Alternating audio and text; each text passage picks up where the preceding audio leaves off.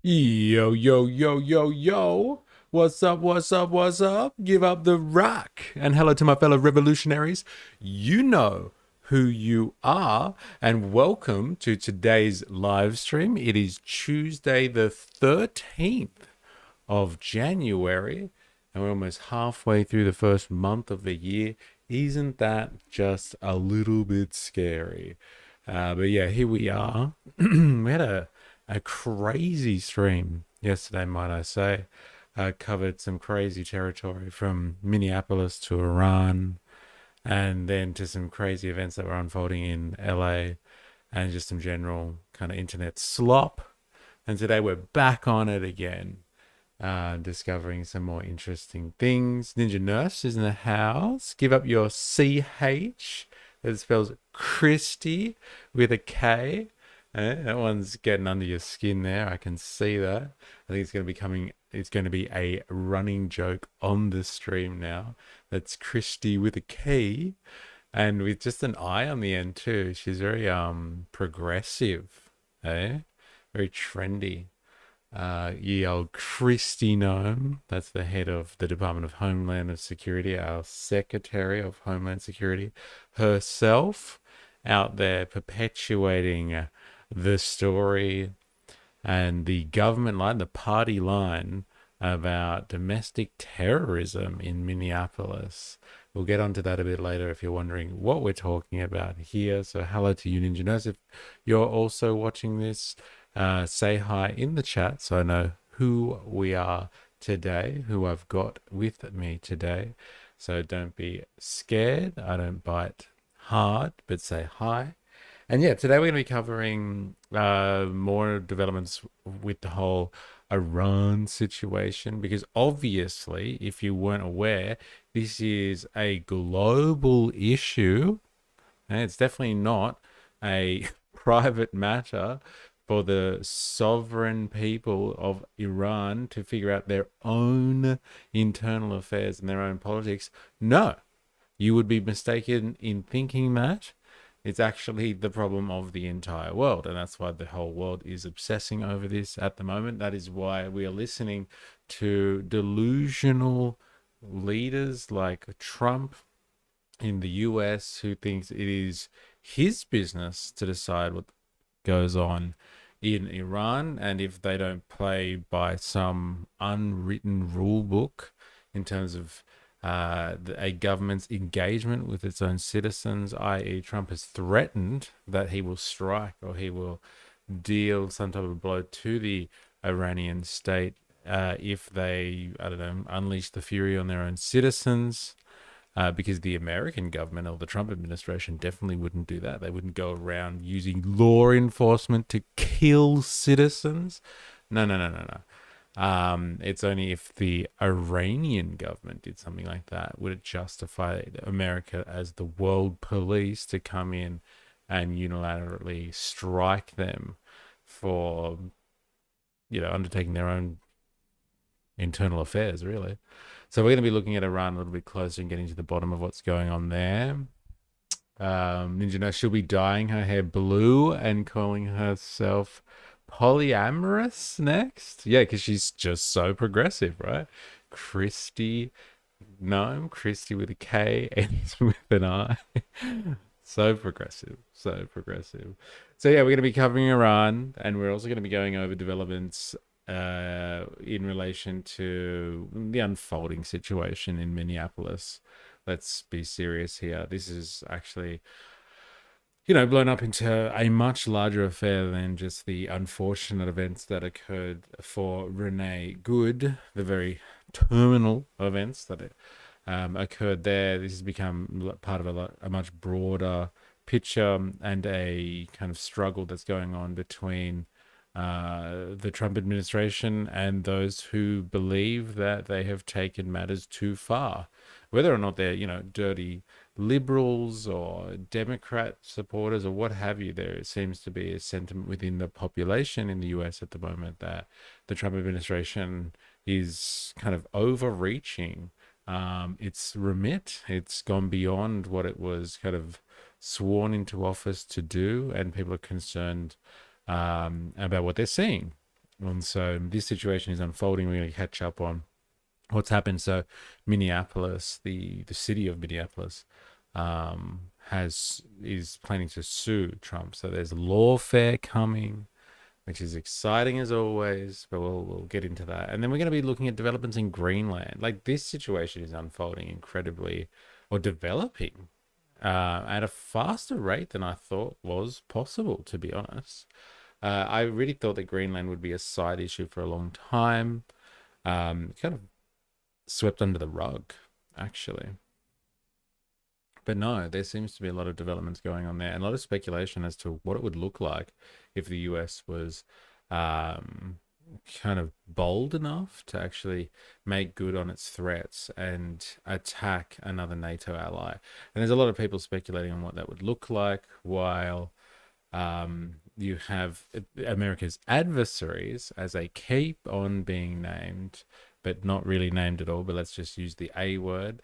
They're probably just sitting there laughing and looking at NATO tear itself to pieces in fear of its biggest member and its chief commanding agent, the US, threatening other NATO allies. So, if the US have these grand notions that taking Greenland is going to support strategic objectives in the Arctic region and kind of stop China and Russia from being able to lay undisputed claim to the whole North Sea trade route, then and that's going to somehow disrupt them, America, by basically not taking seriously NATO allies and their rights to sovereignty, is doing the exact same thing. They're basically the US is doing China and Russia's work for them by splitting NATO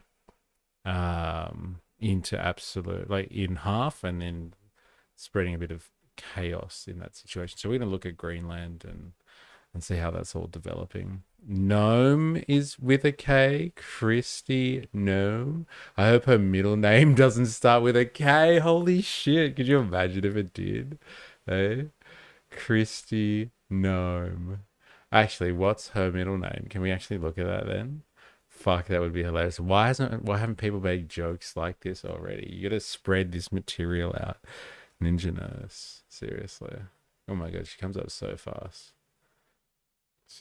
There you go. Christy Noom. She's 54 years old. She's a member of the Republican.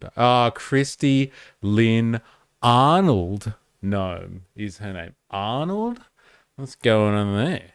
Eh? What's going on with that feeds into your trans Tifa conspiracy theories. Look at that. Christy Lynn Arnold. No. Hey, wonder what's going on there. Maybe she is part of trans Tifa after all. And Trump might have something else on his hands that he should be worried about. Eh? Christy, no. What's going on? Last one, I promise. She's taking the Christ out of Christy. Blasphemy. Yeah, that is a reference to that, isn't it? Christy. Like the Latinization. Yeah, it's an interesting point, right? She's definitely taking the Christ. She wouldn't say that, though, and either would her ardent supporters. So take that back, Ninja Nurse. That is slander, and she won't have anything to do with it. Either should we. So let us, like as we were doing yesterday, Iran, the whole situation with Iran. Now, if you weren't with us yesterday and you kind of haven't been following world politics, I guess, for the last few weeks now, I want to say, Iran has had some civil unrest, let's call it, since apparently December 28th of December 2025. So, it's been going since last year, raging on. And yeah, they've had like a whole stream of protests. Now, originally the protests were centered around this idea of economic dissatisfaction amongst the population. Iran has been hit with sanctions by the US. Who would have fucking thought? Their currency has been absolutely crippled. They're experiencing inflation issues. Their economy is is not doing well, let's just say. And so like they're feeling the burn of economic troubles at the moment. And so people were originally protesting in Iran about their dire economic circumstances and like kind of basically, petitioning the government through demonstration that they're pissed off and they want some fucking action. Now, that didn't actually have to translate into this idea of like absolute, regime change and the people in the street are looking for blood and they'll stop at nothing but like the termination of the Iranian state or something like that. So basically, the Islamic Republic. They want an end to that. That really wasn't the premise of this round of protests, but it has since developed into that, and we're not sure. And like the speculation has been on this stream, if you weren't privy to it, is the speculation was if it has developed into that, it's because of outside interference. Obviously, key players or key suspects in that would be the U.S. and the state of Israel, through their deep state agencies, stoking civil unrest in another country to destabilize the nation, because that would suit the interests of these players. And so, the speculation, like I said, was on the stream was, yes, it's outside interference and it is part of some manufacturing consent campaign that is being undertaken by the mainstream media. Yes, I'm calling you out, BBC News. There seems to be, like, we watched two separate reports yesterday. We watched the BBC doing its report for, the 12th of January on this one. We watched SBS, and they were basically, like, some of the lines were word for word. It was like, it was verbatim. They were reading the same in the script. This is the BBC World News, so the UK branch of the SBS World News, Australian broadcaster, source of world news back in the day before the internet. But like, they were reading the exact same in script. It was absolutely incredible to listen because we watched them back to back, and I didn't expect that was going to happen. I had no idea that would happen. It was just this coincidence, and it was a beautiful coincidence because we were speaking about this idea of manufacturing consent. Anyway, the speculation is also that the mainstream media is really trying to push the protests as much as possible. They keep on saying that, there's an evil regime. They're repressive. They're oppressive in terms that they're killing people indiscriminately, as in like they're killing protesters indiscriminately. And like there's a big story about how the regime is evil and needs to go down. Like this is the exact same stuff that was happening with Nicolas Maduro right before, Trump and the boys swept in overnight and took him out, apprehended the elected leader of a sovereign nation, and has taken him to, meet justice in the American federal court system in New York on weapons and drugs charges. Yes, that's right. A president of a country has been abducted and arrested by another on weapons and drugs charges. Not like, international crime or like genocide like some other world leaders. No, like, hey, he had cocaine and machine guns, let's get him. And so like this is the exact same manufacturing consent that's coming out with Iran at the moment. Now, people might be sitting there, but they are an evil regime. And it's like, okay, maybe they are an evil regime. They're definitely oppressive from like an ideological religious standpoint. They have gone in and like kind of undone some of the more progressive I guess social traits of the past regime that was in control. Like they're obvious, like they're a religious state, and so like they have oppressive elements that like Western liberalism just doesn't go down with. But like, do they have the right to self-determination? Do they have the ability to do these things? Are we judging them by some standard that is untowards or outside of a religious, or like a theocracy, I guess you would say, or an Islamic Republic state? All of these valid questions, but like it doesn't seem to be the exact narrative that's coming out. Like they're not saying, oh, should they be nicer to women? Like, should they give women more rights? They're talking about them being a violently oppressive regime in the face of civil unrest and protests, which if you do, go on as what we were speaking about earlier, that like there is outside interference here, and this is being stoked from outside agents, like, exacerbated, let's say, by outside forces, then like the oppression is, in a sense, in a way, that is like a defense campaign against foreign interference in their own political affairs. They're trying to get rid of people interfering. And this is why they've actually, if you've heard reports about this, they've shut off their internet, which is phenomenal, right? Like, could you imagine, like right now, if your nation state, wherever you're living, decide to shut off the internet because it was more in their defensive interests to stop outside interference and meddling through control of the information space, and so they just cut it off. Like that would cripple some of their ability to function as well, but it's still more beneficial than allowing outside interference. It's telling, but like the mainstream media narrative has just been like, evil regime, evil regime, evil regime, which is very, very interesting from manufacturing consent perspective. You must say. Christy Gnome. Hey, Voltaire in the house. How you going? Ninja knows last one, I promise. She's taking. No, I read that one. Voltaire, it's always been having problems. Dilemmas. What up? I was watching a Rennick interview and got pulled into his nasally vortex and lost track of time. So good. He does have a bit of a nasally vortex going on there. Like there's certain Australian kind of accents or people that utilize the Australian accent, and it's all up here, and like, but at least the content of what Rennick talks about, like, you can get down with that. You just have to get past the nasally vortex. So good. Jeff is in the house. Morning, worldlings. Yes, we are members of the human race, aren't we? Spread across the globe. It's good to have you. Hope you're well. And there's also an element of eyes off America, look at Iran. An element, right? Like since like the Christmas Epstein, like end of year Epstein files release, it's just been bang, bang, bang. Eyes off America. Don't you reckon? Or like eyes off the Trump administration. It's gone Venezuela, bang.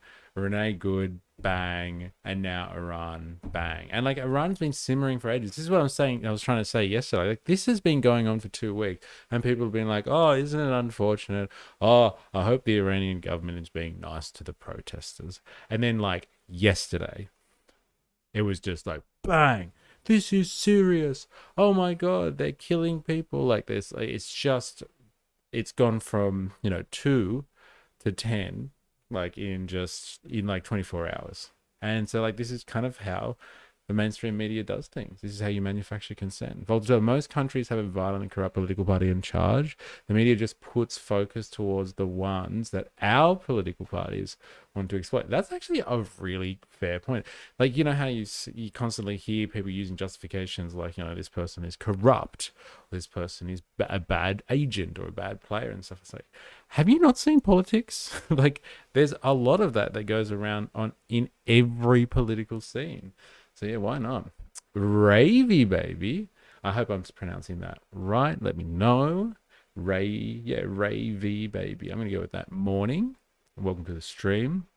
Let us know if you're new here. And if you're watching this, actually, YouTube people, please hit the like button. It helps with search and discovery. And you'd be doing me a massive favor. Actually, you'd be doing yourself a favor because, it helps perpetuate this stream and my rantings and ravings. So that's where we're at. That's what we were like looking at yesterday with Iran, trying to get to the bottom of like how the media has been handling this, because it's pretty much blackout from Iran, to be honest. Perfect. There we go. Thank you very much. It's good to know. And yeah, let us know if you're new here as well. We'll initiate you into the crew. But yeah, that's where we're at with Iran. Like, it's not conclusive that this is like really happening. Like, if we've heard reports that there's like 90,000 people or something that are out protesting. Like, not that they've really given figures, but like we've heard talks over the last few weeks. And like, while that might be a lot of people, don't get me wrong, like, there's 10 million people or something like that live in Tehran. Like, that's a huge amount of people. And so like, this could just be like your March for Australia or your Put Australia First rally that we've had, like I've seen in Sydney, there's like, 200 people there. There's not an over, there might not even be a splash in the ocean compared to what public opinion is on matters like putting Australia first. So like this might not even be representative of what the actual Iranian population thinks at all, but the media is beating it up in that fashion. So we just got to keep that in mind when we're listening to Western, especially media, speak about things like that. Ravy baby, I am new here. Is that an Aussie accent I hear? Well, yes, it is. And like, where are you from? Because like you actually called it out. I've had a lot of people, I'm assuming they're American, come through here and just be like, what's with this British guy? What's with that British accent? I'm like, it's not British. Come on, man. Seriously. Yes, it is an Aussie accent. Thank you for noticing. Love it. So yeah, look, let's get, like, before we get into our deep analysis of what's going on in Iran, let's listen to what the mainstream media, what's the, BBC, like we were talking about yesterday, like there's a lot of people around the world that really, that turn to the BBC to get their manufacturing consent script, because they might not trust American sources. So they're just like, the British will do the right thing. And so they turn to the BBC. You're also Australian. So that was an easy pick for you. Fair enough. Ninja Notes, yeah, but this is big for Iran. They are probably not encouraged to speak up under theocracy. Yeah, that's fair point. Fair point.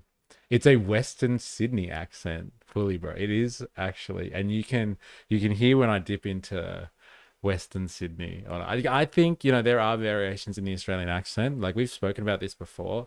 I think me and Dilemmas have had this discussion, and like people have asked that there are variations across the board. No, like generally most Australians sound the same, but there are like some slight variations here and there. And the Western Sydney accent is a thing.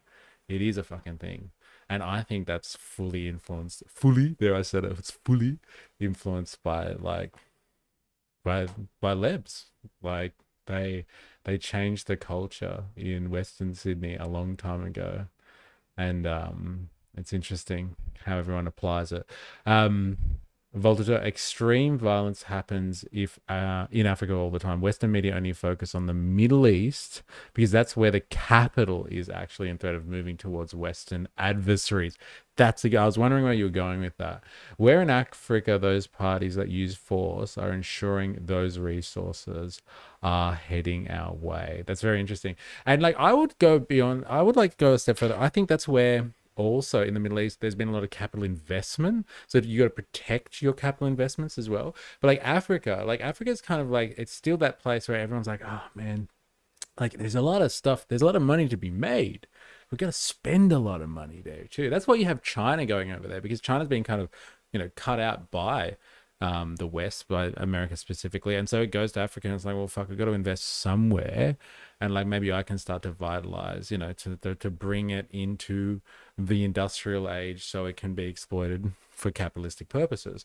But like, no one has spent the time and the money investing in Africa like they have in the Middle East. And so like, you can still get that return on investment. And you got to protect that. I think it's a very interesting point. I must admit, Voltaire, you are on the money with that one. It's a UWS accent, elevated Western Sydney. So stay safe in the wild weather. Love from Melbs here. Well, actually, it was wild before. It's actually a bit more temperate today, I must admit. A little bit more temperate. Now, I know I've got 4S in the back of my mind at the moment, or in my ear, saying there's new people. Plug, plug, plug.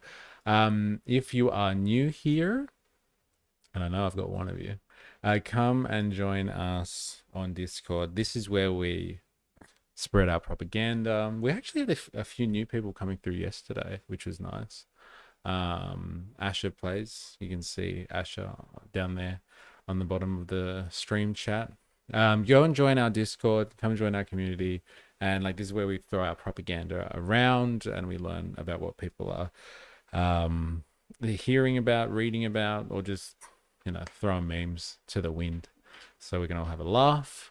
So yeah, come and join our Discord. Now I'll shut up and let's get a manufactured consent script on what's going on in Iran, and then we'll dissect all of that. Iran's foreign minister claims that his country's security forces have brought anti-government protests under control following 2 weeks of unrest across the country. Human rights campaigners say nearly 500 protesters have been killed so far, with thousands more detained.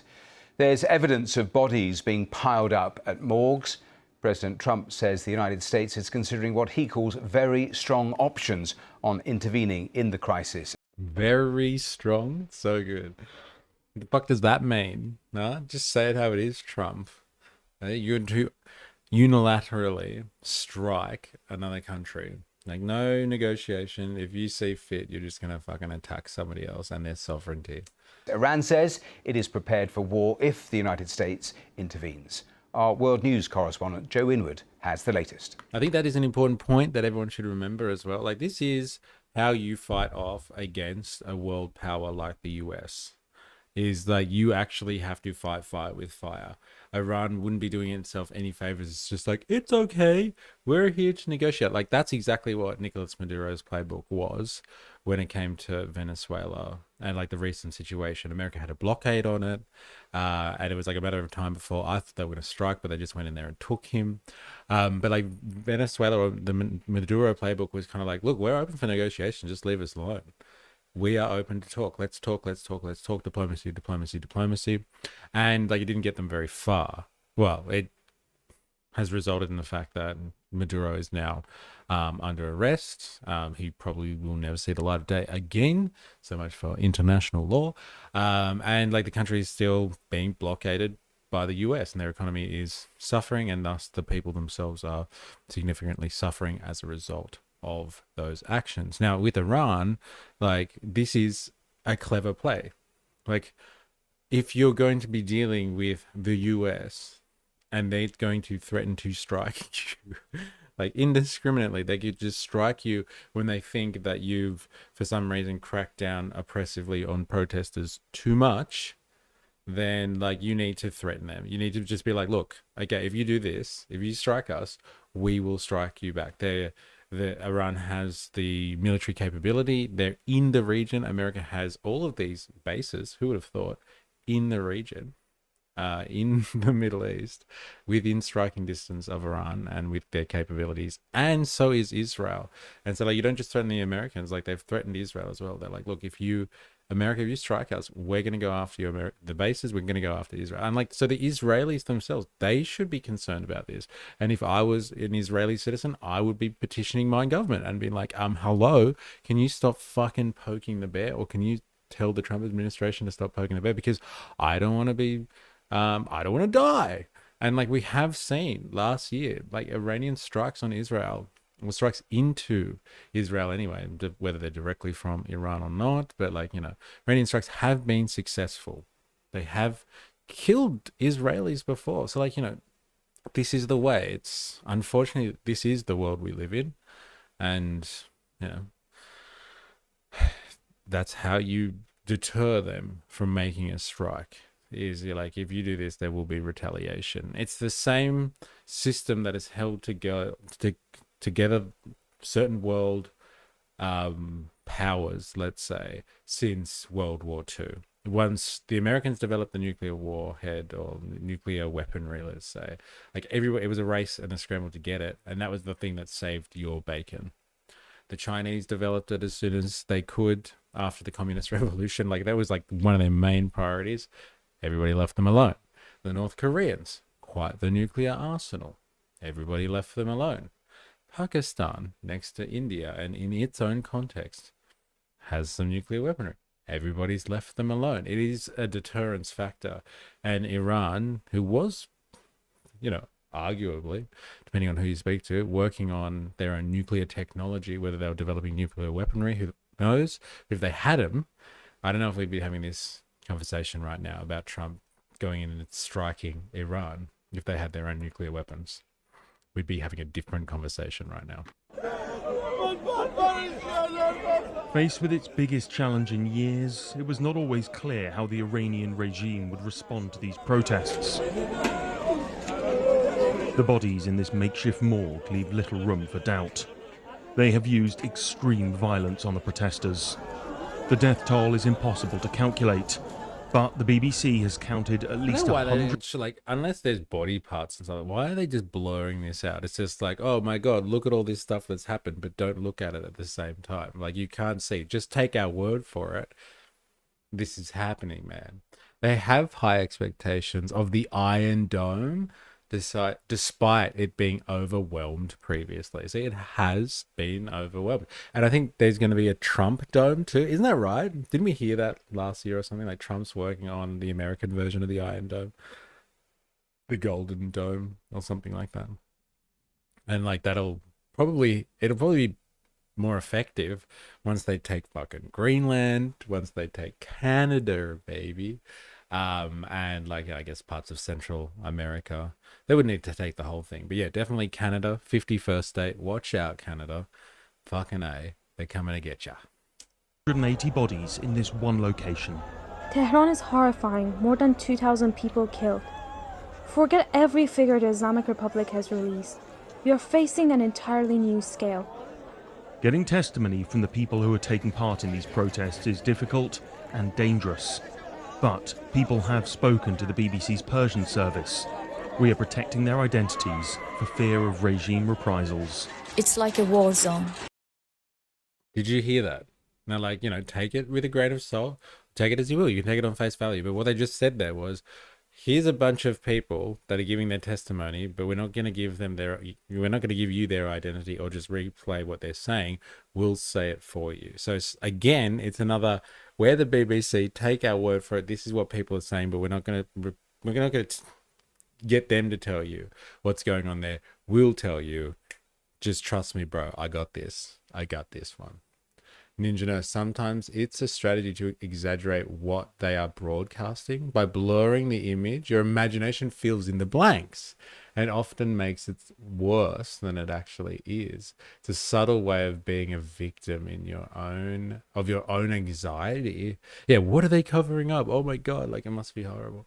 Yeah, I wonder. Yeah, that's a clever trick. There's a lot of psychological tricks that are used, right? Actually, like, you could see the editor right now, right? It's like, he put the blur effect on, but there's nothing.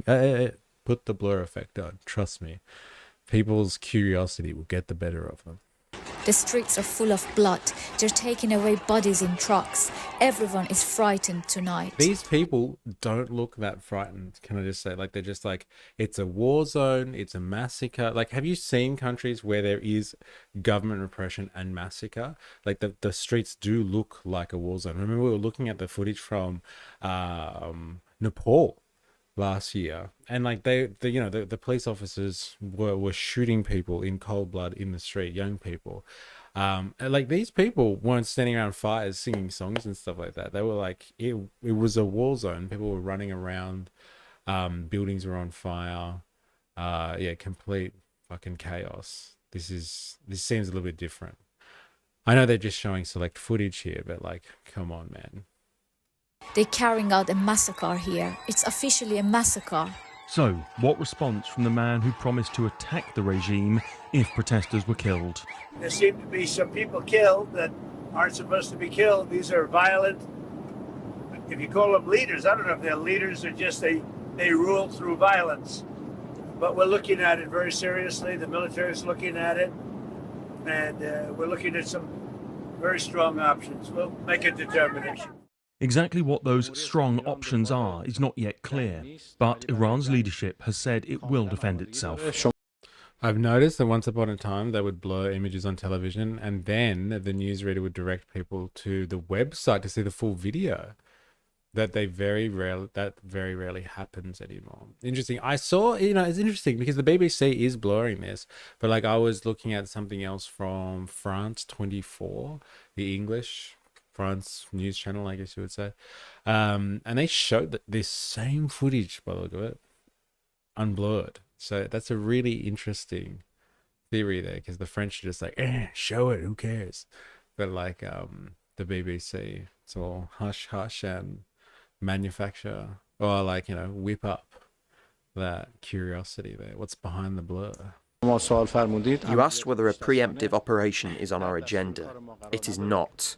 We do not want war, but we are completely ready for it. We are even more prepared than before the last war, and the reason for that is obvious. These last few days have seriously threatened the clerical rule of this country. Their strategy now seems to be threefold: to get their supporters on the streets. Counter-demonstrations have been shown on TV around the country to suggest that life is returning to normal. This footage, broadcast on Chinese state TV, was taken at a shop in Tehran. And, of course, the use of extreme violence against the protesters. These security forces in the southern city of Kazarun seemingly shoot indiscriminately, and it is this... Your mate behind you, Murdoch, okay? Yeah, he knows. He knows what's going on. He's written the fucking playbook on this one. American admin has already tried to convince people not to believe their own eyes with goods murder despite video evidence. These media conglomerates will follow suit. Also, K. Rudd stepped down as US ambassador today. Yes, we'll get to that. You can have a look at that later. The only thing I saw was a quick soundbite. It was just like, did he step down on his own volition, or was there something else going on there? And Albo's like, no. He wanted to step down. That was his call, not mine. Fair enough. Yeah, K. Rudd. Hey, King Kev. He's gone. But yes, the American admin has already tried to convince people not to believe their own eyes with Goods murder. Yeah, it's an interesting situation, isn't it? That whole Renee Goods case study, I guess you could call it, in like dogmatic party line stuff. Like people were like straight away, like DHS or the entire Trump administration was just like, no, this person, what were the words that they used? This person weaponized her vehicle and attacked and surrounded ICE agents and tried to run them over. And, you know, the footage was not of that nature. Like, people are arguing over the details of whether or not her lurching forward constitutes her running into an officer or not. And there are many people that believe she had not, the intent was not there, and she wasn't even, she didn't even hit him. Like, he kind of got brushed off to the side. Doesn't even constitute being hit by a car, really. But yes, there are very particular narratives on that one. And you either subscribe to the narrative or you don't, right? Kevin Rudd. May his name be elevated. Yeah, what a contribution to Australian society he has had. Very interesting. I only wish that the NBN rollout had been better. That would have been a true legacy, that's for sure. Not the shit house fucking NBN system that we got, the haphazard NBN system that we ended up having. Final tactic, which has been the most brutally effective. Trying to bring down this government was always going to be difficult and dangerous. What did they just show us footage of? Trying to bring down that? Which has been the... Is that just someone on a motorcycle in the street shooting a gun? That all that was? Seemingly shoot indiscriminately. And it is this final tactic which has been the most brutally effective. Right. Trying to bring down... That would never happen in any other country that has lots of guns. People on motorcycle riding around. You never see that in any peaceful Western country. People on motorcycles with guns shooting indiscriminately into residential buildings. That would never happen in anywhere else but Iran. I'm telling you, this place is evil.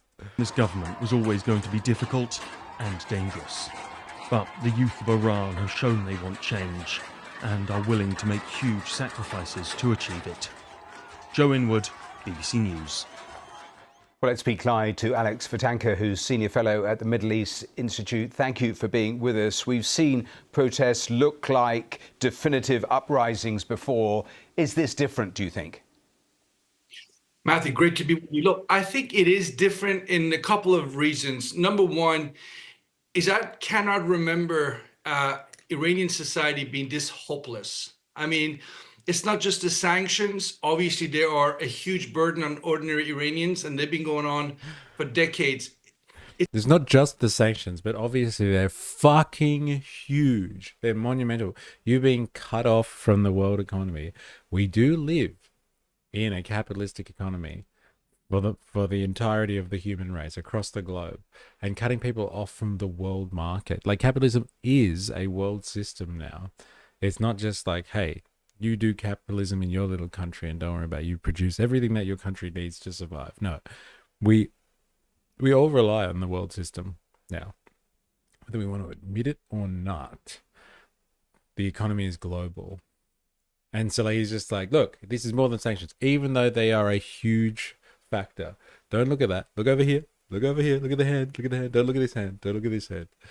It's just mental. They just can't get past it. Quick, look closely at the videos and pay attention to the people with cars. They could be using them as weapons. Yeah, that's where the real domestic terrorists are. People driving around in their vehicles with dashboards full of stuffed animals, might I add. It's if you're in Iran and you listen to the top political voice, in this case, Ayatollah Ali Khamenei, you hear a man essentially who has no way out, who keeps saying that things are going to continue, we're going to stay on this path. And again, that suggests years of more pain and misery. And I think that was one of the factors that brought people back. I know the latest trigger was sort of economic with the currency of the real collapsing, but it's about the hopelessness. It's about, I think, a wide demand in Iranian society for structural changes. Hence, we see the protesters shouting one day about the real's value dropping to very quickly turning their attention to what they think is the key issue, which is the rule of Ali Khamenei. And that... Yes. We've seen it in the past, but this time around, it really turned fast around, and Ali Khamenei is the target. And that tell us more about that part. Don't talk about the economic stuff that started all of this, why people were actually upset in the first place and protesting. Just get back onto the Ayatollah, please. Come on. Can you please explain what are the specifics of the sanctions that Iran are under currently, and what specifically happened to their currency that caused it to crash?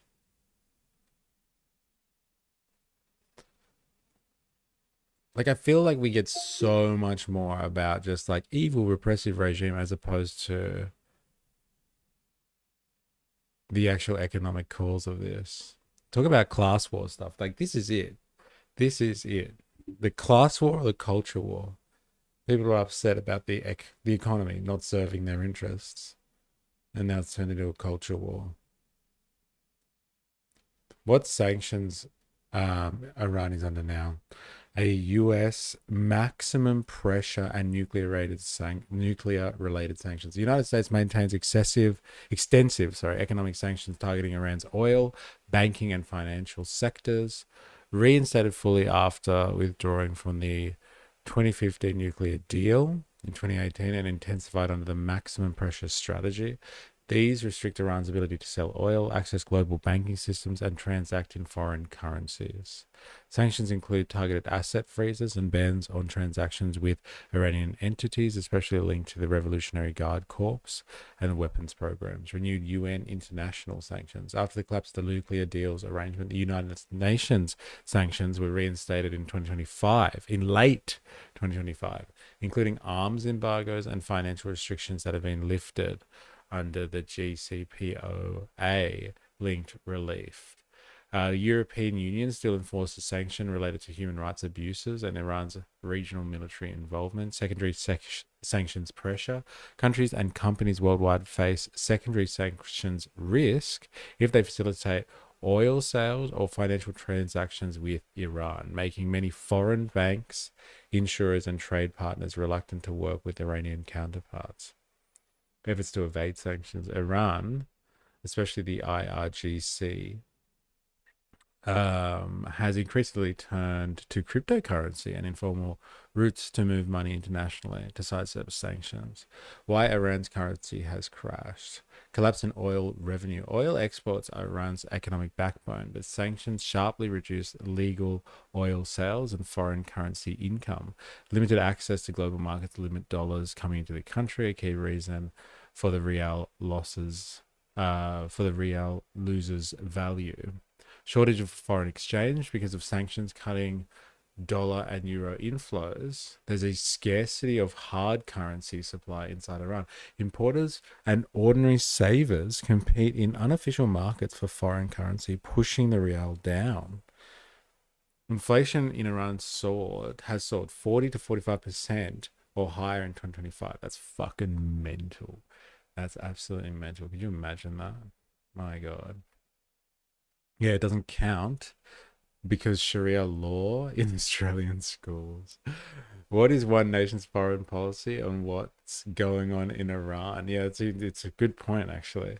Where does everyone sit on this one? I reckon it's unilateral. No, sorry, no. It's bipartisan or multi-partisan, however you say that. Everyone probably has the same stance. Iran, evil. Must shut down this regime. Multiple exchange rates and loss of confidence. Iran has used official, subsidized, and open market exchange rates, creating distortions and corruption. These subsidies reduced in late 2025. Local confidence in the real weakened further. Speculation and panic. The widening gap between official and black market rates signals low confidence. Geopolitical tension. What the crash looks like numerically. On unofficial markets, the real recently traded around 1.4 to 1.47 million per US dollar, setting record lows. That's crazy. Look. Interesting. So massive inflation, the currency's crashed, and they can't get access to global finance, banking, and markets for their oil directly. Anyway, like this is just part of like that strategy that we've been looking at for a while through people like Brian at the New Atlas.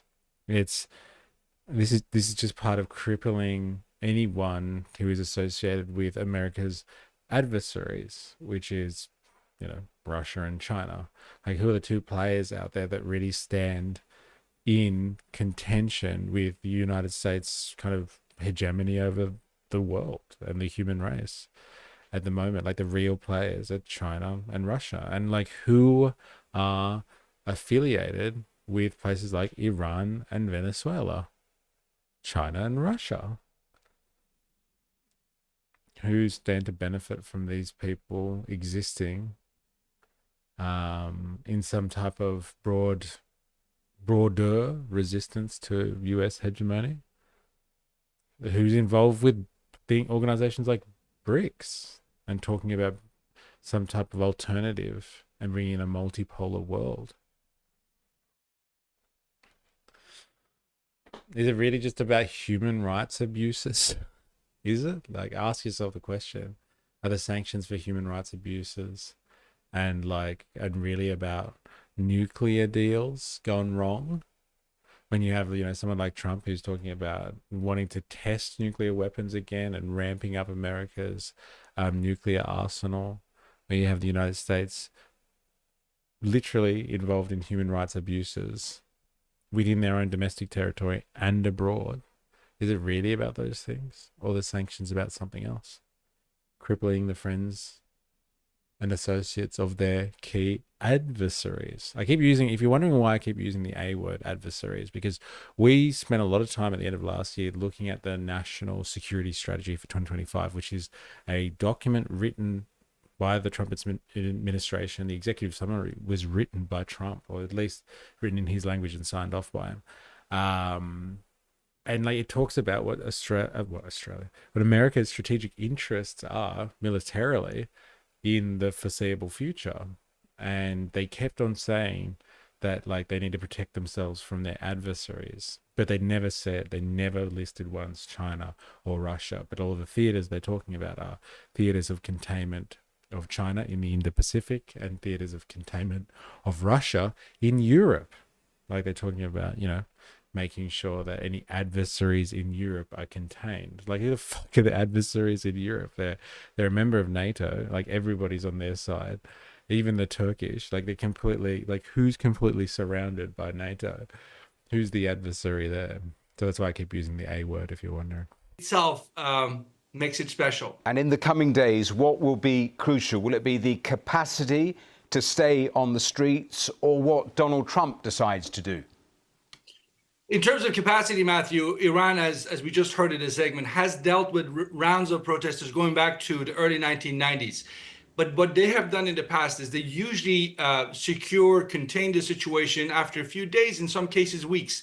If these protests continue for weeks and perhaps months to come, it's a huge question mark if the security forces in Iran have the capacity to keep cracking down. Mind you, this isn't just happening in a single location. These are happening in 70, 80 locations across a nation, 3 times the size of France. So it's a huge undertaking. In terms of President Trump, we have to wait and see. The big question mark is this: is he looking at these protests as leverage, as something he can use to bargain for a better nuclear deal, but essentially accepting that the regime stays in place? That's one question that a lot of folks have in mind. But many people in Trump's inner circle are saying, listen, you could be the Ronald Reagan of your time. Iran essentially is the Soviet Union of sorts, or this is the Berlin Wall falling moment. What happens in Iran could have great impact in the rest of the Middle East, that you should not cut a deal with this regime. You should go for a creative way to end its life. Again, which way Donald Trump goes remains to be seen. Well, tell me more. If it is the second option... They're like, this is the people that the BBC get in to speak about from Washington, might I add. They get to speak in about Iran. It's just like, hey, this is a watershed moment. This could be the Berlin Wall moment of the 21st century. Get in there and cut the head off this regime, Trump. Do the right thing. Don't make deals with them.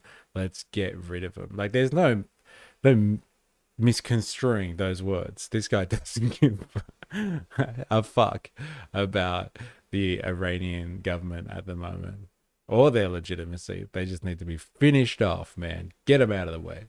The best use of Trump language is shown with the new White House plaques, just in case you were still wondering if we're in a simulation. LOL. Yes.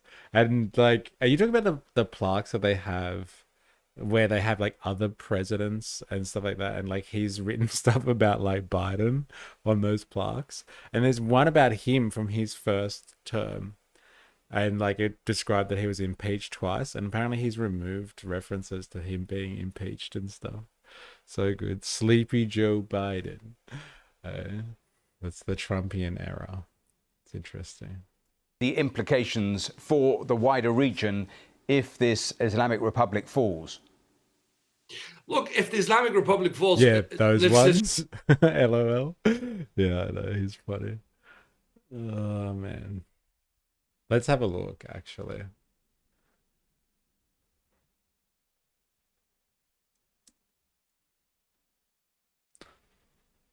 It blocks White House, it comes up straight away.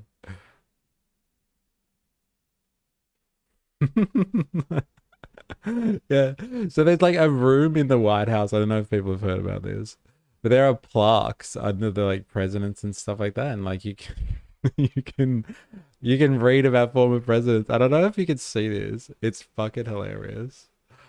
I wish I could show you better. Yeah, look at this. Okay, there are plaques. I wish I could zoom in on that. There are plaques President Trump is standing by his White House chief of staff under the presidents, like giving a descriptor of their presidency, right? Look at Biden. There's Trump 2. There's Trump 1. Look at Biden's 1.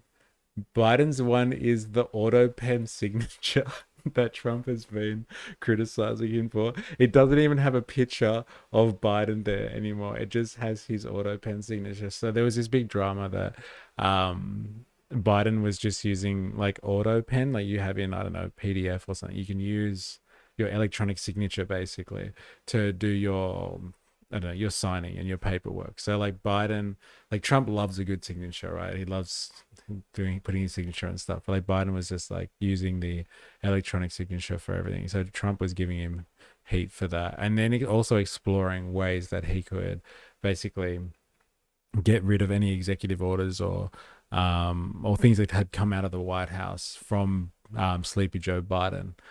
because it was illegitimate because he hadn't actually signed it himself and just used some type of electronic signature.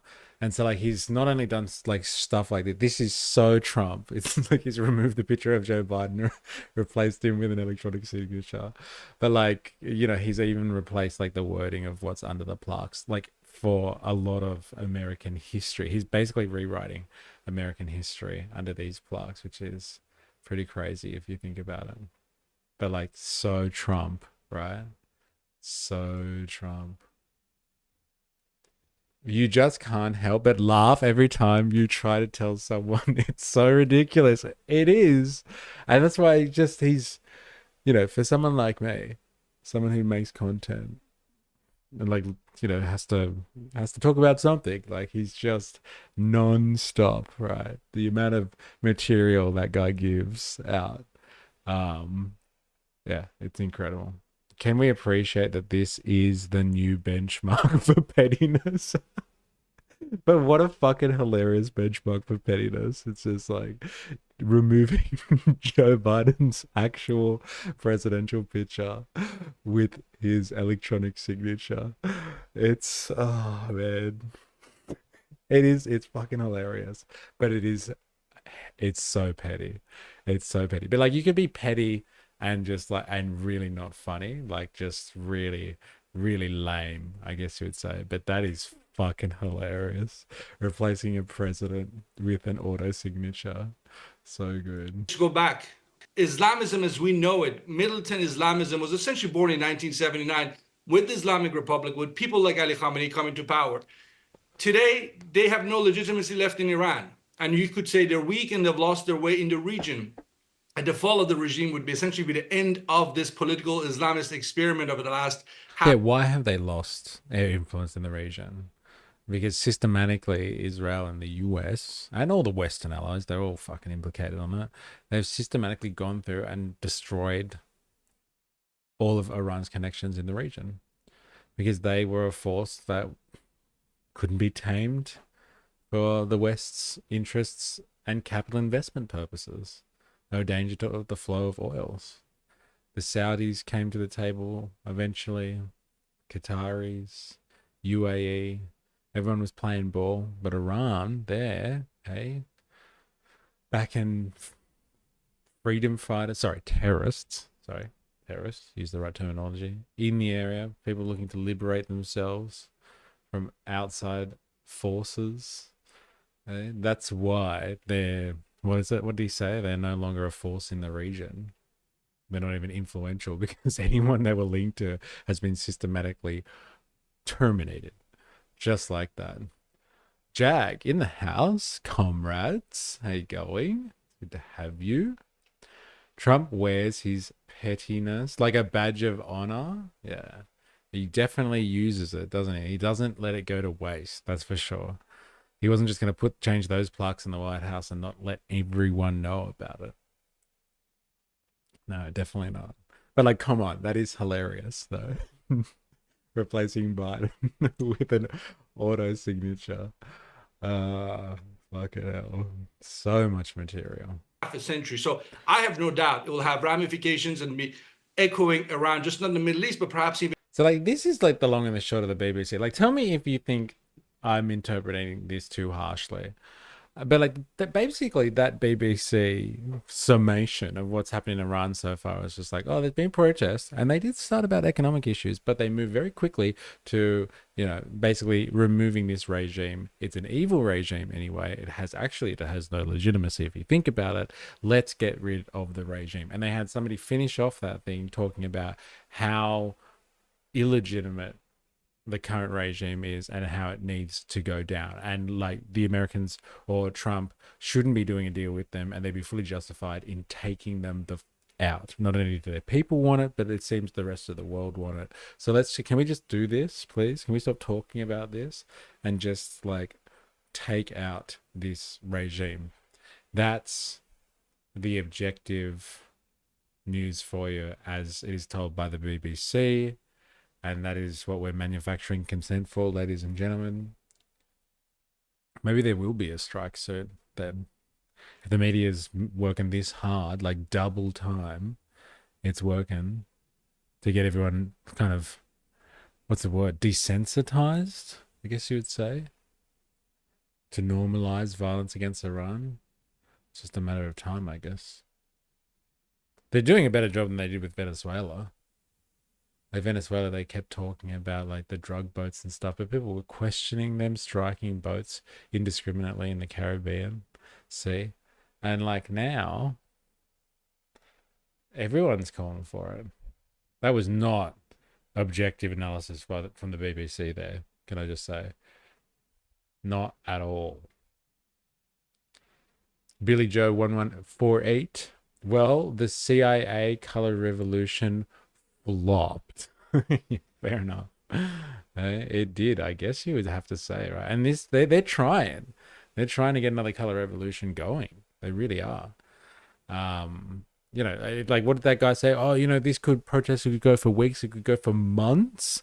Like what group of people out there like are able to survive a shot economy and just spend all their time protesting for months? Who can do that? Do you have the ability to, you know, stop working or like feeding yourself or your family, reproducing your existence, and just go protest for months until a regime falls by accident? Caleb Carmen, the woman in your thumbnail smoking a burning photo is actually a Zionist in Canada, and the footage is from 2022. That's so interesting. I was wondering because I've seen that one circulating a lot, and I'm like, that's a trigger. That'll trigger a few people. That's interesting. She's a Zionist from Canada, and it's from 2022. It's a good picture though. She's smoking. She's literally smoking, and she's smoking. All right, let's do this. Let's get more on the situation. Okay, so this one is, this is France 24. And I'm pretty sure this one, I got to skim view it to check it. And I'm pretty sure they show the footage that was being blurred out by the BBC before. So if you're interested to know, if your curiosity has been sparked as to what the BBC wouldn't show before, I'm pretty sure the French just are like, don't worry about it. And they show it anyway. Look, Billy, Joe, and Caleb Carmen, are you new here? Let me know if you're new, and I'll give you some invitations so you can come join us on Discord, come join the community.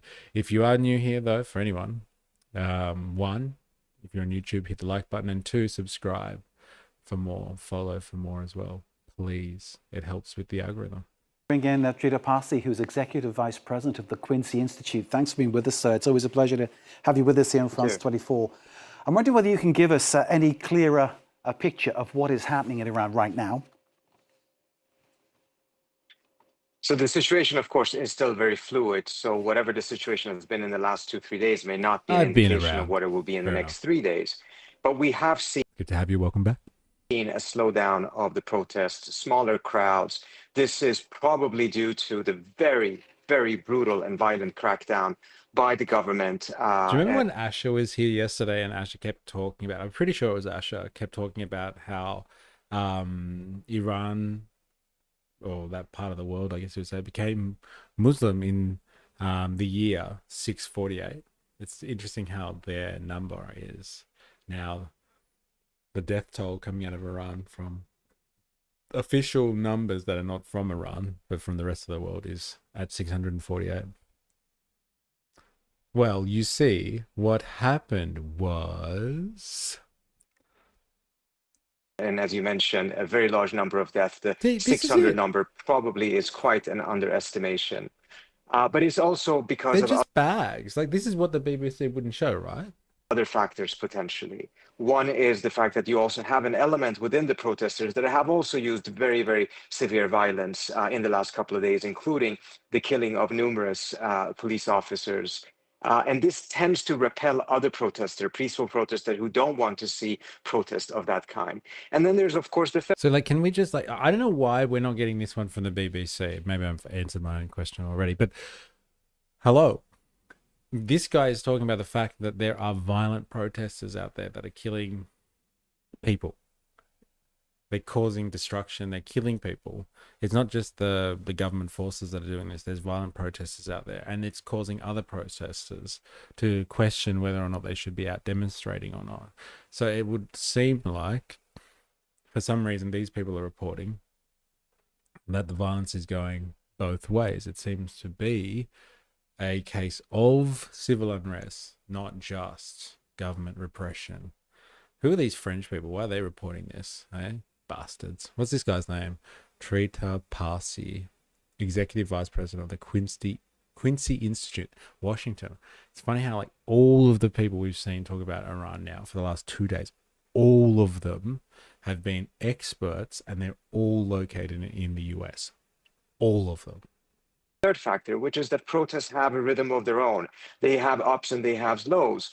And just because it has quieted down does not in and of itself mean in any way, shape, or form that it necessarily is over. I think the next couple of days are going to be important, but also over the longer run, without addressing the core concerns of the protesters, with not just economic, of course, there is absolutely nothing that indicates that protests will end in the longer term, meaning that there will still be recurring protests, perhaps even larger, perhaps more radicalized than what we've seen now, unless something changes. Trita, there have been mass protests, and we've spoken about this before. I'm thinking back to 2022, but obviously before that, 2022, when Mahsa Amini died in police custody, and then the issue regarding her headscarf, that of course sparked a massive public response. Is this different now? Is this going further, do you think? Will this move towards any kind of change of how life is organized and administered in Iran? It certainly is different in many different aspects. As you mentioned, the Mahsa Amini protest started as a protest against the hijab, very quickly turned against the entire structure of the political system, meaning they wanted an overthrow of the government. There were slogans about of respect for the previous Shah, but not necessarily slogans calling for the return of the son of the Shah. You have those slogans in these protests right now, which is a new development. What it really means is still not entirely clear.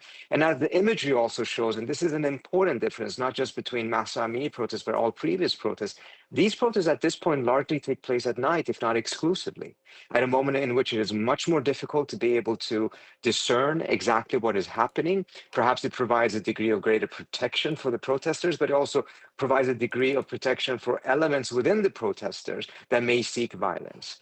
So in many ways, we're seeing a dramatic radicalization of the protest movement, which ultimately is a reaction to the brutality of the regime on the one hand, and also the fact that the situation in the country economically, politically, really has not moved in the direction or in the manner that the broader segment of society wants. Trita, you mentioned the son of the Shah. Shah, of course, to remind people, deposed in 1979. He, of course, has been living in exile. Is there any sense that he is a kind of ready-made replacement should it come to that? Is there a credible opposition ready to take over if a change happens? One of the main reasons why the Islamic Republic has been able to survive despite its unpopularity, its incompetence, its corruption, etc., is precisely the absence of credible alternatives. And I think the son of the Shah is still in that category. He has shown some surprising ability to gain some level of at least visible support in Iran. But it's also clear that these protests were not sparked as a result of anything he had done or said. But he's the one who did start calling for the protests to really go out at night about 5 or so days ago. And it seems to have been a response to what he called for. But he's then also called for other things, such as strikes in the oil sector. And we have not seen any positive response to him on that issue. So I think as a symbolic individual that has come to symbolize the opposition to the government, yes, he's definitely grown in importance. In an ability to actually mobilize people in a sustained way, not just for a protest or two, we're not yet seeing evidence of that. Does it depend then if he can get behind him the backing of the United States? Would that make a difference? Well, what kind of a back? Right. That's a good one. That's subtle. So like what they're talking about now is the son of the Shah. So the Shah was the monarch who ruled over Iran up until 1979. And so like I don't know if you've seen, but we saw some footage of it yesterday, but the son of the Shah has been over in his fucking ivory tower in the US calling for action, and like relaying messages somehow to the Iranian people and asking them to, ramp up their protest efforts and to depose the government. And so, like, the leading question from our interviewer friend over here from France 2024 is, okay, this guy's, you've just detailed why this guy is not an actual option if the government gets overthrown. Like the son of the Shah here is not an actual option. He doesn't have as much support as the Western media seems to be whipping up here. Like, what if the US said that he should rule? Well, the US like turned around and gave him the green light, and told him that he could be the leader of this country. Would that be sufficient for the Iranian people? Oh my God. The US originally restored the Shah to power in '50s, right? Yes, I think I want to say the British had something to do with that massively. Let's just say Western imperialist forces, like they wanted they wanted a player that was conducive to doing business with the West. So yes, like there was, I want to say that it was more a leftover from British colonialism, than direct US interference. But like the US definitely were involved in the situation. I think they helped mediate the situation, to be honest. And so, yes, I think we could just put this whole situation in the first place. Or the Shah anyway, is completely in bed with Western authority. But like, as the conduit to the West and like all of the oil in Iran, like the Shah, for, like credit where credit's due kind of thing, absolutely made so much progress in industrializing the country and bringing it into the fucking 20th century. And it had some pretty progressive ideas as well about how society should be run. So like, may have been just a Western puppet, but like, tried to do what he could, which is the argument of the Dark Enlightenment of Curtis Yarvin and people like that. They like, if you can get yourself a monarch with executive power that has a mandate from the people as well, like they want to industrialize, they want to step into the new age, like you can do that real fast and real direct with a monarch, but you just have to hope that you get a good one, that kind of thing. But it's like any type of politics, you just hope you get a good political leader, right? Caleb, the propaganda is so blatant, from threatening the ICC to Venezuela and the rest of Latin America, and now this, the Trump regime is on a rampage to run roughshod against all sovereign states that get in their way, friend or foe. So Russia and China and their fucking allies and their friends, those type of sovereign states. And then you have the fucking friendly ones as well, like Canada or Mexico or Greenland, by extension then Denmark. It's pretty crazy. Hey? Dmitry Laskaris interviewed these what are they, Palavists in Montreal. And Coup 53 is a documentary about it. Ooh, okay, interesting. You should drop some propaganda in Discord, please. I'd like to have a look. Sharif don't like it. Rock the Casbah. Jerry Poppins in the house. How you going? It's speculated that he was succeeding as well because his viewership dropped by tens of millions of views after Iran internet was cut, implying he had homegrown support. But I agree with this bloke. He ain't the guy that'll take over. Interesting. Very interesting. So he did have homegrown support. But he ain't the guy that'll take over. Interesting. British intelligence played a big part in Iran. Yeah. The president of peace, FIFA was right.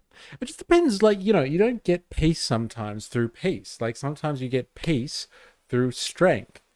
which is what Hegseth has been trying to fucking tell us. He's the Secretary of War. And like, you don't actually have, think about it, you don't have peace unless you have war. Because like, peace wouldn't be anything without war, would it? Peace would just be like, it'd just be lame. It'd just be nothing. It'd be nothing without war. So like, in order to have peace, you must wage war, so then you can turn around and work for peace. And so like, I think we're just thinking about this wrong. Donald Trump, the people was right. Trump is an agent of peace in the world. Absolutely. And unequivocally. So stop doubting it. And views on his vids dropped from 90 million a day to 3 million. That is a buttload. That's a ridiculous amount of views. 90 million? Where the fuck was that coming from?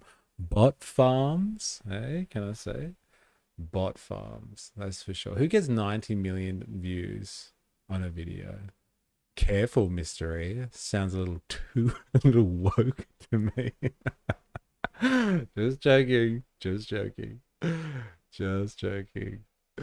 Of course, I didn't mean that whole spiel about peace. Perhaps the reason that the net was cut in the first place, now that I think about it, that doesn't make right. It just might doesn't make right. It just makes. So good. Hello from Tel Aviv. Marco Mamba. Hello from Tel Aviv. Hello from Sydney. How are you, Marco Mamba? What's going on? Tell us about your thoughts on Iran and the situation that's unfolding there. War is peace. Freedom is slavery. Ignorance is strength. Yes. Yeah, war is peace. War is peace. Yeah, it's interesting, isn't it? The 1984, like people were talking about 1984 yesterday a bit too, like the rhetoric, right? The double speak. Eh? It's strong. It's strong. Right, let's do this. Arthur Monet. President Trump is awesome. You people are a bunch of idiots. Bye-bye. Too bad you can't stay around and chat about your positions, but if you got to go, fair enough. Good luck to you. Isn't it amazing these people are not making content for people? They're making content for bots, then bragging to people. Are you gay or no? I don't know. Can't it be both? Can't I be gay no or no gay? Can't it be both? Does it have to be one or the other? You tell me, Marco Mamba. Tell me, please. I would like to know more. Why can't it be both? Why does it have to be a either or scenario?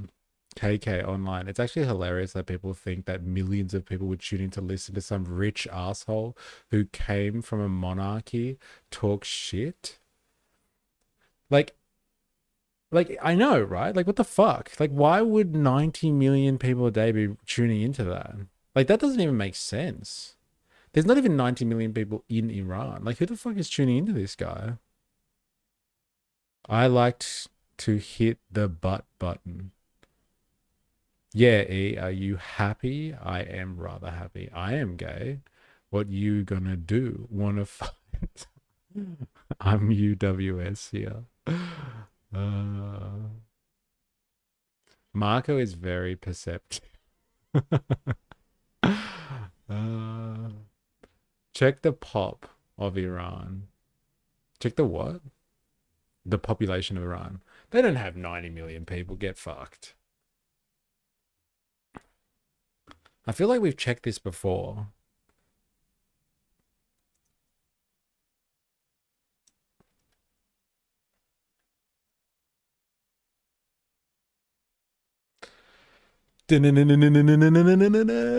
Oh, it's 90. It's fucking on. It's 92 million. Oh, 92.6.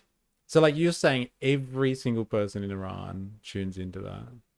That's, or like if you discounted just like diaspora, I guess, which would be significant, but not 90 million. That's crazy, man. No way. I do believe Jerry recently called you a homo. So gayness is confirmed. Well, not according to Marco. I am either gay or no. I can't be both. I would love to be both. 92 million. So yeah, everybody in Iran basically tunes into this one dude to listen to him speak. I don't know, man. That doesn't make sense to me. That doesn't make sense to me. Right, so even babies are eating on the phone they can afford. Yeah, no, it doesn't really make sense. Those numbers, pretty crazy. Only Trump could get those kind of numbers. So hot. So hot right now. So hot. Are we talking about? You know, the threats that Trump has made so far seems to have actually backfired, as we've seen, at least on the surface, a consolidation of the government, as well as no defections at all.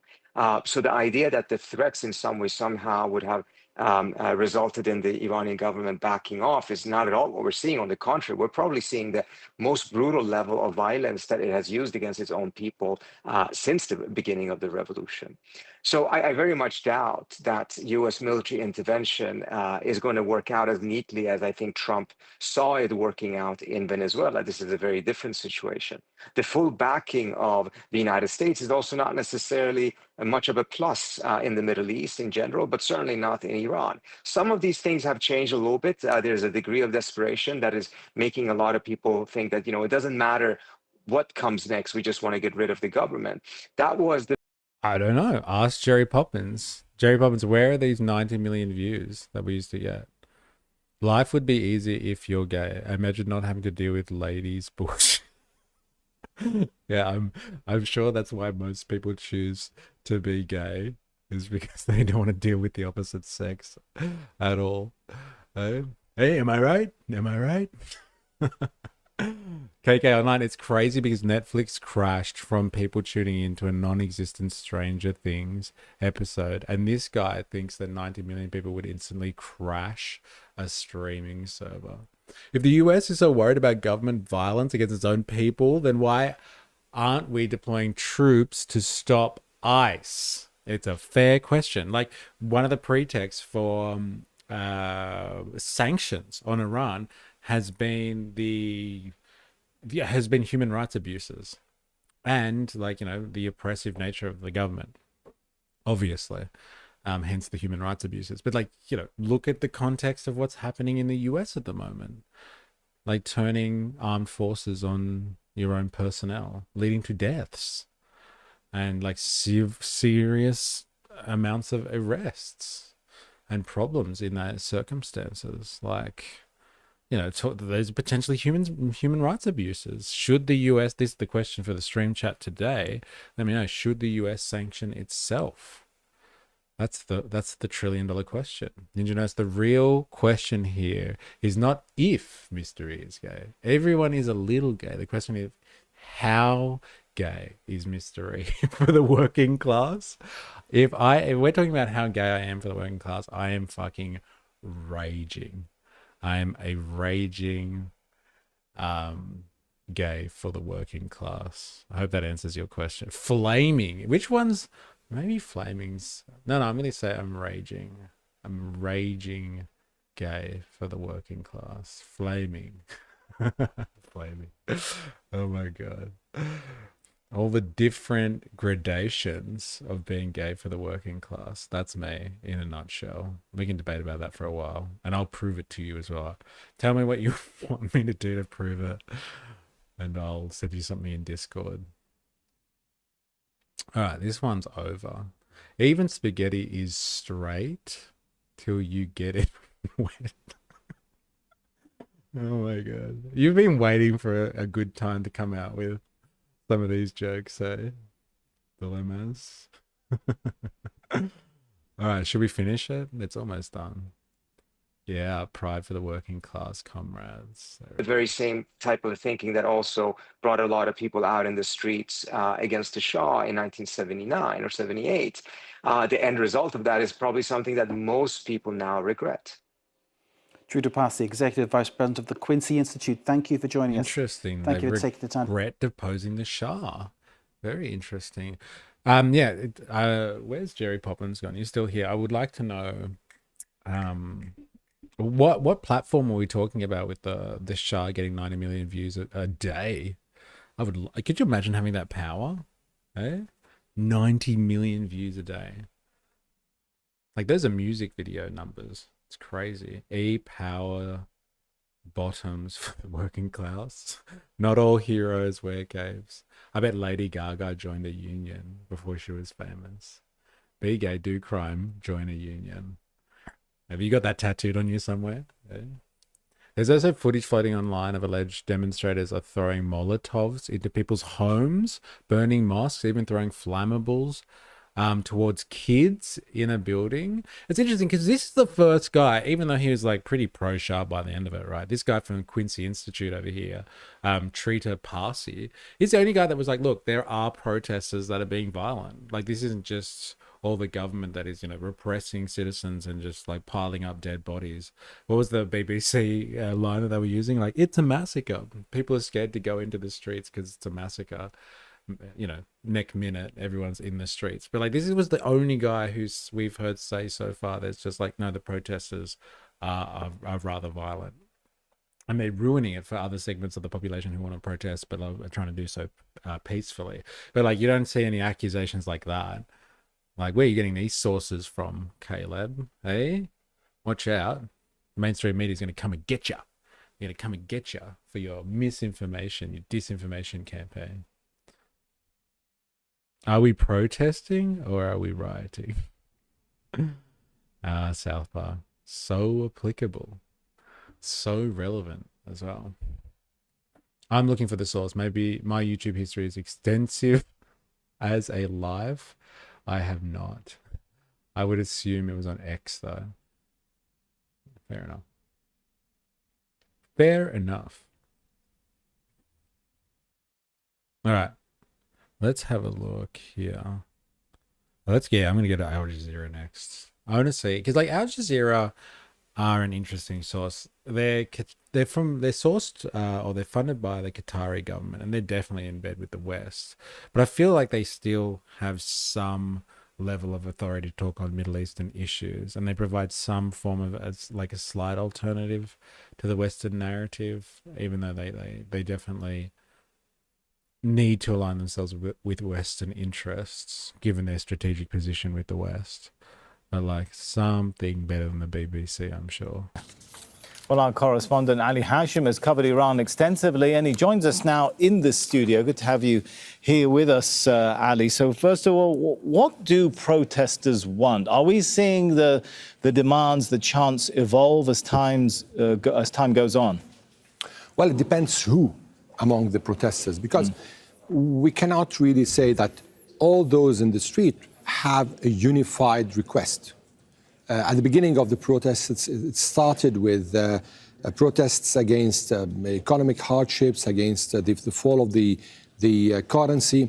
And then there was another line within the protest that started calling for the fall of the establishment of the Islamic Republic.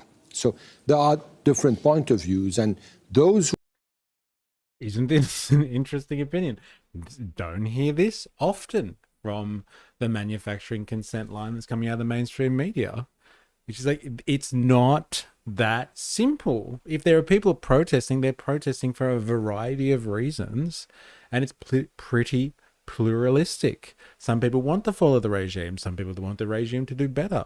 Some people want, some type of alternative political system, a new wave revolution. Let's not go back to the old. It is diversified, and people are protesting for a variety of reasons. It is not the manufacturing consent line that we are hearing at the moment. The manufacturing consent line that we are hearing is everybody's upset at the repressive, evil regime that is indiscriminately killing people and needs to be brought to justice, and the only people that can serve that justice is the Trump administration with a deadly strike and some type of overthrow of that regime.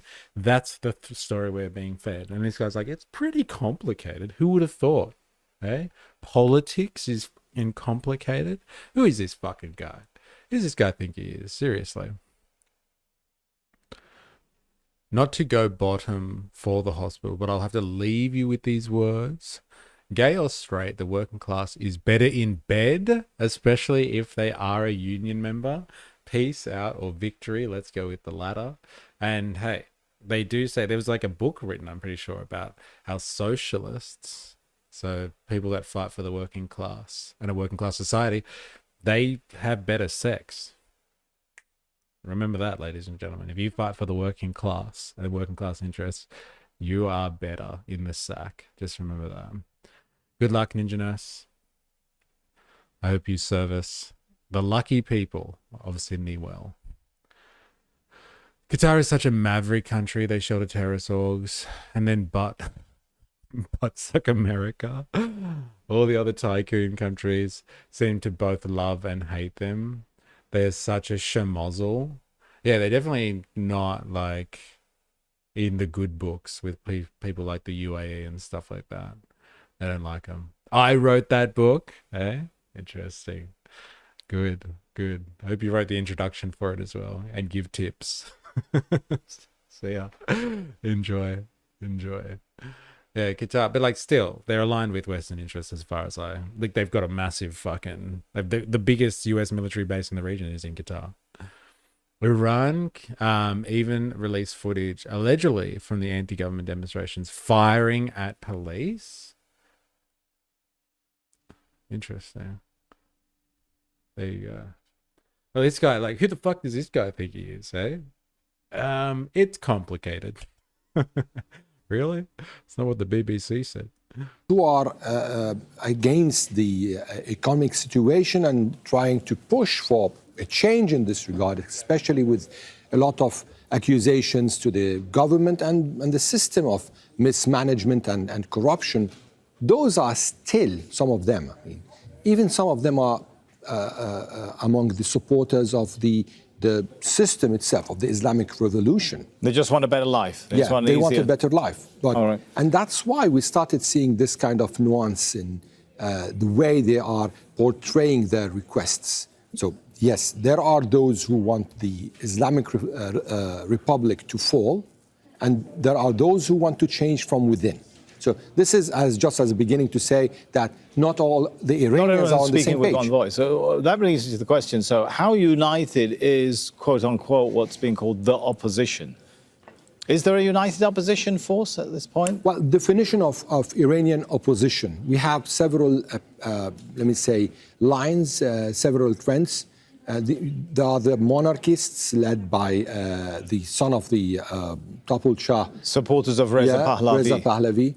You have the MEK, for example, supporters of Mujahideen Khalq. You have scattered opposition that wants a change in Iran, wants to go towards a new model. They do not want to be a monarchy once again. They don't want to be ruled by MEK, and they don't want the Islamic Republic. So, but these are not unified under a certain umbrella.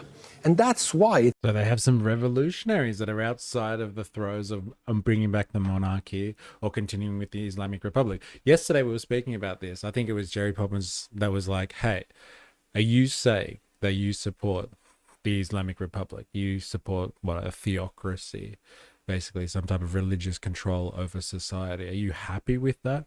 And like my response to that was, no, but I don't think that the world community should be dictating the internal political affairs of a sovereign nation.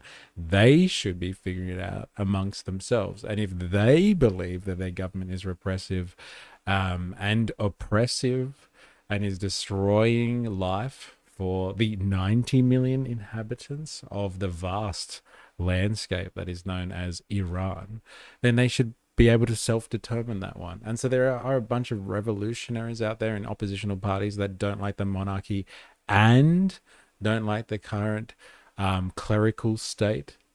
So like they're against the fact that there is an oppressive religious force that is in control of the country, and they want a new source of political organization, societal organization in that country.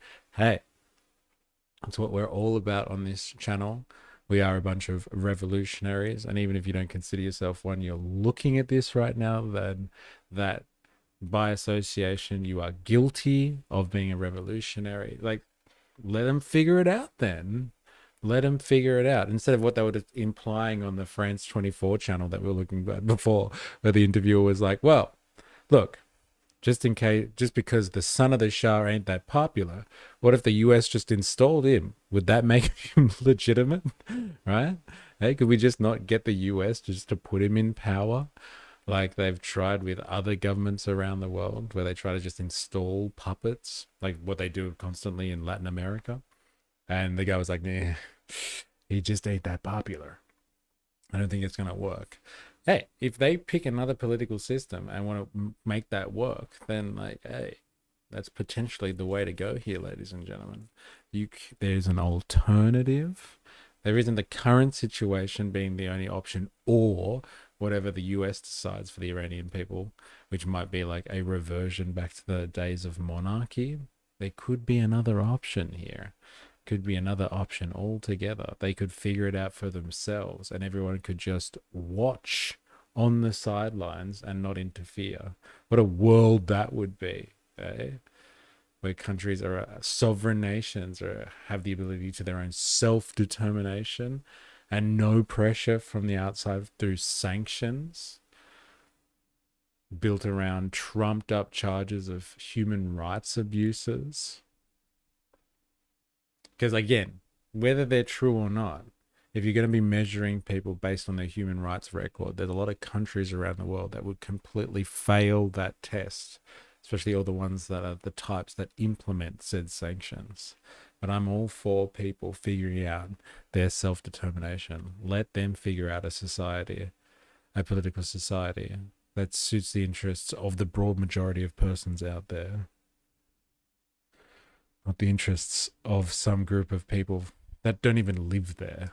It's easier for the establishment in Tehran to counter any kind of a move such as this. And I mean, it's so neither unity in terms of their goals nor in terms of their action. Is that what you're saying? Absolutely. And actually, among the opposition parties, or let me say movements, if we can call them like that, there are clashes. They do not agree. So it's kind of a very complicated situation, whereas there is a vertical divide, not just within the opposition, even inside Iran, within those who are under the umbrella of the system or the Islamic Republic.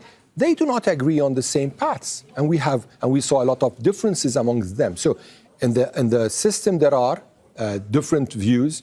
In the street there are different views, and within the opposition there is no unified stance, except for agreeing on toppling the current establishment. Which leads me to my next question, Ali, which is, how much broad buy-in then has there been from different segments of society? Something that's usually necessary if there is a revolution going on that will topple a government. And I mean, one of the things that we saw in 1979, do you have buy-in from different sections of society, from minorities, from unions and professional syndicates and so on?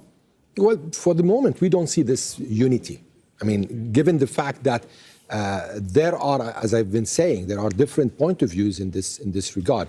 Even when it comes to minorities, are all minorities buying into having a new Iran, or they want their own countries within Iran? They want to separate, such as the Kurds in Sistan, Baluchistan, the Arabs. I mean, these are big questions. And actually, this is a very alarming question within Iran. Will Iran continue to be unified as before? So these are questions also with respect to the divisions. The system itself has its own supporters. And today we saw this in the pictures we saw on TV. So the issue is that we're not dealing with a kind of a sweeping support for a government or a sweeping support for an opposition. And this is what's making this situation in Iran overcomplicated, and it couldn't be solved this easily. So you cannot see the government and the opposition coming to a compromise. It's not possible, because both of them are preaching a completely different direction, not only within Iran, even in how they see world order and how they see international relations and how they see Iran's positioning within the region. All right, always good to talk to you. Thank you so much for coming in, Ali Hashim. Don't miss out. Get the full picture. Subscribe to Al Jazeera for reliable news. Well, well, well. There you go. Who would have thought? Not as black and white as the entire nation is rising up right now and demanding that the evil regime should be overthrown. And, you know, please pray that the Americans get the message despite the internet blackout so we can be liberated from this oppressive regime. It's not that black and white. There are multiple competing interests in the area. Politically, they all have different ideas. Some are monarchists, some want to maintain the regime, just thinks that it could be, I don't know, ramped up, or sorry, like changed a little bit. It could be done, it could do things better. Some people want a complete overhaul of the entire system and bring in a new political system, reconstitute, revolutionize the way the country is run. Very interesting. Banks are closed. Watch how they're going to steal the nation's wealth. Interesting.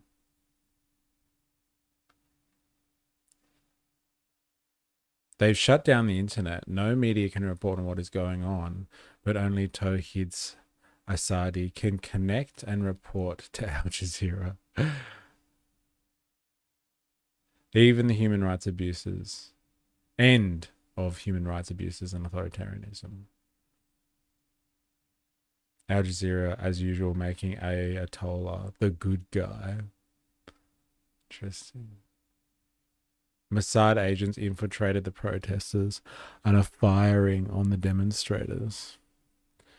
And not many people agree with this guy. If Trump really wants to help the Iranian people, then he should lift the sanctions. Who the fuck is this guy? Who do you think you are? So tell me why the head coward of Iran just moved all of his gold to Russia. Isn't that the gold of the Iranian people? Right. That's interesting. Like, they could do that, right? Just get rid of the sanctions. That might help out a little bit. Who's this guy? CNN won't show this. Very interesting. Very interesting. 4 it's in the house. Yo, yo, yo, yo, yo. What's up, what's up, what's up? And give up the rock. How you going? Hope you're well. Hope you're very well. All right, let's see what our fearless leader has to say about this. What's up, what's up? Give up your Iran protests. I'll give them up. We'll give them up for sure. So let's have a look at what our fearless leader. What is it that like Friendly Geordies and that call him? Oh, Chairman Albo. That's the one. Let's see what Chairman Albo has to say about Iranian protesting. The Iranian protests. And this is from Sky News Australia. This one's for you, Larp Jeff. Merry Christmas. And do some Sky News Australia style. Prime Minister, was this entirely Kevin Rudd's decision to go? And do you think there could be another roll down the track for him in public? Yeah, there's two things going on there. So, like, if you didn't know, we were speaking about this before. King Kev over there. King Kev has been the ambassador to the US. Remember when he got thrown under the bus by the Australian press? I don't know who the fuck it was in the Australian press exactly. Yeah, he got thrown under the bus when Albo went over with his special group, his entourage, to meet Trump in the White House and kiss the ring. And the person was just like, hey, the former Australian Prime Minister called you a dumbass and thinks you're shit. And they're just like, and Trump was like, who is that? And he's just like, this guy right here. And like, Trump said, I don't like him or something like that. Yeah. Anyway, Kevin Rudd has stepped down as an ambassador. That's other breaking news for the Australian section of this audience. Let's have a listen. Life, or is this the end of his time in public life? Yes, it was entirely Kevin Rudd's decision. I met with Kevin a while ago. This opportunity was there for Kevin. He is finishing up a year early, but he has served for 3 years. I think I've got a pretty good work ethic, and I sometimes say to you lot, just try to keep up. Kevin Rudd has a work ethic unlike anyone I have ever met. He has worked tirelessly. He's moving on to a role that he believes is pivotal. Kevin Rudd will tell you privately what he has said publicly and what drove him to write the book. What little hairball on his neck is bothering me? What, like on the side of his neck, or is there something else that I'm missing here? Book. Stepped down, sure thing. Elbow sleazy. Hey, what, you reckon he was told to step down because Trump doesn't like him? That's why I brought up the Trump situation when they were in the White House. And those people were just like, and like, yeah, the media, I don't know who it was, someone from Sky News maybe. It was just like, it was him. He called you shit, Mr. President. He's like, I don't like this guy. I don't like him. He doesn't like me. I don't like him either. I wonder if he was actually told to step down, or like kindly asked to vacate the position for somebody else. Is that the relationship between the United States and China, the two big superpowers, is, he thinks, the most important one that will define the mid-part of this century. He sees this as a continuation of his public service to not just Australia, but to the global community. Prime Minister, on Iran, you've expressed solidarity with the people of Iran, but should Australia and the international community more largely be doing more to support people who are opposing an authoritarian regime and to prevent the bloodshed there? Well, I've said very clearly our view, which is to condemn the Iranian regime. As I said yesterday, we stood in this courtyard and expelled the Iranian ambassador for what they were doing here in Australia, intervening. But if you don't remember what he's referring to here is like 4 months ago now, we were just like chilling in a stream, and then it came up that the Albanese government has what was that? What did he say? Yeah, expelled the Iranian ambassadors from the country, and we have taken back our ambassadors that were in Iran. And that was based on the fact, I'm pretty sure, that there was some special ASIA report that had been requested. We're not sure under what circumstances, but there was a special ASIA report that was requested about Iranian interference in Australian affairs on Australian soil.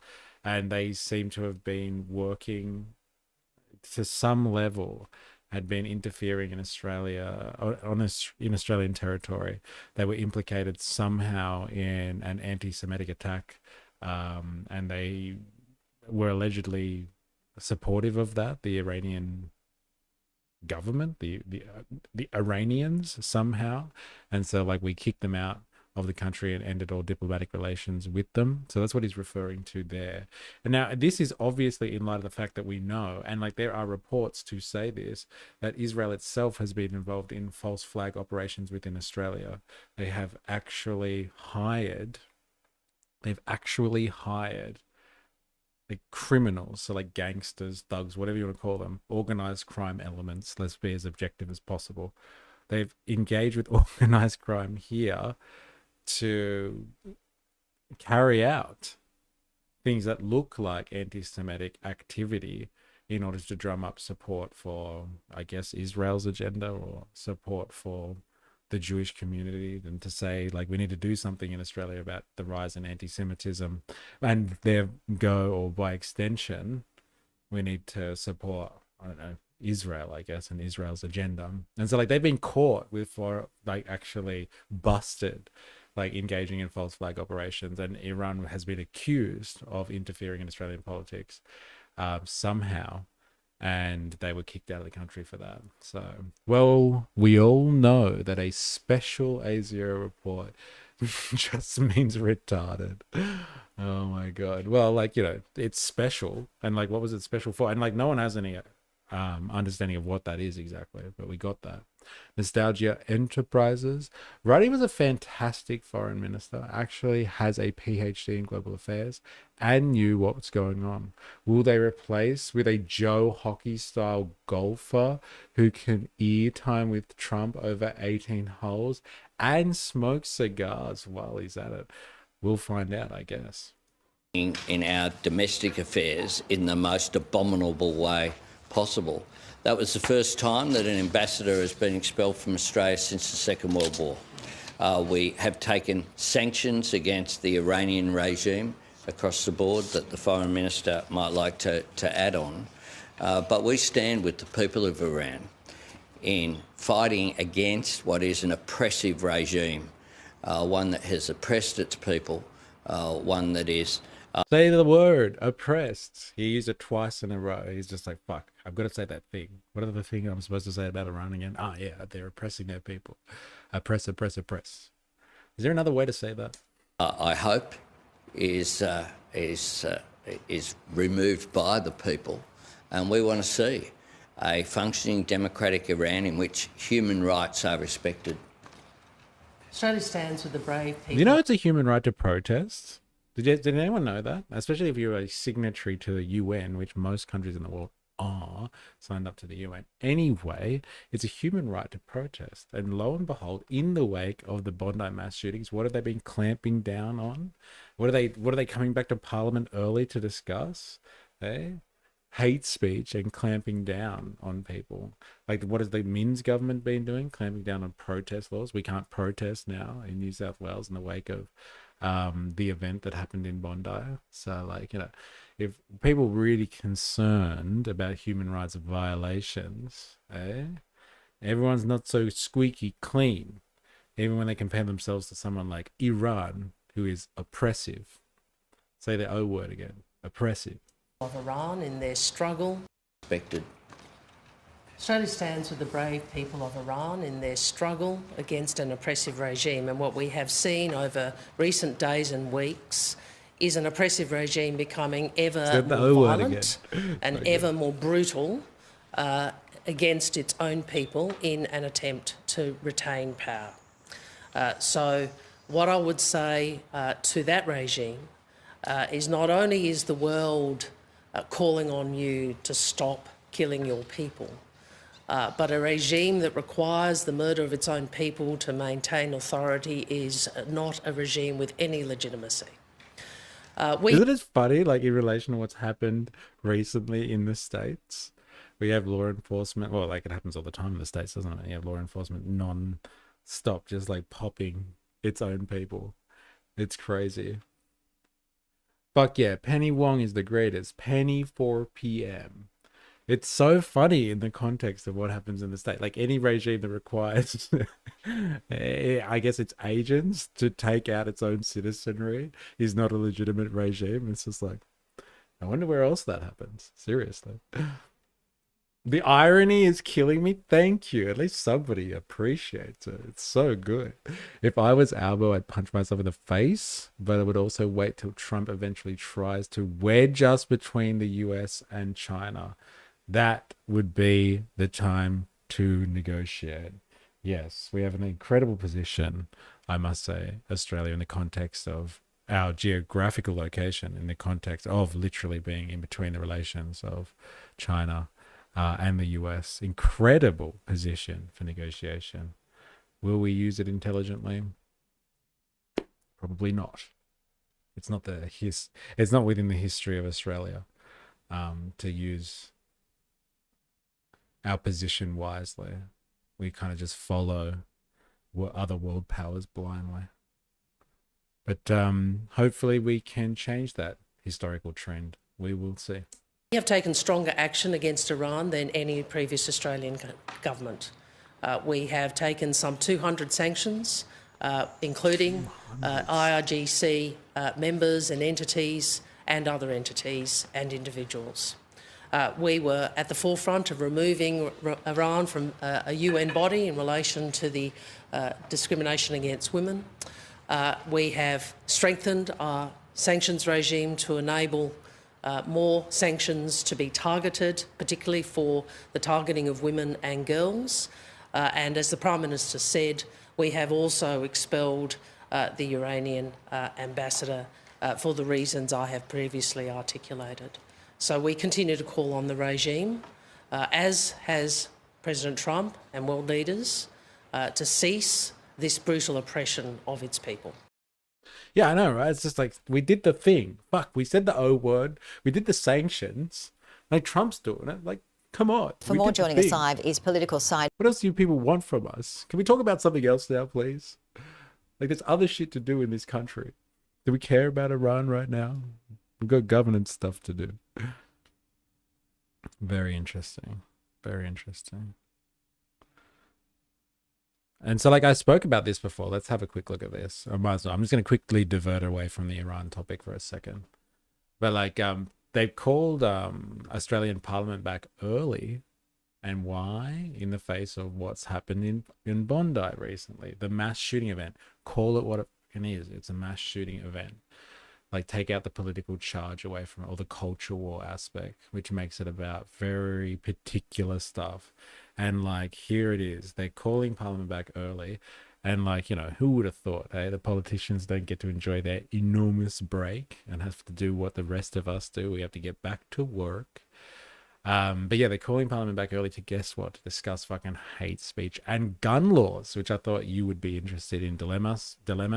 So I'm going to look at this just for you, because I know how excited you are, not just about the changes to hate speech laws, you know, cracking down on people's freedom of expression, but cracking down on their ability to own guns. Australia just does what it's told and sits in the cuck chair while the corporations run a train on our resources. All right, let's do this. The horrors that occurred in Bondi will be etched in Australian history. A response to it now to be etched in Australian law. Last night, as the community gathered to grieve, the federal government today poised to act, bringing parliamentarians to Canberra 2 weeks early for 2 days. Just as anti-Semitism and racism are an offence against our Australian values, they should be an offence against Australian law. Next Monday, we'll start with condolences for the...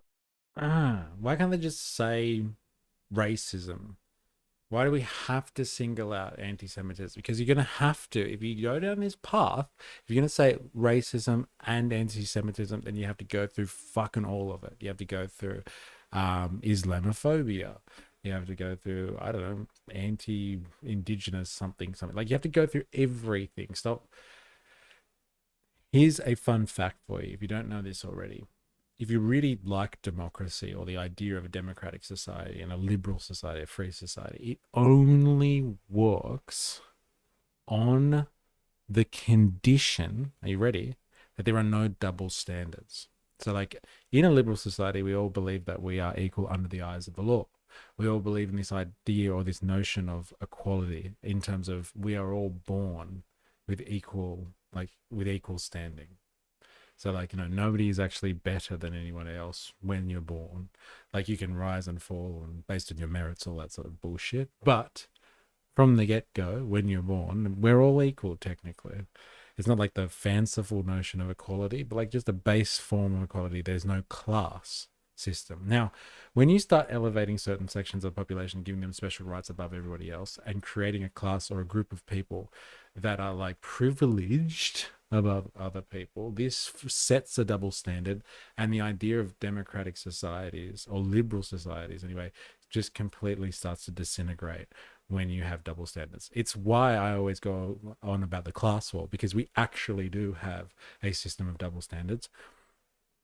Like, we have a group of people, like a capitalist class, basically a billionaire class, to use more layman's terminology, that actually has a double standard. They have rights over, they have incredible social power that comes from their enormous hoarding of wealth, capital goods, money, means of production, whatever the fuck you want to call it. And so there's double standards, like they're above the law. But like, when you start to single out sections of society based on their, maybe their cultural affiliation, and start to give, you know, double standards or provide privileges beyond other people, it starts to undermine the the cohesion of society itself. And it's just really funny or contradictory or hypocritical that like the laws that they're trying to bring about that protects a very particular group of people in society, one particular cultural group, it's under the guise of cohesion, but like providing double standards and protecting a group of people above everybody else actually undermines the very social cohesion that they think that they are protecting. It's very, very unfortunate, but like it's just the way of the land in the 21st century. Everybody's doing this. It's not just Australia, it's everyone across the world. Wherever Israel, the state of Israel, has its tentacles and has influence through lobby groups and stuff like that, this sort of stuff is happening. But like, you know, we should rise above it, but we're definitely not going to. I'm actually better than a lot of people because I am white. Yeah, like it's the same sort of shit. It's the exact same. Like if people can think they're better because of their skin color, then people can think that they're better because of whatever fucking religious affiliation they have. They wake up today and they decide that they're part of this religion. Like it's just double standards destroy a democratic society. They destroy a free society. Australia's foreign policy is to sit in the cuck chair. I've never heard a more accurate description. Everyone treated the same. You're sounding like a little right wing there, eh? I don't know. Is that really a right wing? I don't think that's right wing. Is it? If they didn't have double standards, they wouldn't have any at all. I think that's call of the day from you. That's for sure. That's so good. If there weren't double standards, but then we wouldn't have standards. Like, what the fuck would we do? I know people don't like this term. It's slippery slope stuff. You start elevating people in legislation too, not just in your treatment, but your legislation, and protect people just on the grounds of anti-Semitism, but like none of the other stuff, like, you know, and people can see through it as well, and they just become disgruntled. You can use the class bully analogy here. There's many ways to deal with a bully, but what you don't do is go to the teacher and say, X hit me, make a rule to make it stop. Interesting. That's very interesting, actually. Right wing, LOL. Dilemmas so hot today. So hot. The amount of discrimination. Dr. Nathan's here, by the way. How you going? Didn't realize. The amount of discrimination, defamation against Satanists and the Satanic Church should mean we get a royal commission into satanic panic. Yes. Yeah, I'm down for that. Where is the royal commission into that? It's not fair. Satanists are people just like everybody else. Sure, they might be a bit edgy, but like, where's their fucking royal commission? The slippery slope is a threat. A Chinese threat.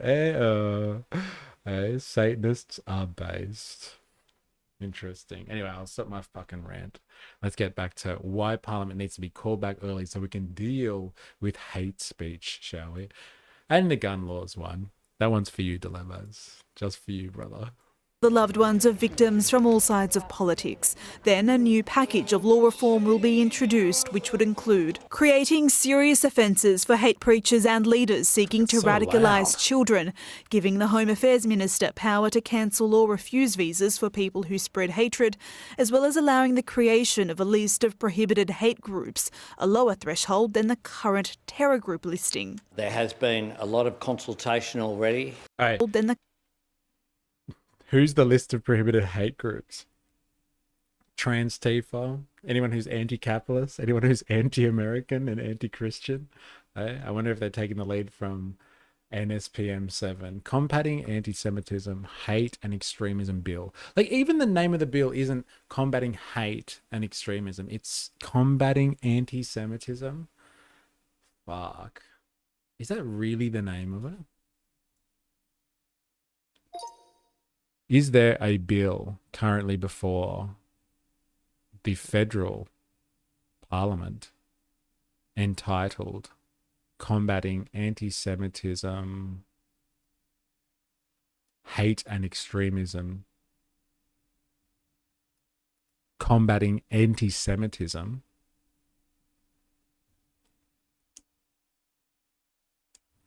2026. And what are the list of hate groups?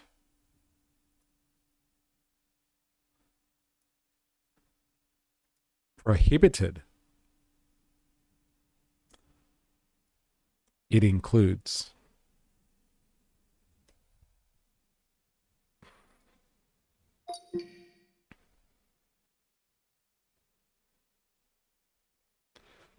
Ton K, Wheel. I can't read all of that. I'm just going to call you Ton K. As long as Israel exists, there will be no single day in peace on the face of the earth. Fuck. Savage call there. But, savage because it's probably true. To a certain extent, I would say that they have a massive supporter, that it supports their existence. Another nation state. You can guess who that is. Dilemmas. It's just stripping of Australian rights, which everyone should be against. Does not agreeing with someone equal hate? Yeah, it's like, is that the implication here, right? No, I don't like the fact that Israel does what it does. It's hate speech. Like that's where we're going with this stuff. Everyone who is like me. This is Karl Popper stuff. Intolerance will not be tolerated. Indoctrination. That being said, I left the Church of Lucifer for the Cathedral of the Flying Spaghetti Monster years ago. Haha. And that sounds like a bit of hate there to me, Indoctrination. You better check yourself before you wreck yourself. XNF. Still not pointed enough that the Palestinians are Semitic. Yeah, well, don't let the facts get in the way of a good story. Oh, combating radical Islamic terrorism. Nope. Combating anti-Semitism. So the cops get more power to go after right-wing extremism. Hey? So that's what this is really about. They're going after right-wing extremism. That's what we should be worried about. It should always be legal to hate religions. Well, that's actually one of the objects of liberal society, isn't it? It was like the separation of church and the state, the secularization of society. And so like you could trash talk religions. You could trash talk religions for the first time really in human civilizational history. The state or society was made up by a system or an ideological structure. This didn't need the backing of a particular form of religion. And so you could trash talk religion for the first time. And people loved it for so long. What a liberating force that was. And now look at us, cucking for religion hard again these days. Like, look what's happening in America at the moment. Like, these people were so free, prided themselves on freedom and freedom of speech and all that sort of stuff. And now they're just like, they're going hard because they believe somehow that Christianity is representative of Western culture, and as Western culture dies, we need to somehow hold on to something, and like reviving our Christian roots, let's say, in the West is going to help us hang on to Western society as it slowly cannibalizes itself and falls to pieces. That's basically the definition of anti-Semitism these days. What? The definition being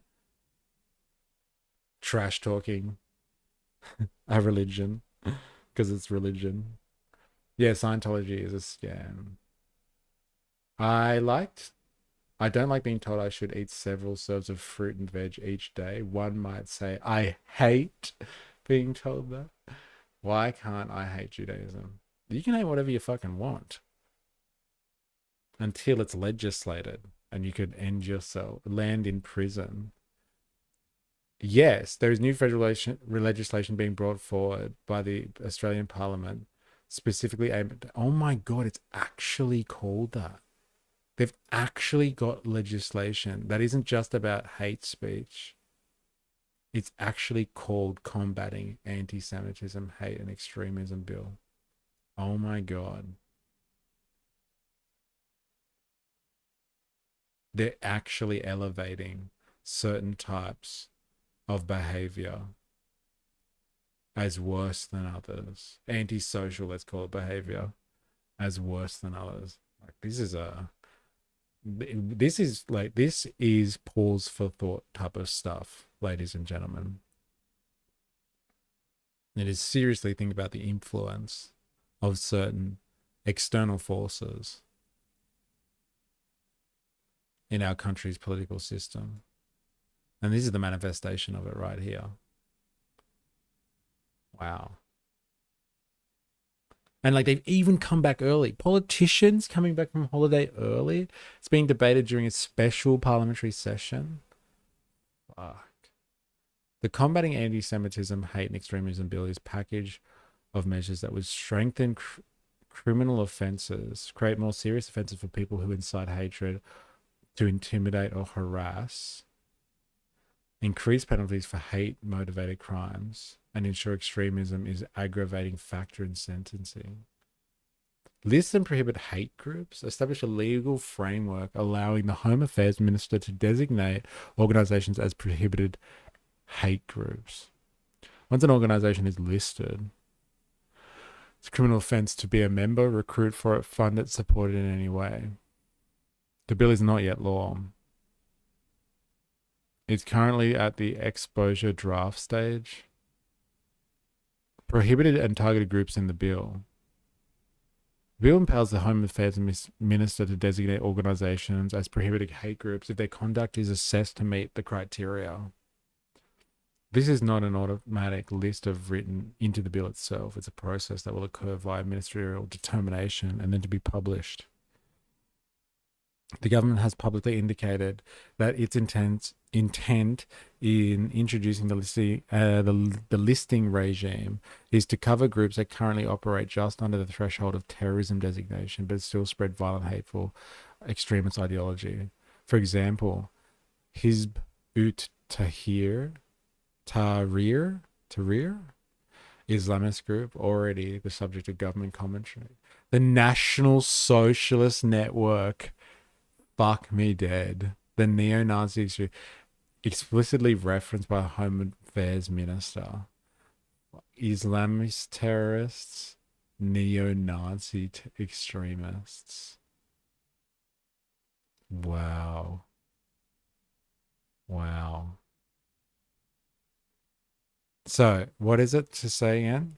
Once an organization is listed, it would be a criminal offense to be a member of the National Socialist Group, to recruit for it, to fund for it, to support it in any way. Fuck. I can't believe that. Like, I am no fucking supporter of the National Socialist Network of Australia, but like they're telling them they can't exist at all, and it's a criminal offense for these. Like, what the fuck is Joe Cottrell gonna do? What is he gonna do with all of his time? Oh my god. The definition of anti-Semitism they're going for at the moment is association of everything Israel does with the Jewish people worldwide. That kind of sounds anti-Semitic itself. Well, like what I've heard from the recommendations is that, yes, even talking about if Israel is going to be considered anti-Semitic as part of these proposed or these recommendations that they're voting on. So like they're literally stamping out with a bill like this, critique of the state of Israel. That's mental. That's mental. That's mental. Dilemmas. Elections have consequences. Bet a lot of Labor voters are having second thoughts. This is not. This is the thing though. Dilemmas. Like in all fairness, like if you think that anyone else was in power right now and wouldn't be bringing the exact same legislation, I think you're kidding yourself. Honestly, even if it was like, has Pauline Hanson come out and said that she's not going to be supporting this bill or something like that? Like I think this is across the board. Bipartisan, they'll all be looking to do this, and it's because of foreign influence or the influence of lobby groups internally and foreign influence outside of that. I don't think this is emblematic of one type of government or one type of political party. They would all do this same sort of stuff. All the Liberal voters are already jumping ship on One Nation. Let's see if I can get a source for that. Has One Nation or Pauline Hanson specifically denounced this bill and said she will oppose it in the Senate? Has she provided any commentary on this bill? Can you please provide sources?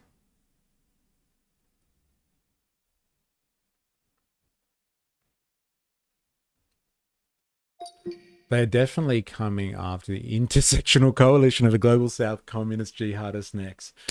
Damn it!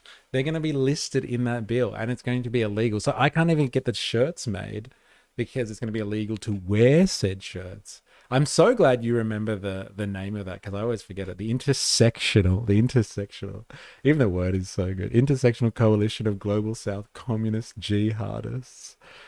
We've always got to remember that we've got to add lines to that or add words to that wherever we can. They're trying to turn Australia into the UK. Deport those criminals to Britain. I don't want to be that guy, but I told you so. LOL. If you want to know who's ruling over you, just look up who you are not allowed to criticize.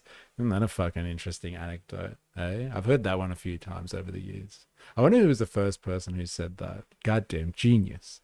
In the US, you can burn the US flag and there's no penalty, but not the Israeli flag. Is that real, or are you just like kind of embellishing there? Is that legit? Like, as a sign of protest, you can burn the US flag, but if anyone burns the Israeli flag, there's actual implications for that. Voltaire. Right-wing parties in all countries like to carry the banner of free speech. When those parties come into power, then they will be the actual ones to crack down and introduce free speech laws. Interesting. It's an act of fear. No political party wants to be seen as against actions post-Bondi. Yeah, I don't think anyone would oppose this.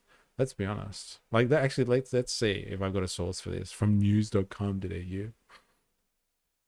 Regarding the combating anti-Semitism hate bill, there is no widely reported statement by Pauline Hanson or One Nation explicitly denouncing the specific bill name or saying that she will oppose it in the Senate. The mainstream news sources available on this update, however, there are related actions and positions by Hanson that signal how she might approach the critique the legislation. Pauline Hanson, immediate context. Pauline Hanson has been suspended from the Senate for 7 sitting days after a burqa. She has written to the Prime Minister Albanese seeking to overturn his suspension so she can participate in urgent debates, including the laws responding to the Bondi terror attack, which covers hate speech and extremism legislation. In that letter, she argues she has constant warnings about Islamic extremism, suggesting the government using the issue for political ends. In the mainstream media reports currently available, there's no direct quoted statement from Hanson saying, I oppose the combating anti-Semitism, hate and extreme bill, or that she will vote against it specifically in the Senate. Hanson has framed her critique around broader themes, accusing the government of ignoring her warnings about Islamic extremism.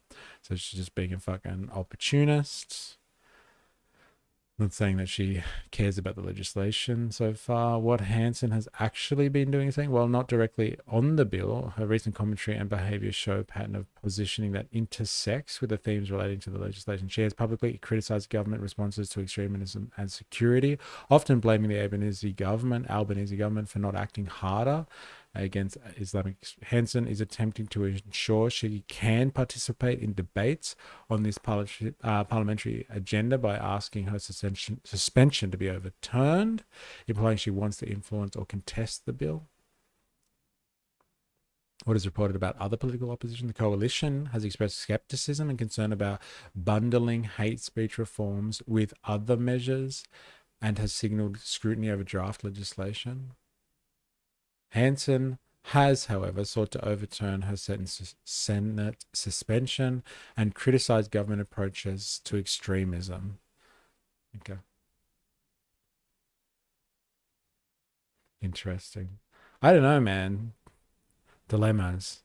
Have you got anything that you can show us or attest to the fact that this isn't like just completely across the board and this is just going to fly through both the lower and the upper houses? Like in Australia, all those poly were crying anti-Semitism when the shooting happened. Yeah, spot on, Tunke. Yeah, I know, far out. Poly equals politicians. Look up Pauline Hanson's support for Israel. Shit rail. Sorry, said it wrong. Can you give me a list of times, please be as brief as possible, when Pauline Hanson has openly supported Israel?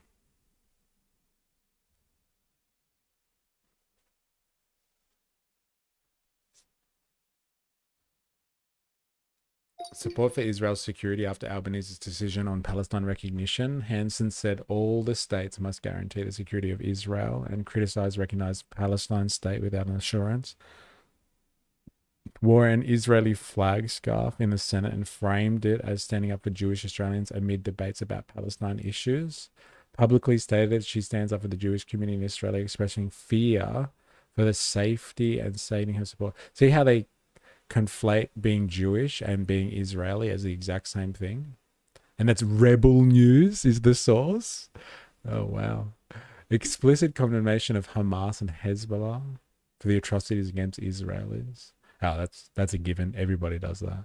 Criticized Greens and others for not showing support for Israel in parliamentary speeches, framing Israel's defensive actions as justified. This attack on, yeah, it's pretty standard kind of status quo stuff, isn't it? There you go. You think she'll really stand against these dilemmas? Pauline is a shield for Israel, no doubt. I wonder what Rennick thinks of Israel. It's probably safe for him just to not go there. Like anyone who speaks against Israel just gets fucking put in a hole to die. So it's probably a lot safer for Rennick not to go there, I guess.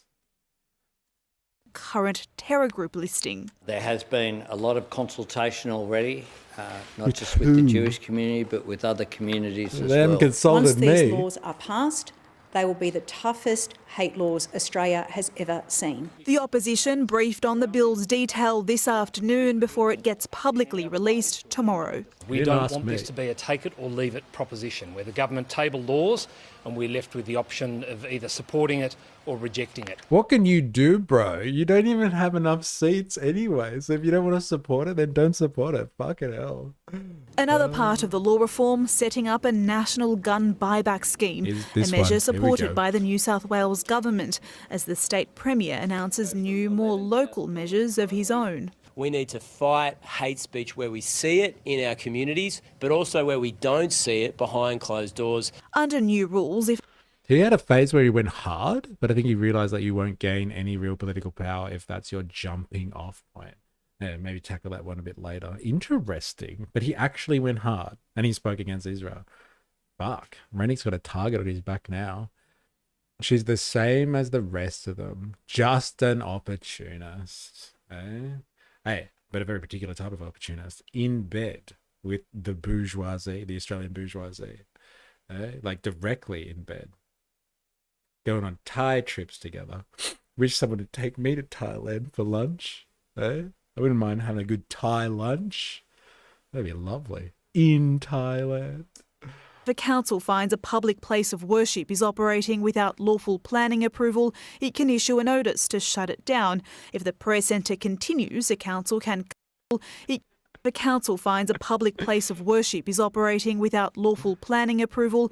Is this from the law? In our communities, but also where we don't see it behind closed doors. Under new rules, if a council finds a public place of worship is operating without lawful planning approval, it can issue a notice to shut it down. This is so fucking stupid, because that's exactly what the law is right now. Like, let me just tell you from my time in government, like that is exactly what the law... If you don't have planning approval for a place of public worship and they can fine you, they can issue you with a notice to stop.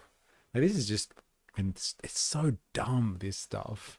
Like, they've already got these laws. This has got nothing to do with, you know, combating anti-Semitism and hate speech, etc., etc., etc.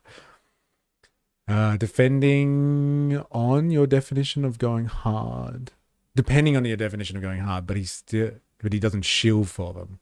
Yeah, well, I guess going hard is anything outside of being complete cucks for is not rail, right? Like, just not doing that seems to be going hard, apparently. If the press centre continues, the council can cut off its utilities like water and power. Penalties for those who don't comply will also be strengthened. This is exactly, you can do this already. If someone is running a place of public worship and they don't have approval, you just hit them up with a notice to stop operation, to cease operation. Then they go to court, and then the court system might still grant them a license anyway. Like, it's not like they're just going to start shutting down mosques left, right, and center. These illegal mosques that pop up everywhere and spread hate speech and all that bullshit. Such nonsense. Kind of goes against the Anglican Christian value of a church not needing a cathedral. A church is a group of people worshipping anywhere. Interesting. Jesus is all around you, everywhere. It's in you right now, and you. Look at us do this thing we can already do as a plan to attack anti-Semitism. It's fucking already there. It's in the planning legislation already. It's just such nonsense, all this stuff.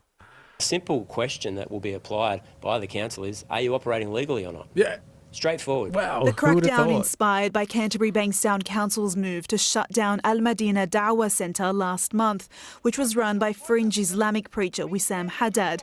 He denies any links to one of the alleged Bondi gunmen. Chris Minns says there's more action to come. That includes on hate speech. Submissions are due today on which slogans should be banned. Private hearings will then be held with a report due by the end of the month.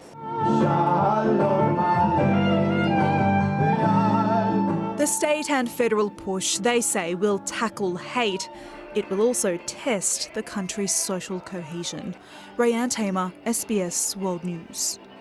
Social cohesion, whatever the fuck that means. It's like when you try and, like, when you read legislation that is drafted all the time and they talk about the community, and you're just like, where do they define what the community is? And they don't have a definition for it. I don't even know if they have a proper definition for social cohesion, but it's the new thing.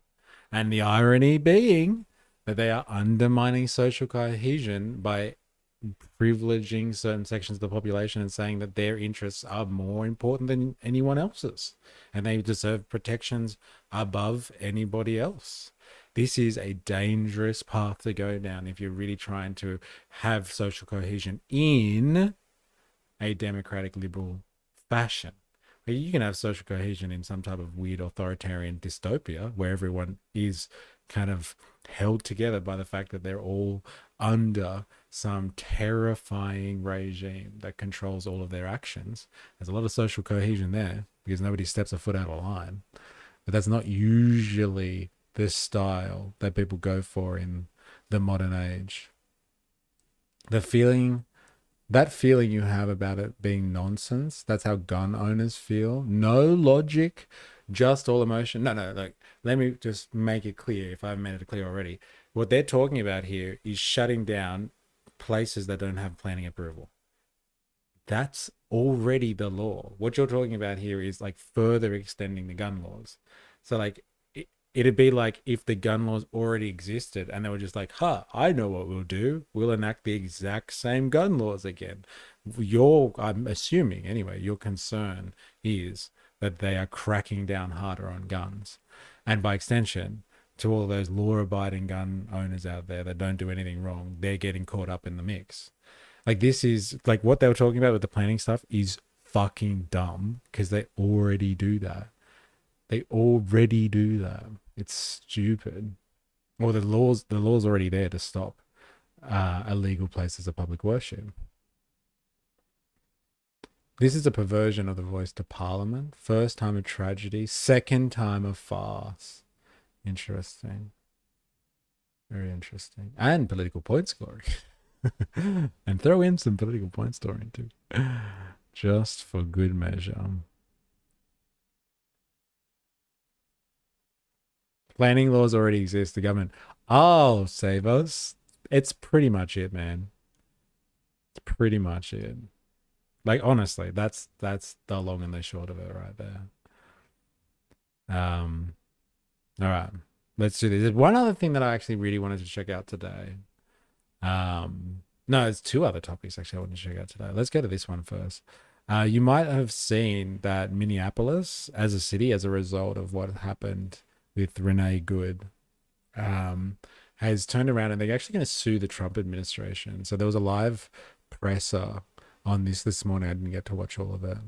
But yeah, they're going to sue the Trump administration for what ICE has been doing, I guess, out there. So like, this is an interesting development. I don't know what they're seeking or what they think is really going to happen with like extra lawfare.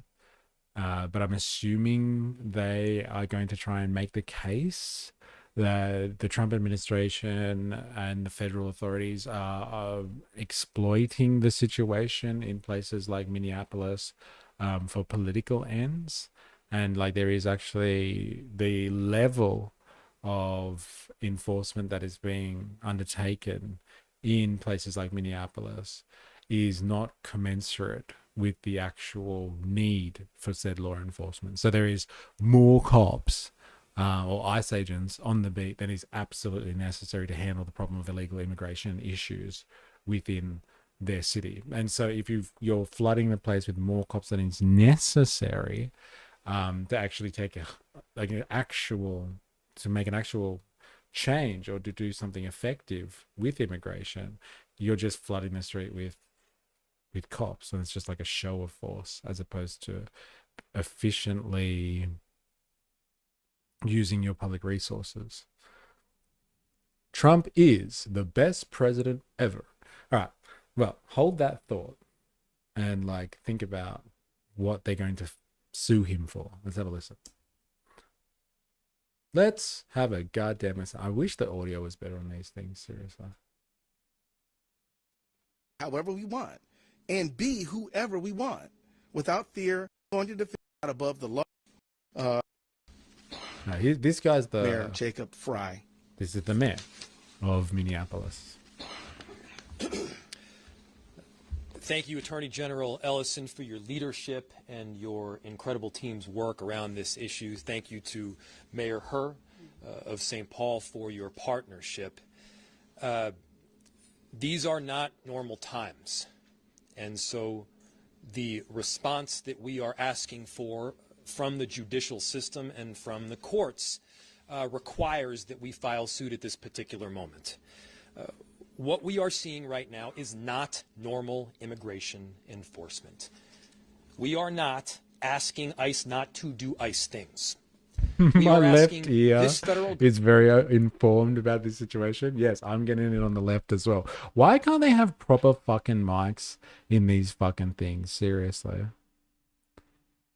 Let's see if I can find a different one then. For the state of Minnesota. Oh, it's got better audio. And I'm so honored. Just for you, 4IS. Joining in. Thank you, Attorney General Ellison, for your leadership and your incredible team's work around this issue. Thank you to Mayor Herr of St. Paul for your partnership. These are not normal times. And so the response that we are asking for from the judicial system and from the courts requires that we file suit at this particular moment. What we are seeing right now is not normal immigration enforcement. We are not asking ICE not to do ICE things. We are asking this federal government... We're not asking ICE to not do ICE things. That explains it really well for me. Thank you. In layman's terms, that's great. That's exactly what I'm looking for. Like, what the fuck do you want? We don't want them to not do their work. They can do it. But it's the level at which they are going about their activities. To be honest, I don't see any pushback from any federal agencies. What do you mean? Like, against this lawsuit? Like, what do you mean exactly?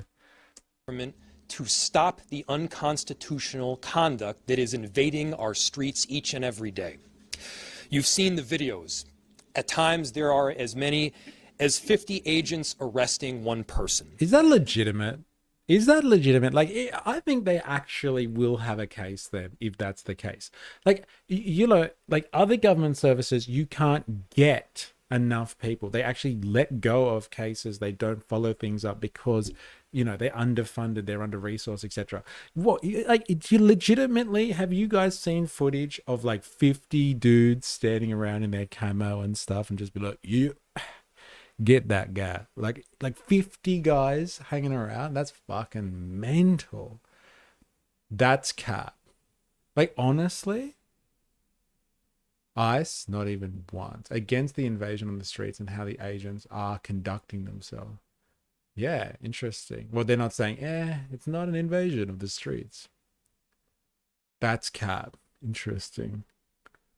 Well, like 50 people, like you would have a case. Like I must admit, I'm trying to troll back over the footage I've looked at, and like when that woman got shot, Renee, like there were like 15 people just standing around at one point, and the guy with the cameras going back and forth, and they just kept coming. More of them just kept coming.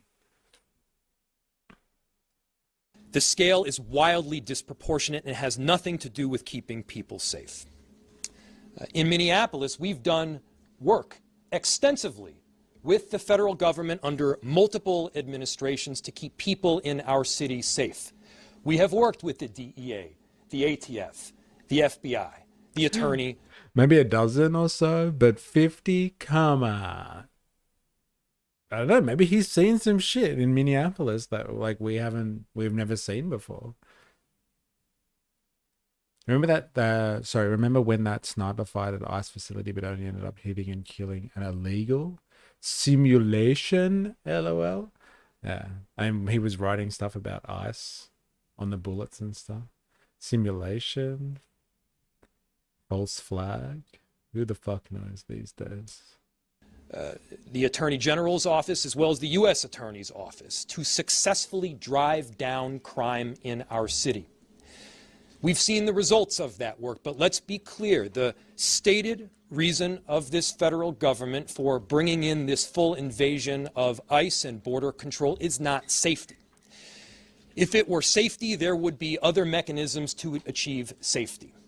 By the way, crime is down in virtually every category, in virtually every neighborhood of this city. If this were about fraud, then you'd see an invasion perhaps of accountants. But that's not what you see. What you see is people being indiscriminately taken off our streets. Discrimination only takes place to the extent that a determination has made that somebody is Somali or is Latino, or at least they look that way, and then there is virtually no discrimination thereafter. Here's the thing. You can't indiscriminately take people off our streets, American citizens off our streets. You cannot drag... What's this? What do you got there? Voltature. In 2026, data and reports indicate a stark partisan divide in how and where immigration and customs enforcement agents are deployed. Target enforcement, democratic cities. The current administration has explicitly directed ICE to prioritize enforcement surges in democratic-led cities, particularly those with sanctuary policies. Key cities seeing recent heavy deployment include Minneapolis, Chicago, Los Angeles, Portland, and New York City. Differing tactics by region. Democratic cities, blue states, ICE is more likely to conduct community-based arrests. 70% of arrests in these areas, such as raids at work sites, streets, and residential areas. This is often because local law enforcement in these sanctuary jurisdictions does not cooperate with federal detainer requests. Republican cities and red states, arrests are more likely to occur directly from prisons and jails. 59% of arrests because local authorities in these areas typically cooperate with ICE and hand over individuals upon their release from local custody. Where did you get this from? Did you ask a research assistant for that one? Lots of guys standing around while two people talk to people. Seems like gang tactics to me. Let's have a look at some of your propaganda there. Hey, Dr. Nathan. Actually, I could probably look at it over here. I might just leave that there. Let's look at your propaganda. Dun, dun, dun.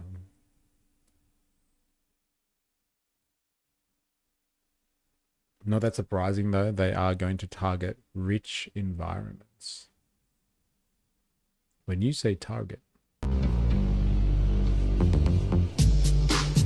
He's home. Oh, God. One of these mashups. What's going on here? What's going on here then, eh? hungry, hungry, hungry. Staying hungry, hungry.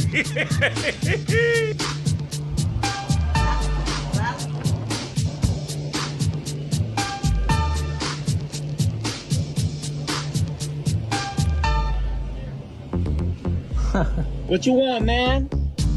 You want some chicken? You ain't getting it here, bro. Go somewhere else. You're not getting no chicken. Dang, you don't want to show your face now? I know you can hear me. I know you can hear me. It goes so well with the music. It's actually like in time as well. Why not showing your face? You want to show your face everywhere else? Show me your face.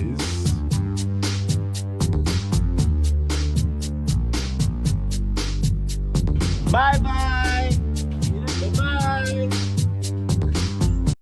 So ICE are just like armed council workers, just 5 blokes leaning on shovels while one guy digs the hole and the lollipop chicks gets double what I earn. Hey, you can become a lollipop chick, bro. Just straighten your hair, get your lips done. You can make a great lollipop chick, I'm sure. But she does do a public service. Traffic usually slows down. I see what you did there. What's this other one? Ice, ice, baby. Do do do do do do do.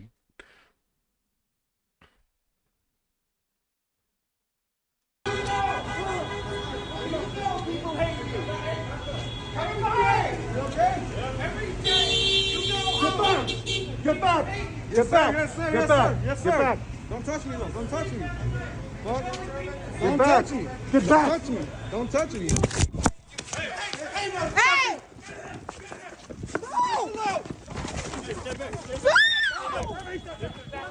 Stay back. Stay back!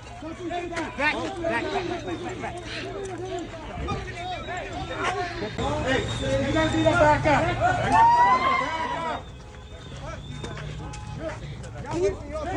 Back up! Back up!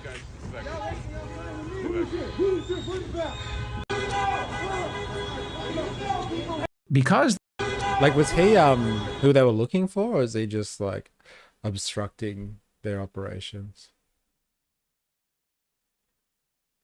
I'm only a B cup, seems requirement is at least a C cup. Eh? Just arresting people at gas stations now. Yeah, right. Nah, he was filming. Yeah, he was just filming, right? And he was like, get back. Don't touch me, bro. Don't touch me. Yeah, right. Fuck. There was a lot of them there for one person. There was like, what, fucking 8 people around him just then? So like, they are showing like they've got good resources, let's just say. Pregnant women through the snow.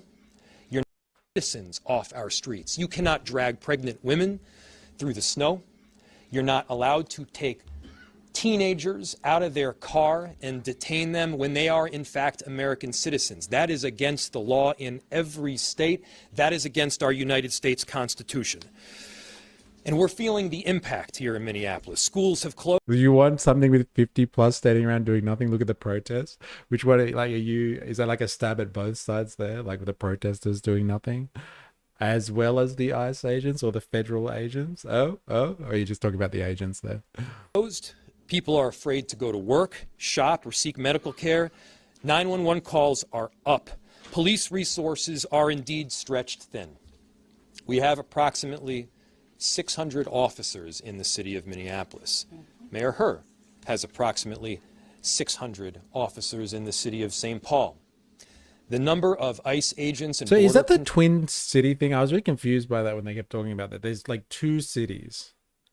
There's St. Paul and there's Minneapolis, and like they kind of work together or something like that. Is that what the Twin Cities is about? No, it's the agents. The protesters are making sure they can't do their job. Yeah, I'll just check it. Just check it. Yeah, Minneapolis and St. Paul are right next to each other. So they're different cities, but like they're right bang on top of each other. So they work together. Okay, got it. Thanks. Control are now in the thousands. They are agents and border control officers in the city of St. Paul.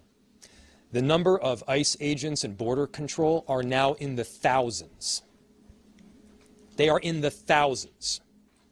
If the goal was immigration enforcement, if the goal were simply to look for people that are undocumented, Minneapolis and St. Paul would not be the place where you would go.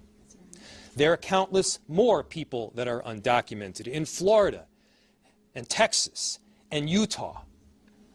Why are they in these much smaller cities in the middle of the Midwest?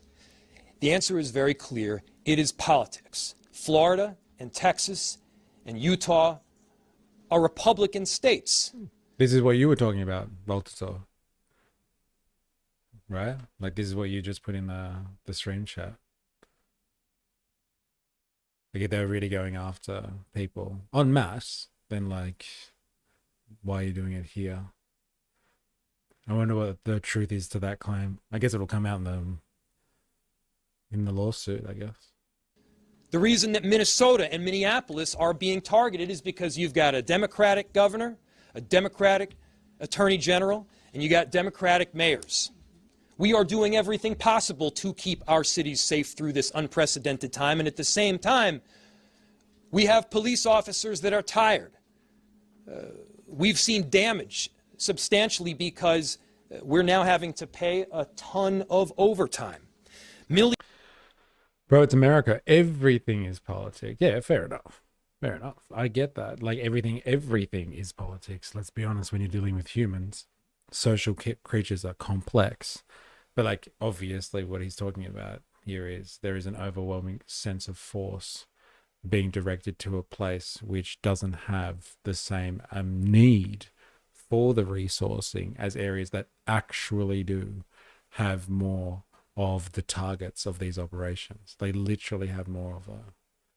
So you could do a better job if you send them to the right places, I guess. But yes, I take it.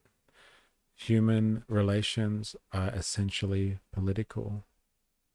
Millions of dollars of emergency. They're literally just walking up to brown people and asking where they're from. Remember the one we saw yesterday? It was pretty much like that. There was a guy at the getting some petrol put in his car, and they're just like, "Are you an American citizen?" And he was just like, "I don't have to tell you shit." I was like, "Yeah, he's fucking American." He's fucking American as. I don't have to tell you shit. I know my rights. I was like, "No, that's the test right there. He's definitely American." Be detained by ICE at home or tortured by the CIA in Iran. It's like the 1950s never ends. Yeah, fair enough. Yeah, welcome to the stream chat. Let us know if you're new here. Emergency overtime for law enforcement. Emergency operations have been activated across our city and state agencies, pulling focus on daily core services that we, by the way, are tasked with providing. Local police officers are being diverted from the very work that we need to be doing, and small businesses are losing significant revenue, with some worried that they may not survive this at all. People are scared to take their kids into school or daycare, to go into work. They're going to have difficulty paying rent. There is no doubt in my mind the kind of action that the federal government is taking is not just mean-spirited. It's dead fucked. Where did you get that fact from? 5% of people detained by ICE have violent convictions. 73% have no conviction. That's mental. Maybe it's because they haven't been convicted yet. We're going to get them. With 92% of detention growth in FY 2026 driven by individuals with no criminal record. What's this? What source is this? Why can't I highlight that? Hey, you asshole. There you go. Fiscal year. Oh, so like starting from what fiscal year 2026 would be what? Starting from July 25, covering 26 as well. What's Cato Institute? Cato at Liberty? Who are they funded by? Donate, eh? Ways to give partner benefits. About financials, funding, and independence. Let's have a look. Funding sources is an independent, nonpartisan research institute located in Washington. Cato's main principled source. Individual foundations. Well, they say that they're independent. Can we take them on face value for that one? I don't know. We're just going to have to take it on face value for now. Let's see what they're saying here. Cato is libertarian, a libertarian think tank. Interesting. 5% of people detained by ICE have violent convictions. 73% have no. President Donald Trump premised his mass deportation agenda on the idea that he will be returning millions and millions of criminal aliens. Department of Homeland Security. Christy, no, that one's for you, Ninja Nurse. Hey, it's Christy with a K and an I at the end. Christy Nome has repeatedly claimed that they are arresting the worst of the worst. New non-public data from Immigration and Customs Enforcement ICE leaked to the Cato Institute reveal a different story. Of the people booked into ICE custody this fiscal year, October 1, 2025, since October 1, 2025, there you go. Nearly 3 in 4, 73% had no criminal conviction. Nearly half had no criminal conviction or even any pending criminal charges. Only 8% have had violent or property criminal conviction. Only 5% had violent criminal conviction. A majority of criminal convicts had vice, immigration, and traffic convictions. There you go. There you go.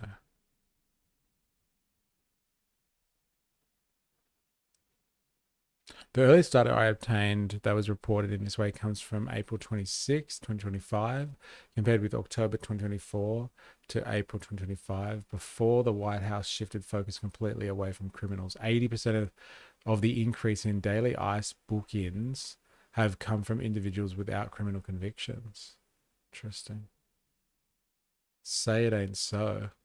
It's not about criminal convictions.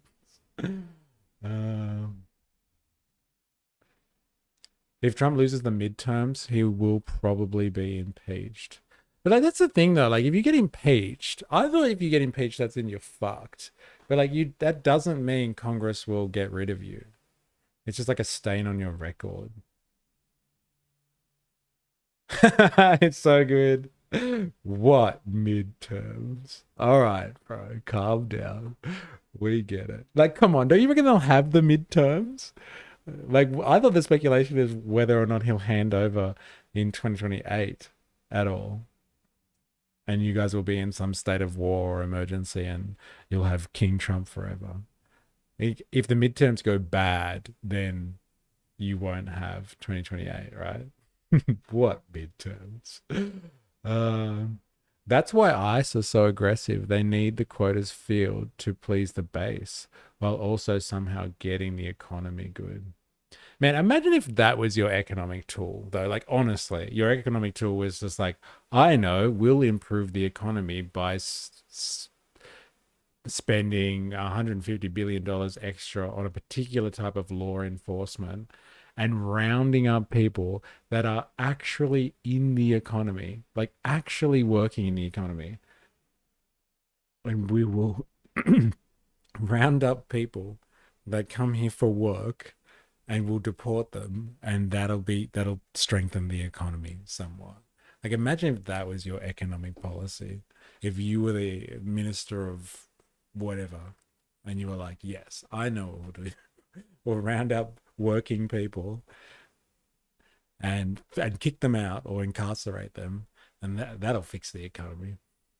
That's a great way to do it. Like that, it just goes against everything that a capitalistic society stands for. It's just like, we will round up labor and fucking and get rid of it. Not control labor. That's what they really should be doing if they're really thinking like good people in a free market society. But they're just like, hey, I know all the cheap laborers out there that fill in all the gaps in the economy. Let's just round them up. That'll be great. That's a great idea. I was watching a video where someone was making the claim that Trump is trying to start a war because he thinks that election can't be held through wartime.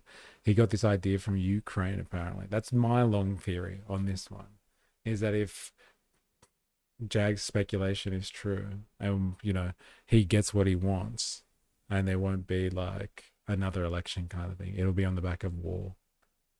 Chucked a better angle of the second gas station incident in the stream chat.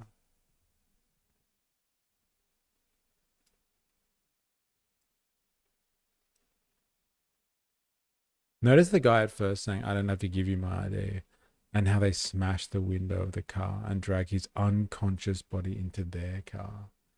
Oh, God.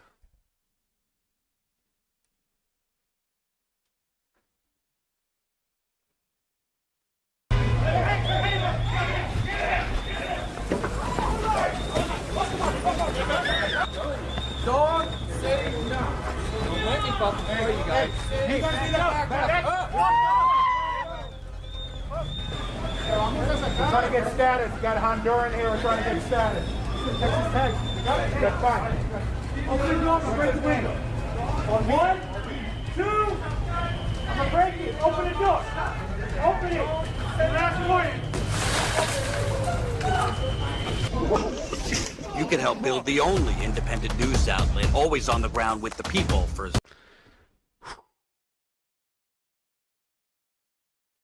Damn.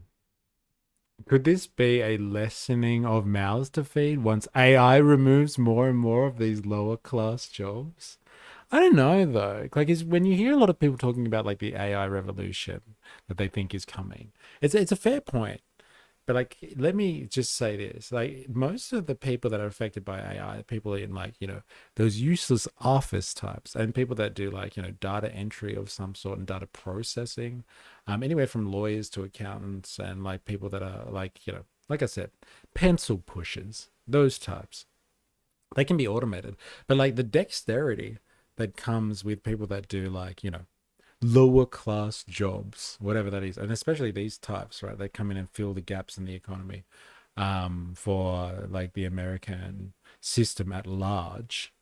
Like we don't have machinery that has like kind of like that feels that function at the moment. Like we have robots in like warehouses, but like those are like, you know, multi-million-dollar like projects, like hundreds of millions of dollars of projects of robotics in order to replicate what humans do en masse. And it's not like I guess once they develop those robots that everyone is so fascinated by at the moment that are just so fucking stupid and like can't do anything, like, you know, maybe in 10 years time, if you have some of those household robots that could actually make you a cup of tea when you ask for it, maybe we'll be at a point where you can replace this labor. But like at the moment, it's not happening anytime. So, yeah, people like me. Yes, that's right. Yeah, people like you, asshole. Yeah, okay. Hear the quote. We've got ourselves a real Honduran here. Hey, oh great. Can I smash the window now? No, you have to give him a warning first. Man, I haven't seen evidence they're actually taking non-criminal laborers. Otherwise, I'd suggest not intervening in the era. I haven't seen evidence they're actually taking non-criminal laborers. Well, like, what do you mean? Like, you mean like they're actually going after people that like don't actually have an impact on the economy? Because remember when they first started, like they first started doing it, there was all those footage of people in strawberry fields or something like that in California or wherever it was, and they're like just running through these misty fields, and they're like, shit, the ice agents are coming. So like, you know, they are rounding up labor to a certain extent, but like that's not the stuff that is sexy enough to get on, to be viral on social media. Dilemmas was supposed to be JD and Kirk as VP, but now who knows? Hey? Yeah, JD and Kirk, the Kirkster. Low at 16 cents a day. Corporate meter, they've been lying to us. You. We're trying to get status. We got a Honduran here. We're trying to get status. Texas Tech. Trying to get ourselves, got a Honduran here, a real Honduran. Got ourselves a live one. I'm gonna break it. Open the door. Open it. Last warning.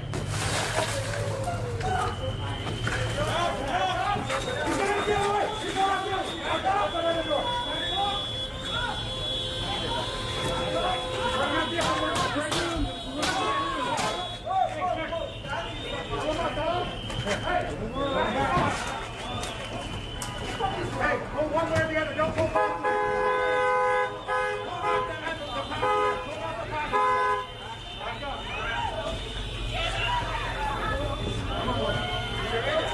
Well, look at the ICE agent that has the camera. What's that about? That was weird. Look at this guy. He opens the door and he's got like a long lens camera. He's just filming it. What's that about? It's like part of their training videos or something.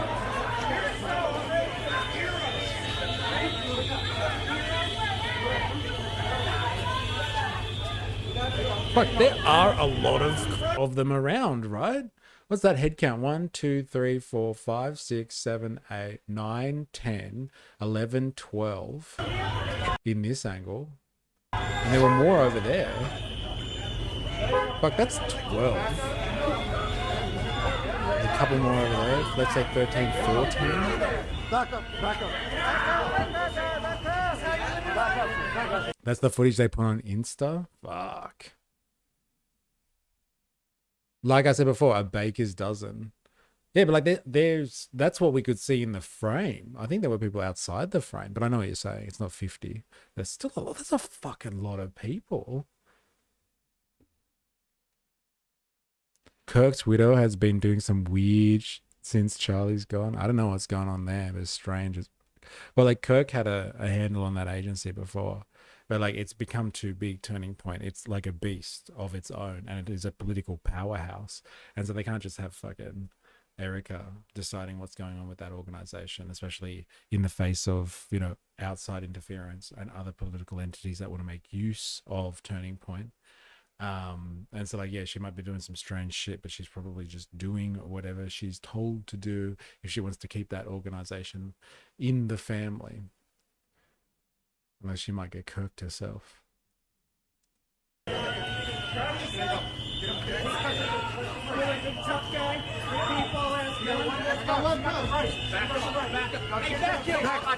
Yeah, like there's more over here as well.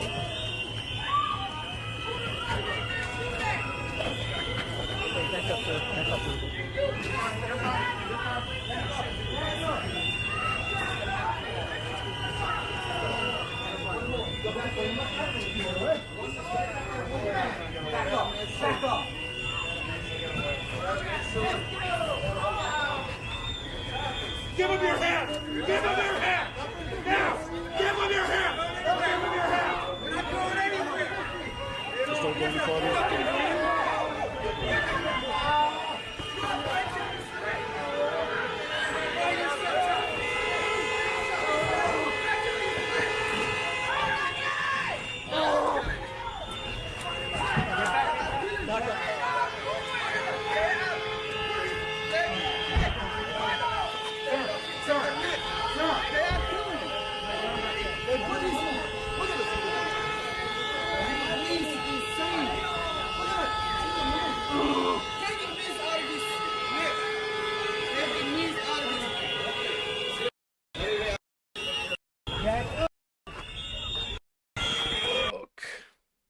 Talk about domestic terrorists. Yeah, I know, right? Police wish they had these resources. Tell me about it. And robotics is already at a point where it can make you a cup of tea, but it's still a distance from a commodity robot that you can buy off a shelf. Woozle in the house. Good Arvo peeps. How are you? It's good to have you. Hope you're well. Interesting. Robotics is already at a point where it can make you a cup of tea. Yeah, but like not in my kitchen. Maybe in a very controlled environment. But like, you know, you can't just unleash it on the public sphere. I don't think it works like that. Yet. We will see. Has all the documents involving ICE. They should conduct themselves. Interesting. 850 million equated to a potential bonus of approximately 42,000 per year per ICE employee, in addition to their regular salary, which he contrasted with the average American worker. If you get paid 42,000 in bonuses, would you do this job? Is it going to be good tea? It doesn't matter. Once you replace human labor with automation and you standardize it, like it seems to not really matter. Like the standard of our clothing, for instance, like we used to make our own clothing and like we'd make good quality clothing. But like once you can mass produce that, then like the quality doesn't matter because you can mass produce it. So like you can have 50 cups of tea now instead of one good cup of tea. And that's all that matters, baby. You could pay me $1 billion and I wouldn't do this shit to someone. Principles. And in a wage work society as well. The incentivization works well. Not in my kitchen. May have been the gayest thing you said today. That's so good. Not in my kitchen. No, I'm serious though. They can't. They're just not there yet. The technology isn't there yet. Not in my system. There are systems designed to be dropped into an arbitrary kitchen and accept instructions to do arbitrary tasks. But they are custom-built research systems with some rough edges, though they generally work. Yeah. Fair enough. Fair enough. It's a long way to go, though, for general application and for the consumer market. Big, long way to go. If anyone's going to get there first, though, it's the Chinese. I'll tell you that much for free. I've only got a few good plates left. Can't risk those getting broken. Not by the clankers, as people refer to them as. Fucking clankers. All right, so where were we at?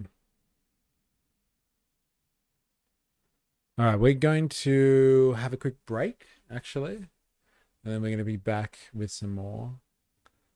So don't go anywhere. If you're watching this on YouTube, make sure you've hit the like button. If you're new here, subscribe, etc., etc. If you're new on Twitch, follow. I think that's how it works on Twitch. And here's an invite for our Discord as well. So come and join our community if you haven't already. Let me just put that there. If I make espresso, I can see and smell if there's been a bean change from my supplier. I have to change the grind time, etc. How does a robot make it without the sensors to micro adjust for these changes? It's a good question. But again, like if you take away the human labor, like that artisan skill that comes with human kind of like human passion, the artistry, let's call it, and then you replace that, for example, with just pure automation, the intention is just to replicate the task as opposed to fulfill the task with a level of meaning and value that comes with kind of the enjoyment of the consumption of that article, as opposed to just allowing it to be mass consumed. So like, yeah, I don't think that's what happens once you automate something.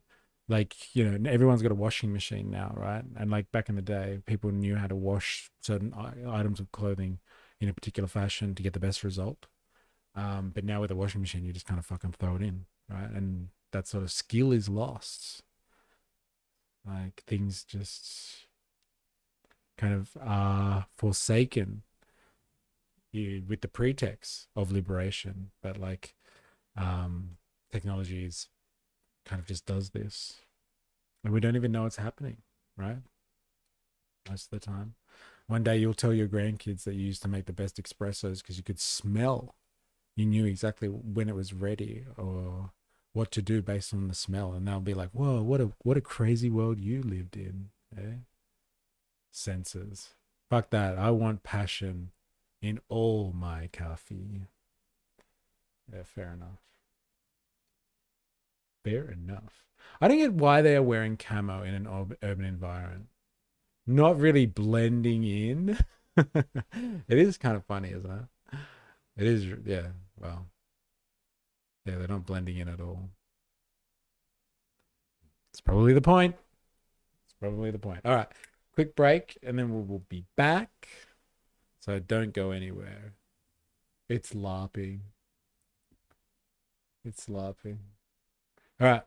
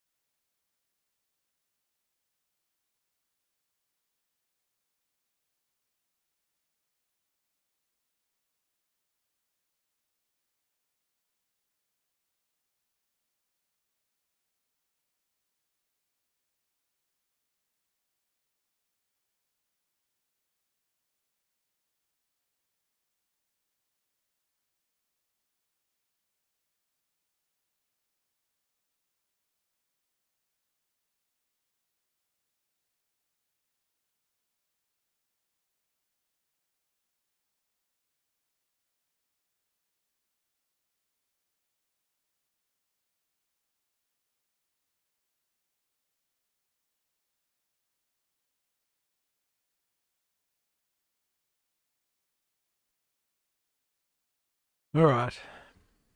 Let's mix this up a little bit, shall we?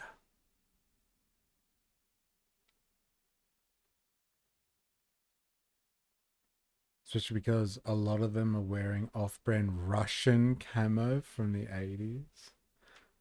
Interesting.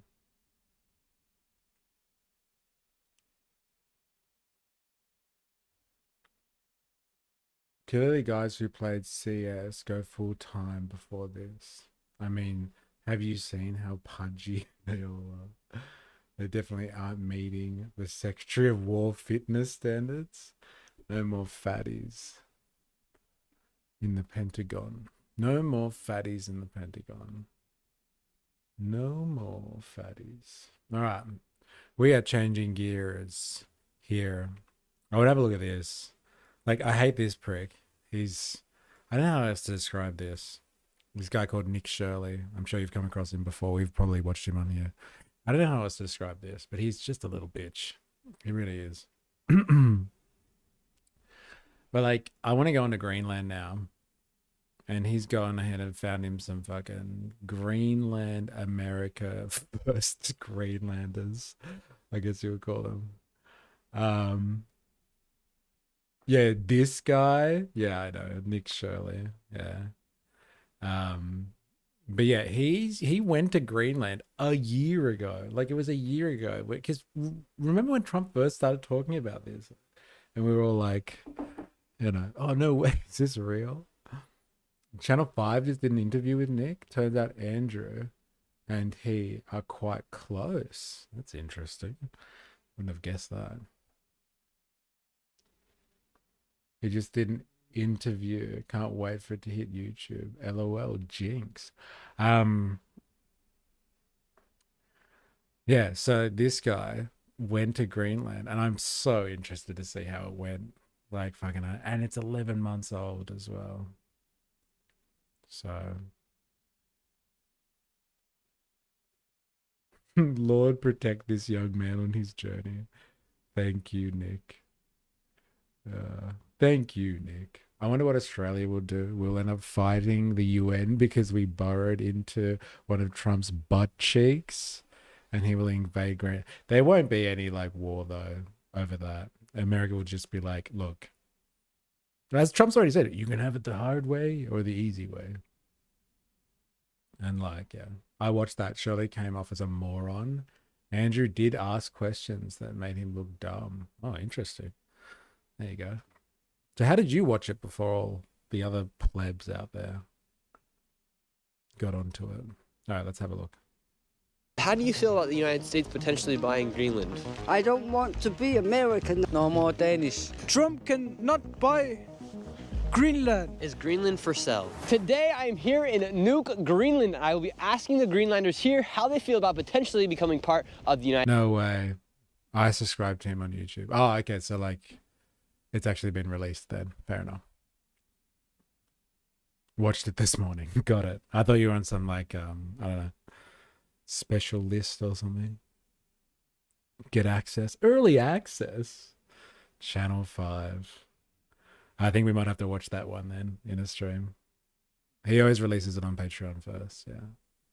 United States. Donald Trump recently has been very persistent about the idea of making Greenland part of the United States, saying that the United States needs Greenland for national security purposes. Currently, Greenland is an autonomous territory of the Denmark Kingdom. However, most recently, the Prime Minister of Greenland has said that he wants to seek independence from Denmark, making this situation even more interesting. Greenland has key trading. So like, this is the talking point. It's like Trump wants Greenland. Greenland wants independence. Hey, we will give them their independence from Denmark, and that will be our favor to them.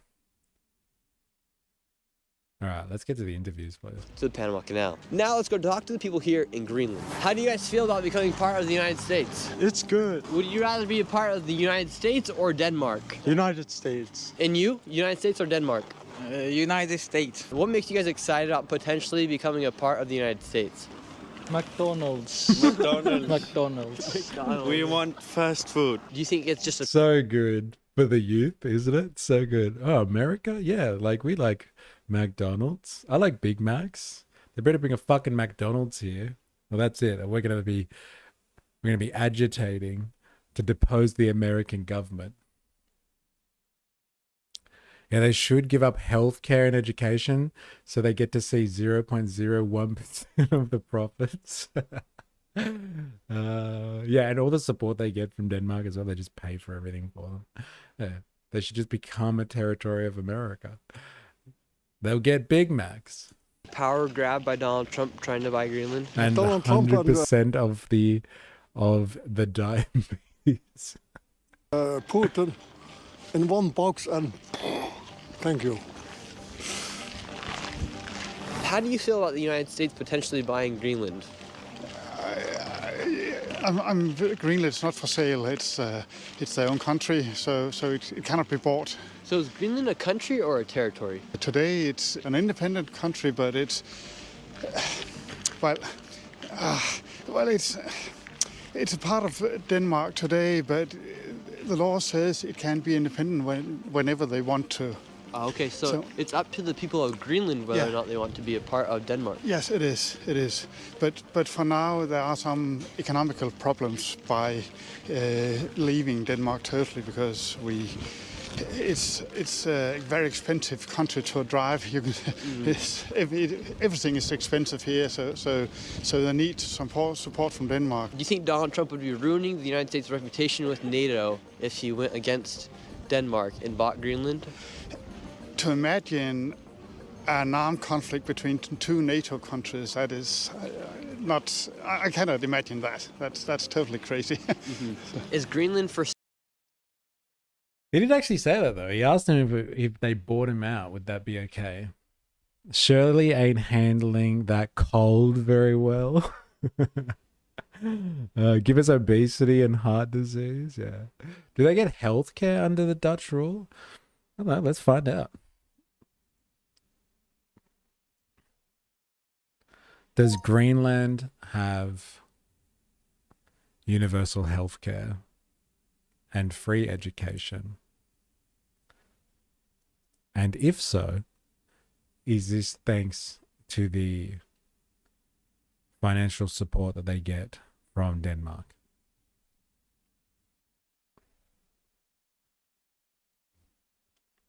I was discussing the Greenland situation with a friend this morning, and they couldn't fathom how this has anything to do with China containment. Yeah, it's interesting. It is interesting, right? Well, actually, there's something else that I want to watch on this topic, and it talks about the opening up of the Arctic region and the melting of the snow, or like the significant contraction of Arctic ice that opens up that North Sea trading lane. And China's like all over that like a rash. And the US doesn't want to be out of that race. It dominates kind of all the major trading hubs, apart from the East China Sea, which it still operates in anyway. But like it operates all of the major trading lanes. And like it won't be there, so it needs Greenland. And like that'll help. It'll help definitely in containing Russia. It'll put a lot of pressure on Chinese shipping in that region. Not sure I can either. Seems more to do with China being able to contain the US. China has said that they want to turn it into the Polar Silk Road. Yeah, and so like blocking them will put pressure on them massively. Or at least being in a strategic position to, keep eyes on them. That's for sure. Anyone who answers yes is off chops. They'll lose their safety net and end up like every other place the US has appropriated. Yes, Greenland does have universal healthcare and free education, and much of this is made financially possible by support from Denmark. Uh-oh. Like just on that basis alone, like would they want to move away from Denmark to get some private American health insurance? Greenland operates a public universal healthcare system that is free at the point of use for residents, covering general practitioners, hospitals, prescription medicines, and dental care. Fuck, I want to move to Greenland. Dental care is covered? Oh my God. Healthcare is publicly financed through Greenland's government budget, which is itself heavily supported by Denmark.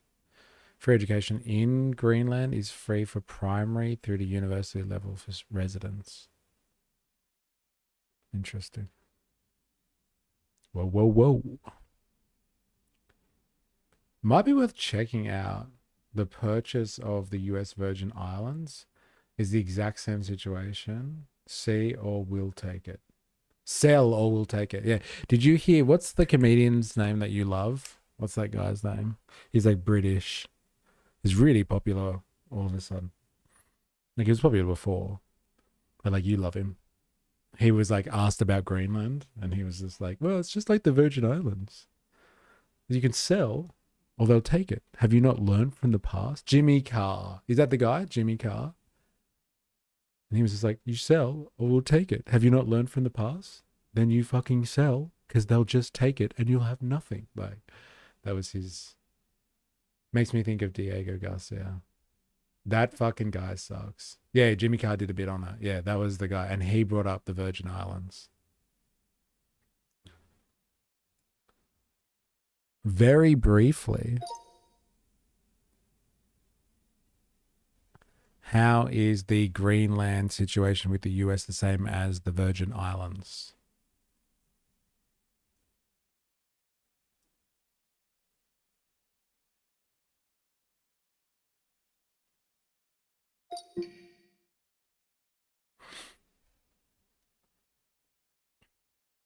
The United States sought or seeks strategic territory from a European power for military and geopolitical reasons rather than because of local demand. Greenland, Arctic missile defense, early warning systems, control of North Atlantic and Arctic routes, Virgin Islands, Caribbean sea lanes, naval defense of the Panama Canal and the US coastline. Purchase logic. The US viewed both as security assets, not cultural or demographic acquisitions. Both involved Denmark as the colonial sovereign power negotiating over the territory it controlled. Local population sidelined. In both cases, the wishes of the local population was secondary to the great power strategy, entirely ignored in 1917 and formally acknowledged, but pressured in Greenland's case. So good.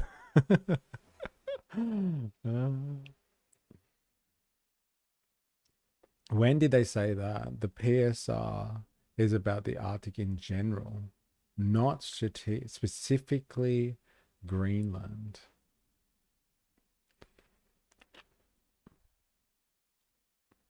All right, let's do this. Sell. No. I cannot imagine that. That's totally crazy. Is Greenland for sale? No, we don't want McDonald's here. He will take all our resources from our nature and just use it for money. Greenland is only for Greenland. But you guys are controlled by Denmark. In some part. Are you guys worried about being invaded by the United States? Kind of. Maybe he's just saying it to scare us, to make it easier to buy us. And how much would you sell your citizenship of Greenland for? No, I don't think you can put money. You can't put money on it. So say you could have dual citizenship, so you could be a citizen of Greenland and the United States. How much money would you need from the United States to give up your country, essentially? No, because we are not for sale. And if we get the money, he will get like the ruling of our country, and then he'll ruin our country. How do you feel about Donald Trump in the United States buying Greenland? Well, I didn't know you could buy a country. You know, it's everyone talks about it. It fills a lot of the media here. And do you think it'd be good for Greenland to leave Denmark and become part of the United States? I don't know. What does Denmark do for Greenland? I love those two girls. I think they do. They had some interesting attitude, that's for sure. Characters too. Woozle, they don't have this essential defense right now. How many incursions through Greenland has the US endured? Well, as the Arctic opens up, it really changes the game, it would seem. What if Trump paid each person 10 million? That's one about $500 million, give or take. That's crazy, isn't it? That's not a lot of money.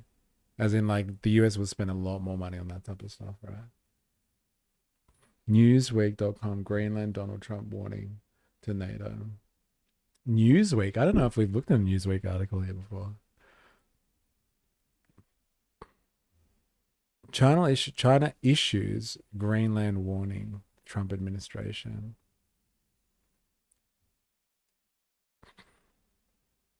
China warned the United States on Monday not to use other countries as a pretext for its ambitions in Greenland, saying its activities in the Arctic comply with international law and aim to promote peace and stability. The statement from Foreign Ministry spokesperson Mao Ning came after President Donald Trump renewed his push for the U.S. to acquire Greenland, a semi-autonomous territory of NATO ally Denmark. Trump told reporters aboard Air Force One on Sunday that Washington must take Greenland to prevent Russia or China from gaining control, adding he would prefer to make a deal, but insisted one way or the other we're going to have it. Interesting. See, I don't think China or Russia will, try to take Greenland, but having Greenland there and not being utilized by the US to stick a thorn in the side of Russia and China as they go north, like what a wasted opportunity that is. Tensions have escalated this month among Washington, Copenhagen, and Nuuk, as the White House weighs options, including military force to secure the Arctic island. Danish Prime Minister Mette Frederiksen has warned that an American takeover would mark the end of NATO. Yeah, it's a big warning, isn't it? Speaking on behalf of NATO. What if they just all vote at the same time to get rid of Denmark? That's what'll happen. Look, Denmark's become a serious threat to the stability of NATO. Let's kick NATO out. Oh, the Americans get to stay. How good's that? Peace and stability for whom? Hey, the Chinese economy, that too. The article says that China says the opposite of what you said. Trump has repeatedly argued that acquiring Greenland would strengthen U.S. national security and prevent rivals like China and Russia from gaining strategic foothold in the Arctic. Which is not China has said they want to turn it into a polar Silk Road. Why does Trump want Greenland? All right, let's continue. You support it quite a lot financially, and there's a lot of opportunities. Education. Young people get the opportunity to come to Denmark and get free education, which is crazy, right? For an American, that must sound mental. Yeah, I don't know if we're gonna be able to beat that, but no. You're freezing, huh? Yeah, I am freezing. You need a hat. You can just borrow this.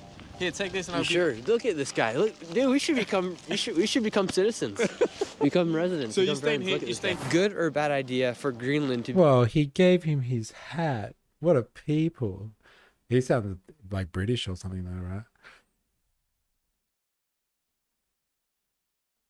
The fossil fuel companies and their relevant lobbying earworms. Eh?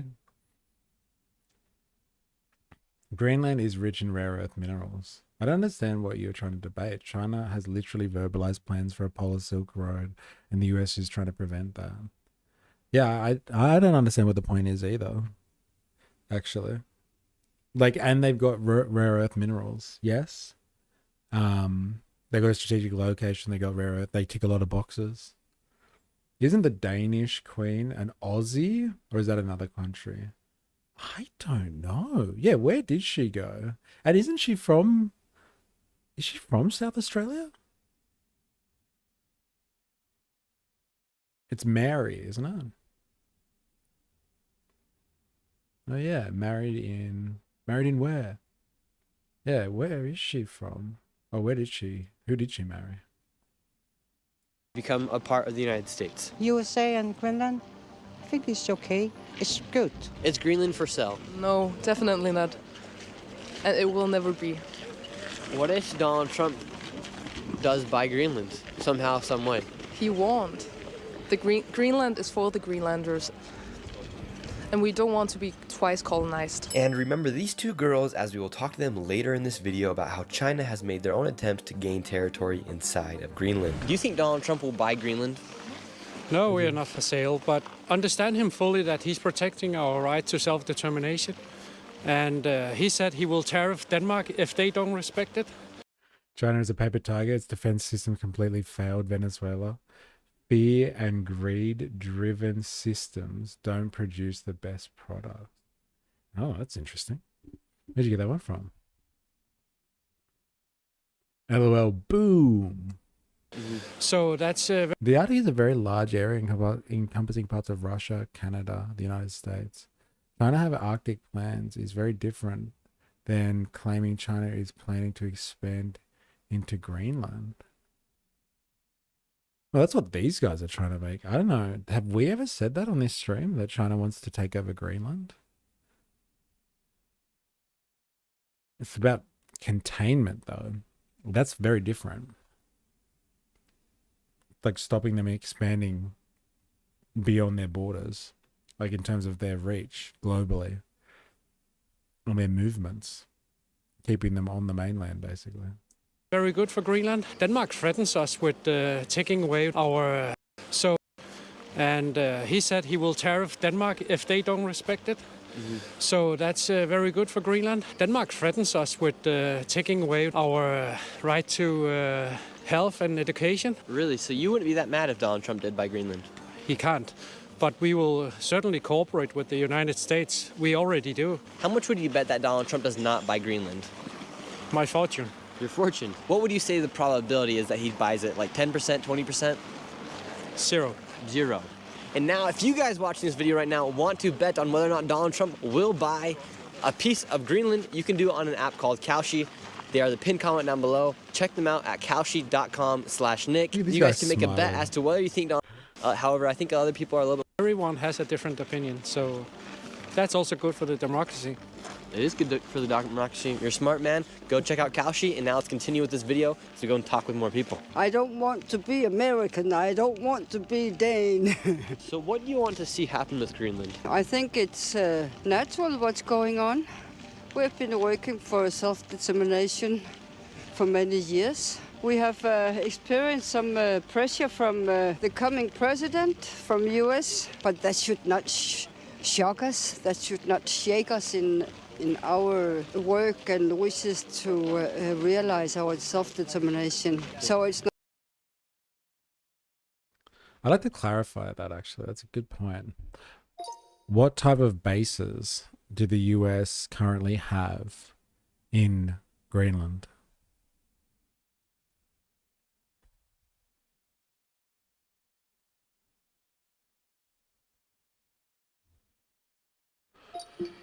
They have a space base.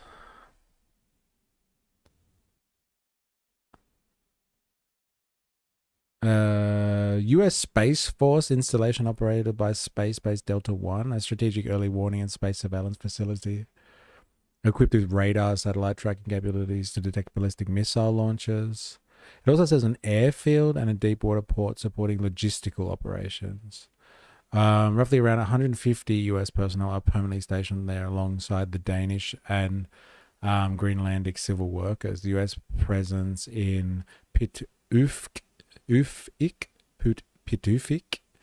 operates under the 1951 US-Denmark Defense Agreement. Denmark retains sovereignty over Greenland and the base functions within a mutual defense framework. Other former bases, historically the US had an additional World War II and Cold War installations. But those are no longer active today. The US maintains one strategic military base in Greenland. It's a space base, and there's only 150 people there. Are there soldiers at the space base? Are there US soldiers at this space base?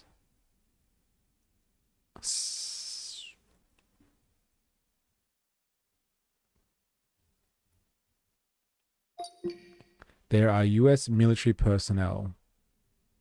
The space hosts a permanent US military presence of service members from the Air Force, typically around 150. It's not really a US base, is it? It's not like the ones that they have in the Middle East. I don't know about that one. US already has military control over Greenland. I wouldn't really call that military control. The more obvious motive is the rare earth minerals. I don't know, man.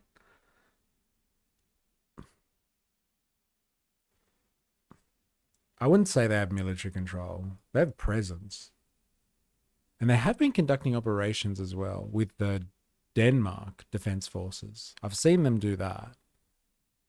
But like Denmark is even in Greenland doing its own military exercises in case of an invasion. They're practicing for an invasion, if you know what I mean. Everything the US does is centered around China's containment, whether you want to admit it or not. I just don't see it. The US isn't in a position to contain China. It's in a position to be contained by China, though. And that's exactly what they're afraid of. If I were going to go for self-determination, I'd at least want some form of a militia. Greenland has none, so US has more soldiers in Greenland than Greenland does. That's fucking hilarious. Yeah, 100 by about 150. Interesting. Very interesting. Not about Denmark, it's not about the US, it's about Greenland. Our problem is that we are situated geopolitical in the middle of two big superpowers. Greenland could be looked at as a very vulnerable country, as there's only 57,000 citizens here. But it doesn't matter how few or how many we are. This is our country, and it has been, we have taken care of this long before any people could live here. Yeah. That's part of our heritage, and we have our rights. In the past 4 years, the United States has given over $200 billion to countries like Ukraine, Israel, whether that be through military aid or financial aid. $200 billion is a lot of money. Yeah. So that goes to show that we have a lot of money. If Donald Trump were to offer you guys $5 billion, and you guys have 57,000 residents here, each resident would get around $100,000. Would you guys become United States? Hey, that's the Dilemma's talking point. Have you watched this one already, Dilemma's? He's doing the same deal. He's like, if we give you $5 billion, you'll get what was it? You'll get residents here. Each resident would get around $100,000. You'll get $100,000.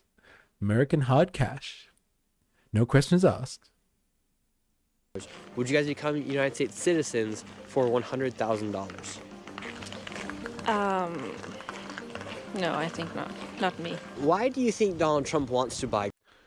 Who on the entire planet could even rival the current US military control of Greenland? What military control? Certainly not Denmark, nor the population of Greenland. But we've looked at this in the past, and Denmark is active. It does have active military within. They run military exercises all the time. Border estimates of active duty civilians contractors support the total personnel around 600, approximately 200 being active. So we've got 200 service members in America, from America, that are active on the continent of Greenland, or the island of Greenland. Does the country of Denmark keep military personnel at Greenland, or have any military bases there? Can you compare this to how many military personnel the US has in Greenland?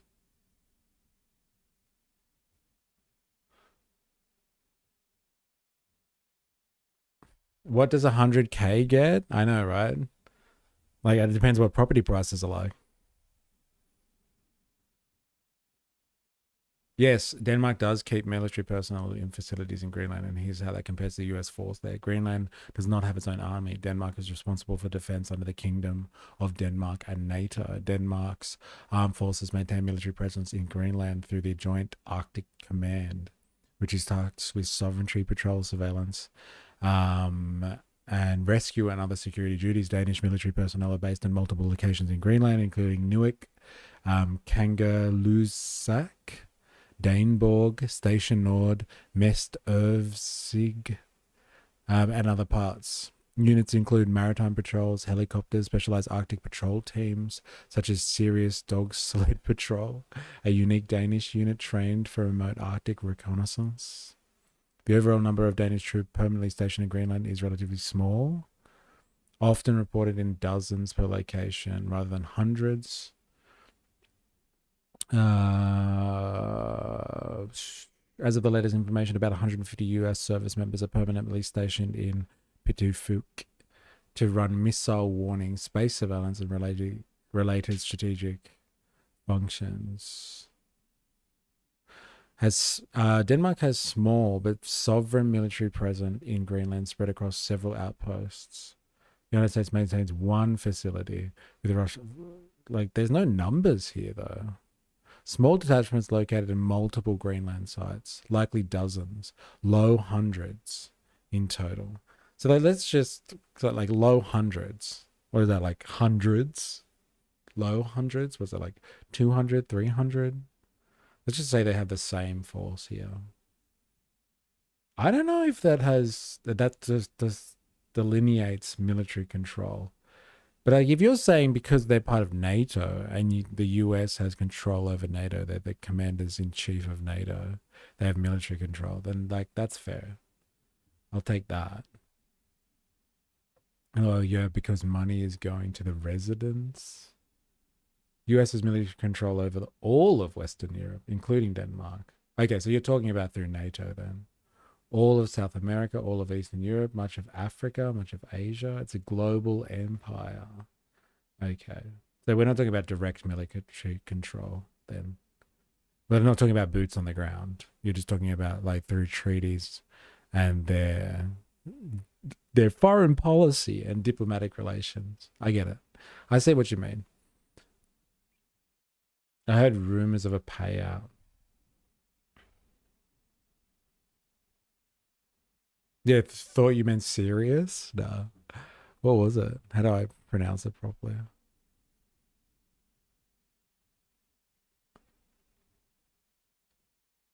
Sirius. Sirius Dog Sled Patrol.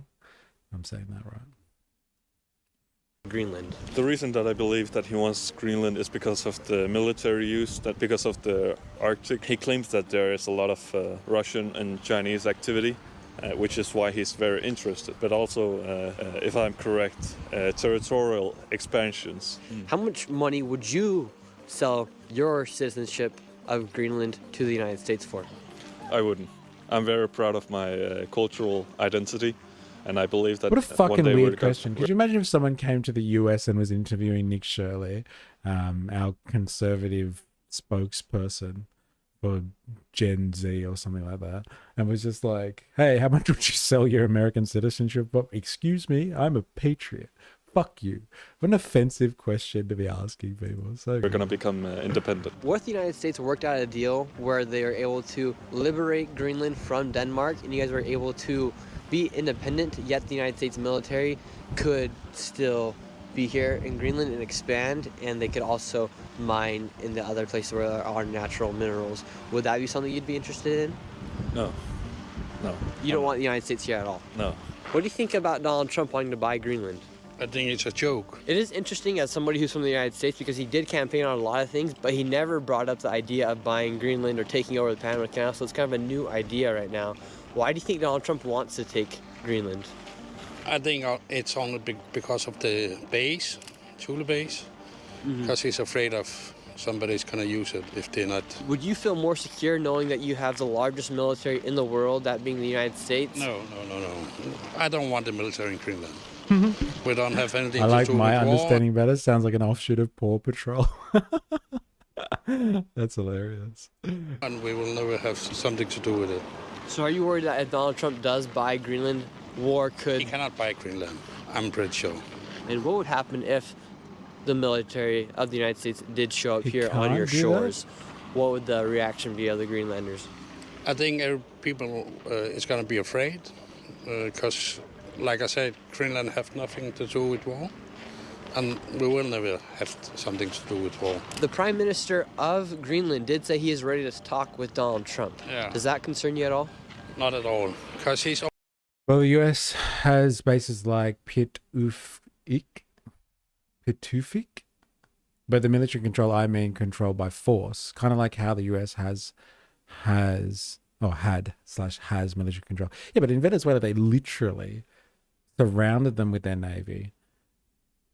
It like blockaded them and were using like sanctioned, like publicly sanctioned apparently, CIA operations inside the territory of Venezuela to destabilize the government. So they were actively carrying out destabilization efforts through covert means and through overt means. They actually had the country surrounded. They had put sanctions on them to cripple their economy. They were definitely in control of Venezuela by the time they took Maduro out.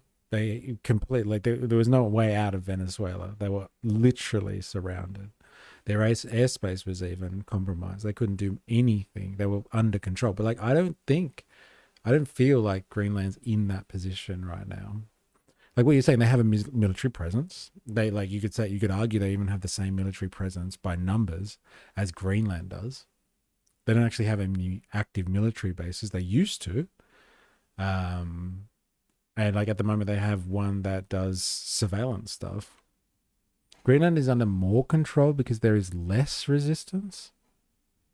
I don't know, man. This is really, I don't know. Like, if you're saying because they come under the umbrella of a NATO signatory, and so therefore by default they are under the control of the US, then I buy that. But like at the moment, there's no military presence, like putting immediate pressure on being able to seize Venezuela. If they can convince Greenlanders that most other Greenlanders want to join the US, job done. They don't need guns when they have subterfuge with a side of threat. Yeah, I know, right? But so far, I'm waiting for like the latter half of this interview session because it's just maybe they're saving all the people that are pro-American for the end. So far, people are like, no, it's not for sale. Sorry. Thanks, but no thanks. Only saying it so if they want to expand on the Thule, because it's already written that they can expand and do whatever they want up there. So I'm not afraid of that. Okay, so you're not afraid, even though your prime minister said he's ready to talk? No, I'm not afraid. Say the United States offered to buy Greenland for $5 billion. That would give you around $90,000 or upwards of $100,000. Would you become a United States citizen for $100,000? No, I wouldn't. How do you feel about the United States wanting to buy Greenland? It's ridiculous. And why do you think it's ridiculous? Because it's not for sale. What would it take for you to want to become... I love the logic. It's so good. Impenetrable. He's like, but you can't buy it. It's not for sale. Excuse me, motherfucker. Everything's for sale in this world. Who the fuck do you think you are? I'd wager a fuck ton that they have operatives working with friendliness. Yeah, you know what? That's a fair call. I take that back. XNF.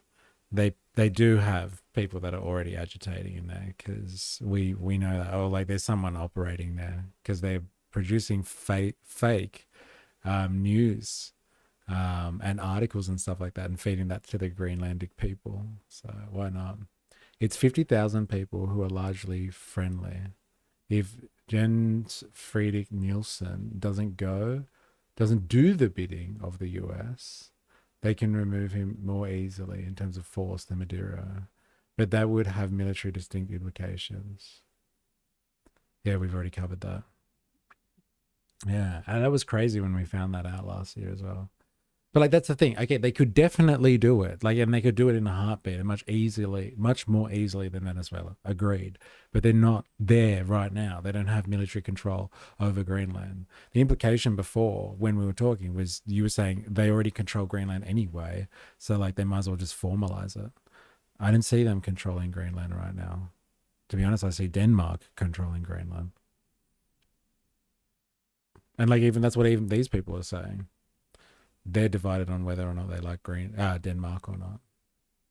This manipulative element of a sect of humanity is an insanity, but still gets to lead the sane. That's my fucking head in. Somebody's got to lead. Eh? I'm a part of the United States. And who do you want it to be? China? Eh? Not the Chinese. Give me the devil I know, please. Why wouldn't you want to become part of the United States? Why? Maybe taxes. The healthcare system. Greenland is very interesting because you guys are in the Arctic Circle and you guys are the largest island in the world and you guys have the bridge between the United States, Canada, and Russia. Yeah. So do you think Donald Trump wants to buy Greenland in preparations if there's a World War III to break out? Yeah, but the thing is Greenland is a very peaceful place. I don't think it's fitting to get some weapons imported. Okay, so that'd be kind of your fear, is that if Donald Trump were to buy Greenland, it might cause some tensions here in Greenland. Yes, exactly. What kind of tensions do you think?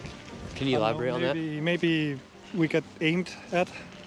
from other countries. What do you think about the United States buying Greenland? No more Danish. Why do you guys not like the He's Danish? very American. Liar. How do you feel about being bought potentially by the United States? I don't think we're going to be bought. Times have passed where you could buy other people in other states. You did that 100 years ago, not now. So Greenland's not for sale? No, definitely not. Would that destroy NATO if Donald Trump went against Denmark and bought Greenland, and took over Greenland? I don't know if it would destroy the NATO, but it would definitely change it, for sure. Yeah, it's a completely new kind of situation, so yeah, no, I don't know that. What I like about this situation is that more people outside Greenland are taking Greenland serious now and listening to what we want. Yeah, because I think people are realizing it's a different time, different measures. War in Ukraine, Russia, you never know how far that could escalate. And I think that's why Donald Trump wants to get Greenland to protect the United States from those trading routes where they could come in with submarines and secretly somehow attack the United States or other countries. But what you're essentially saying is that he wants to make Greenland the country where the bombs fall, or what? I mean, that's insane. You're looking at it as if Donald Trump wants to buy Greenland so that if there was a war to break out, the attacks would happen on Greenland first. Yeah, if so, maybe, I don't know, because you can switch that into saying you want war in Greenland or whatever. I don't think so, because I think this whole, I know Trump, he got really angry when the Prime Minister said that this thought was absurd, and that's because we use the word absurd in a different way in Danish. But I think it is absurd, because this is just not, you don't buy other people, you don't buy other countries, you cooperate with other countries. Really? It's too transactional for these people, is it? You don't buy people, you don't buy countries. Get Greenland to protect the United States. Your life is worth 100K. Ours is priceless mentality. Is so good. It is a bit like that. It's like, well, you wouldn't get 100K to be American, but we're American. Like, what's wrong with you people? I'd become American for free. God damn. I'd do lots of stuff with $100,000. What's wrong with you people? It's funny how she's arguing and it's just like, well, like, so wait, you want it for your defensive capability just in case Russia and China send submarines towards the US. And so what, you want us as a buffer state so they have to attack us first before attacking mainland USA? Fuck it, I don't want to be your buffer state, motherfucker. It's not about Greenland being bombed or military in Greenland or whatever. Just, you know, in 2025, countries cooperate or they do not. They don't buy each other. And now that your Prime Minister is ready to talk with Donald Trump, are you worried about the United States buying Greenland? No, not at all. I'm 68 years old, so I'm not worried. What do you and the majority of Greenlanders think about Donald Trump? As a human being, he's a little bit crazy maybe, but he's the most powerful in the world next after Putin and China. Do you think Vladimir Putin is more powerful than Donald Trump? No. So would you say Donald Trump's the most powerful man in the world? Yeah, U.S. is the most powerful country in the world. Is Greenland for sale? Yeah, no, that was pretty much what he said. No. He's like, look, I'm 68 or whatever. Why the fuck would I care? She will in the world. Is Greenland for sale? No. See, we live here. Trump cannot buy Greenland. What will you do if he does buy Greenland?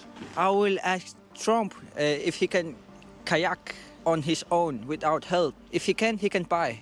If he can't, he don't buy. So if the United States were to buy Greenland and you were able to get $20,000, would you do it? I will not say. What an awesome proposal. If that man can kayak in Greenland by himself, he can have the whole place. This is how we sort out diplomacy, Greenland style. So good. Yes, for money. For Greenland or money, I will choose Greenland. We live in Greenland, he cannot buy this. For $100,000, would you guys sell Greenland? Shit, If I each support that citizen of logic. Yeah, Greenland got- I would pay so bad to see Trump in a fucking kayak. 80-year-old Trump try to kayak his fucking decrepit ass in Greenland somewhere. Because, like, you know, even if he loses, like, you know, everybody wins kind of thing. Like, he's not going to survive out in the cold like that, kayaking in Greenland. I would love to watch the toad freeze to death. Care for them, not yourself. Care for those to come, you selfish old cock. Yeah, well, that wasn't his mentality just then, was it? $100,000, would you sell your country? Yes. But you said Greenland is not for sale, but you'd sell it for $100,000. Money is money. The world boy will understand. What do you think about Donald Trump in the United States buying Greenland? Well, I don't know about buying, but I believe that there should be a better relationship with America, because I don't think our country is very... we don't talk with any other countries, really. We are kind of bound to Denmark. Yeah, I ain't sure about buying it. Would you guys like to seek independence from Denmark and then become part of the United States? I believe that at someday we should have independence, and that also means that we would have to mine and stuff. I don't believe... Yeah, he was trying to lowball them with fucking... You're right. Why was he trying to lowball those young bucks with 20K? And he was offering other people 100K. Education is worth more, as just displayed. Savage. Fucking savage. So true, though. Right? Like, because at the end of the day, like, if you take a child from the beginning of their education cycle to the end of it, like, you know, 100,000K, like, to raise a child and educate them and stuff like that, like, $100,000 isn't going to get you very far. Like, you'll use it all up by the time that they're 18. Honestly, if he ran his kayak into an iceberg and sank, that might launch him into an even higher tier of historical fame. Could you imagine? My God. We would be able to be self-sufficient with just fish. Do you think it would be better for you guys to become part of the United States versus being part of Denmark? Of course, there's some benefits to America. We would have way bigger military, and we would be safe from invasions in case of a war or something. If the Third World War comes, I don't know how much it would matter with all the nuclear weapons and stuff, but there would probably be some Russians coming from Greenland to go to America and stuff as a vantage point. Your Prime Minister did say he's ready to talk with Donald Trump about the situation. What do you think that means? I think he wants to negotiate in other ways than selling Greenland. We are open to the outside world, but we don't want to sell. We want to negotiate and make money in other ways other than Denmark, in export ways. Now with the conflicts that are across the world with Ukraine, Russia, China, Russia, and their involvement together, and Greenland has a pivotal location as far as the trading routes for these ships and for these countries. Can you understand why Donald Trump would want to buy Greenland to protect the United States from Russia? I really do. We are really placed in we're well placed in the geopolitical meaning. We're placed in the middle of everything with Russia and USA on both sides. And I just think, of course I understand that he wants to buy us through the resources and the geopolitical way. And China did try to build airports and give loans to Greenland, and they were trying to influence their way here into Greenland as well. Would you... Educated kid can earn 100K a year if societal hurdles aren't a minefield. To sell your lot in life for 100K is broken. Yeah, it's pretty cheap, isn't it? Like, you can earn 100K if you really wanted to. Like, ask for more. We want to be bribed, but not admit we're being bribed. Would you guys rather have influence of China or the United States here? None. Neither. I do. Look, if he's referring to like Belt and Road Initiative stuff where they talking like China goes around building ports and infrastructure, like, it's very different to someone setting up military bases in your country or trying to buy it outright. It's a very different circumstance. It's like contract law versus like law of the jungle. I think it's a brilliant idea that we do negotiate with other countries, but not in the way of being bought. No one can buy us, and Greenland is for the Greenlanders. Are you worried about being invaded by the U.S. military, as Donald Trump did say that's not off the record when he did have a press conference the other day? Of course we are. I don't want this to sound like a threat, but here there are 57,000 people. Yeah. And in the United States, our military is much larger than 57,000 people. I know, but we are part of Denmark, and Denmark is under NATO.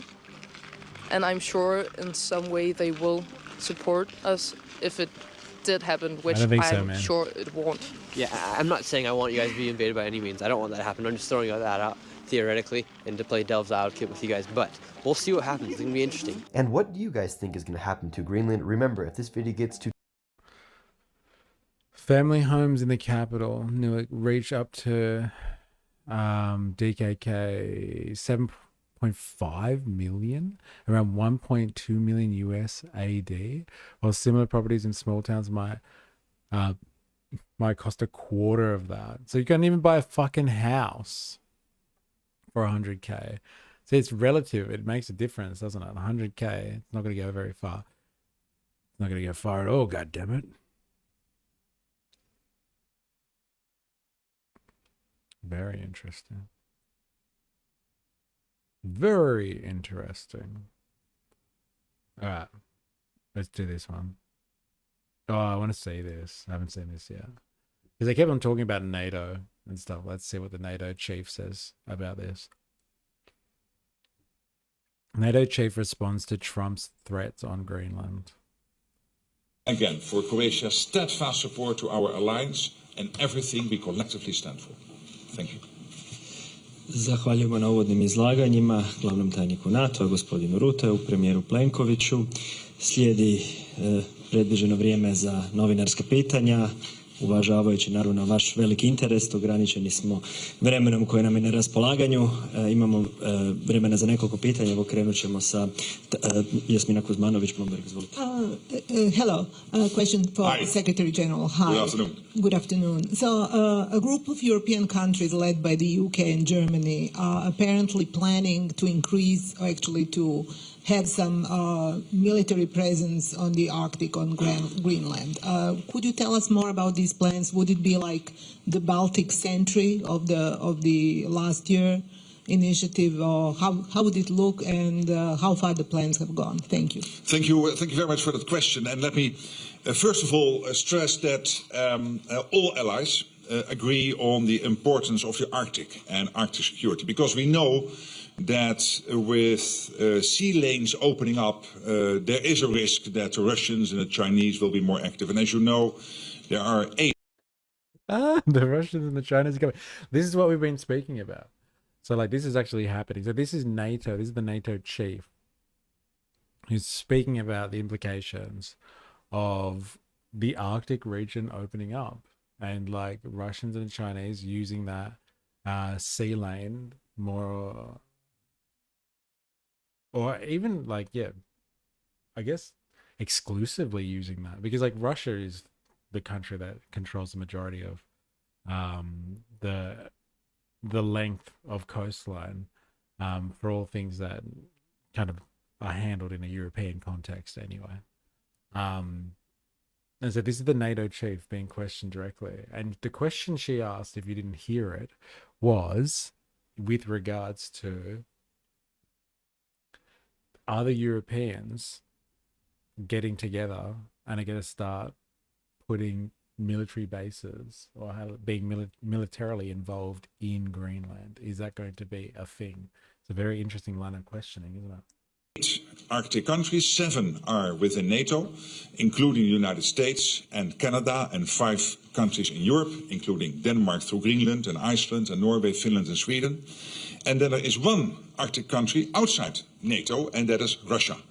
But you could also argue that by now China has almost become a sort of Arctic country, not geographically, but at least by the sheer amount of their activities and interest in the region. So that has led last year already to some debates, very successful concluded debates in NATO on how, as an alliance, together with our 7 Arctic allies, we have to work together to make sure that the Arctic stays safe. And currently we are discussing the next step to that, how to make sure that we give practical follow-up on those discussions to make sure that as an alliance we do everything collectively and through our individual allies to make sure that the Arctic stays safe, as we all agree that that has to be a priority. Hi. Hi. Also a question for you, Secretary General. My name is Anabela Lajko from the Croatian Radio. You have repeatedly stated that Russia is the main threat to NATO and to Europe, of course, understandably. We all understand why. What is your comment, approximation on latest statements from Donald Trump, who said that if necessary, he will take military action on Greenland? So good. And I'm just going what to... a question. It's like, with obvious reason, NATO exists to counteract Soviet, which doesn't exist anymore. So therefore, Russian military aggression against the rest of continental Europe. And it's very obvious that NATO exists for the prime reason that Russia is a force to be reckoned with. They are potentially a threat to the sovereignty of European allies as individual nation states. Can you comment on the fact that a NATO member is now threatening the sovereignty of a particular UN NATO member state? Like, that was an interesting way of framing that. Like, obviously NATO exists to protect Europe's interests as a collective against a big scary adversary. What if that adversary is now coming from within NATO?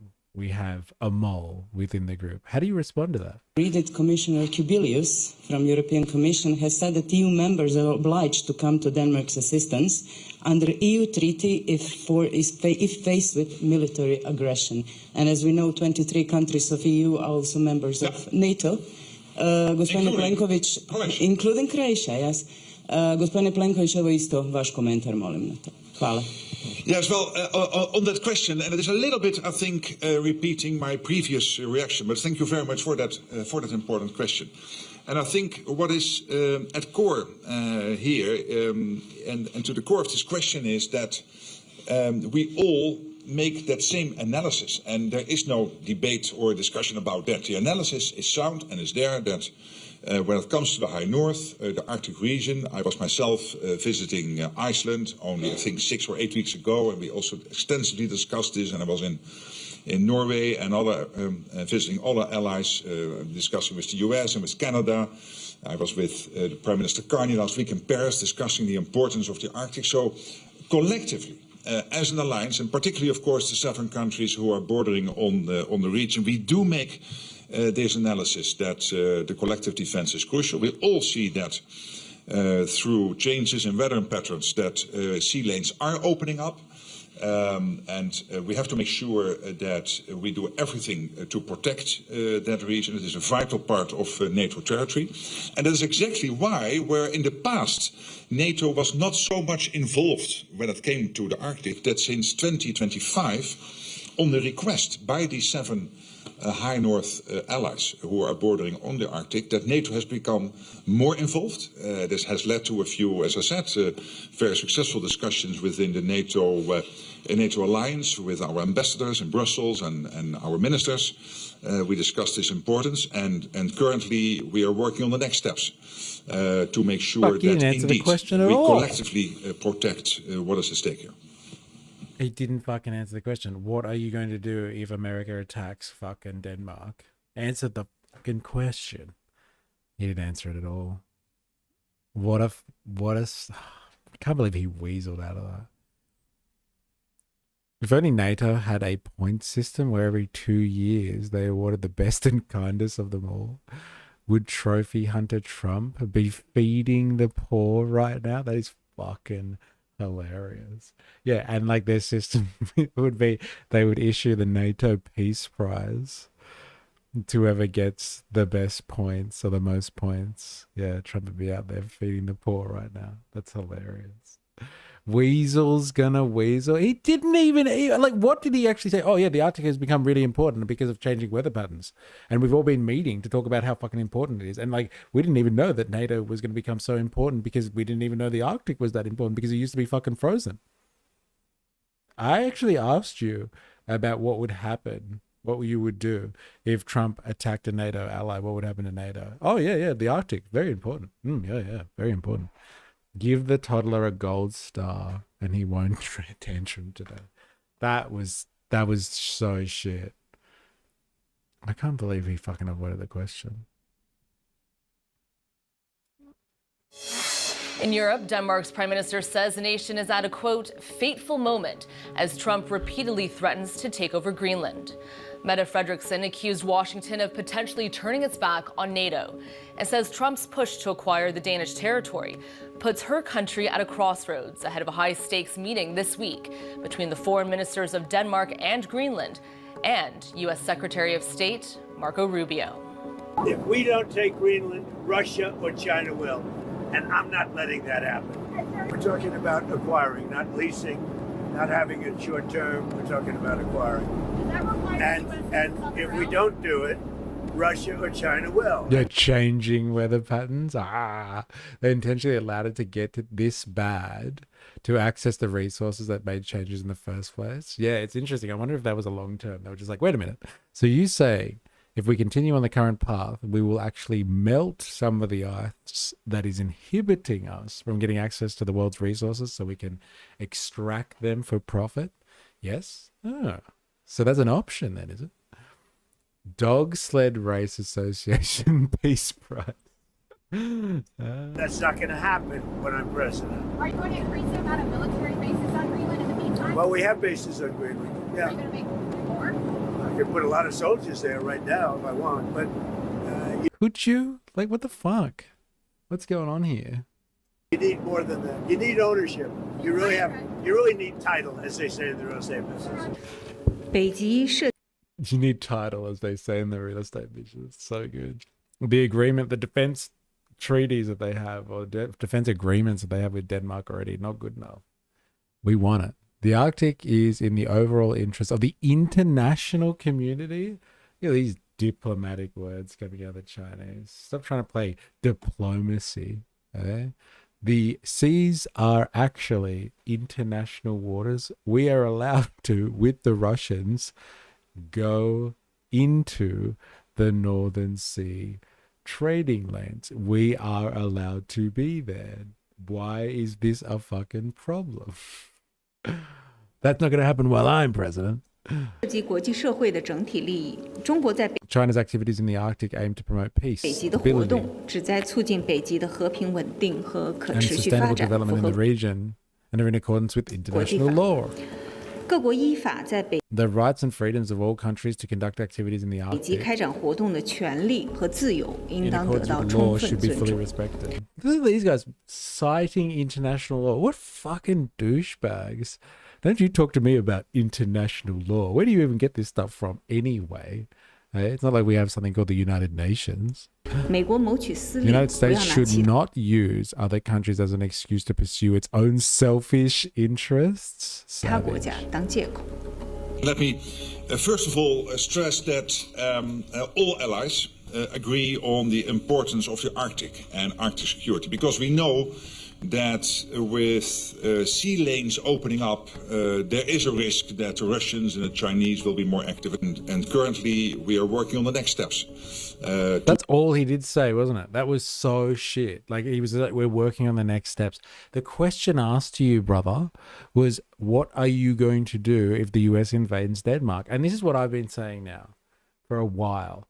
They won't do fuck all. What are they going to do? Europe's entire mindset right now is the existential threat for Western Europe is this is the Russian beast. Russia is going to come and consume the entirety of the EU. And if they don't have America in their back pocket, then they're completely screwed. And so, like, fuck Denmark. They're not going to give up supposed US military support in the war against Russia, like for Denmark and the supposed sovereignty of 57,000 Greenlanders who think that they have the right to this massive landmass that sits in the Arctic region. Fuck them. They need to protect themselves against the evil Russia. The evil Russia that has been kind of spawned as well by US interference in their own affairs. And Europe is now being fed, to steal a term from Brian, but I love his terminology sometimes. Europe is being fed into the meat grinder that is the war between Russia and China Russia and Europe, or the EU, on the borders of NATO countries, or the borders of NATO, let's say. Trump was recently quoted saying the only thing that can stop him is his own morality. Yeah, and he doesn't need international law. Yeah, like what is international law anyway, right? Like the only thing that really stops me is my own morality. Like what is international law? Like it really got all philosophical. Sea Life says China is being a hypocrite. See, China is supporting that U.S. designated and sanctioned terrorist organization known as the International Criminal Court. Yes, that's right. Greenland is only 20% of the size of the USA. That's a crazy. Is that true? 20%? That's fucking massive. Do they keep on saying it's the biggest island as well? I thought Australia was the biggest island. Some people call it a continent. Some people call it an island. Actually, let's finish. To make sure that indeed we collectively protect what is at stake here. And I believe that Donald Trump is doing the right things for NATO. By encouraging us all to spend more, to equalize this, what the US is spending. We had a very successful summit in The Hague, where we decided on the 5% defense spending, including 3.5% on core defense. He's doing a great job telling us all to pull out our fucking checkbooks and start spending more of our money, not on our populations, not do what governments should do and spend money on the people, improving the lives of the citizenry. No. Spend more money on the military industrial complex. Pump more money in. Why anyway? Why do we have to do that? Why do we have to spend more money? Because somebody pissed off Russia. And like, who is that who pissed off Russia? Fucking CIA. So they're cleaning up. They're getting their checkbooks out. They're spending double the amount of their GDP now. And they're committed to it. They're getting blood from a stone. Like, these are European countries that are all fucking struggling economically anyway and don't have the money because of neoliberal policy for the last fucking 50 years. They don't have the money anyway to spend on anything else, but they found the money magically to spend on defense spending. And these guys are like, fucking thank God for Trump encouraging us to spend more money on military spending, says Mr. Chief of NATO. Thank God everyone's taking the military seriously again. Hey, at least I can justify my position.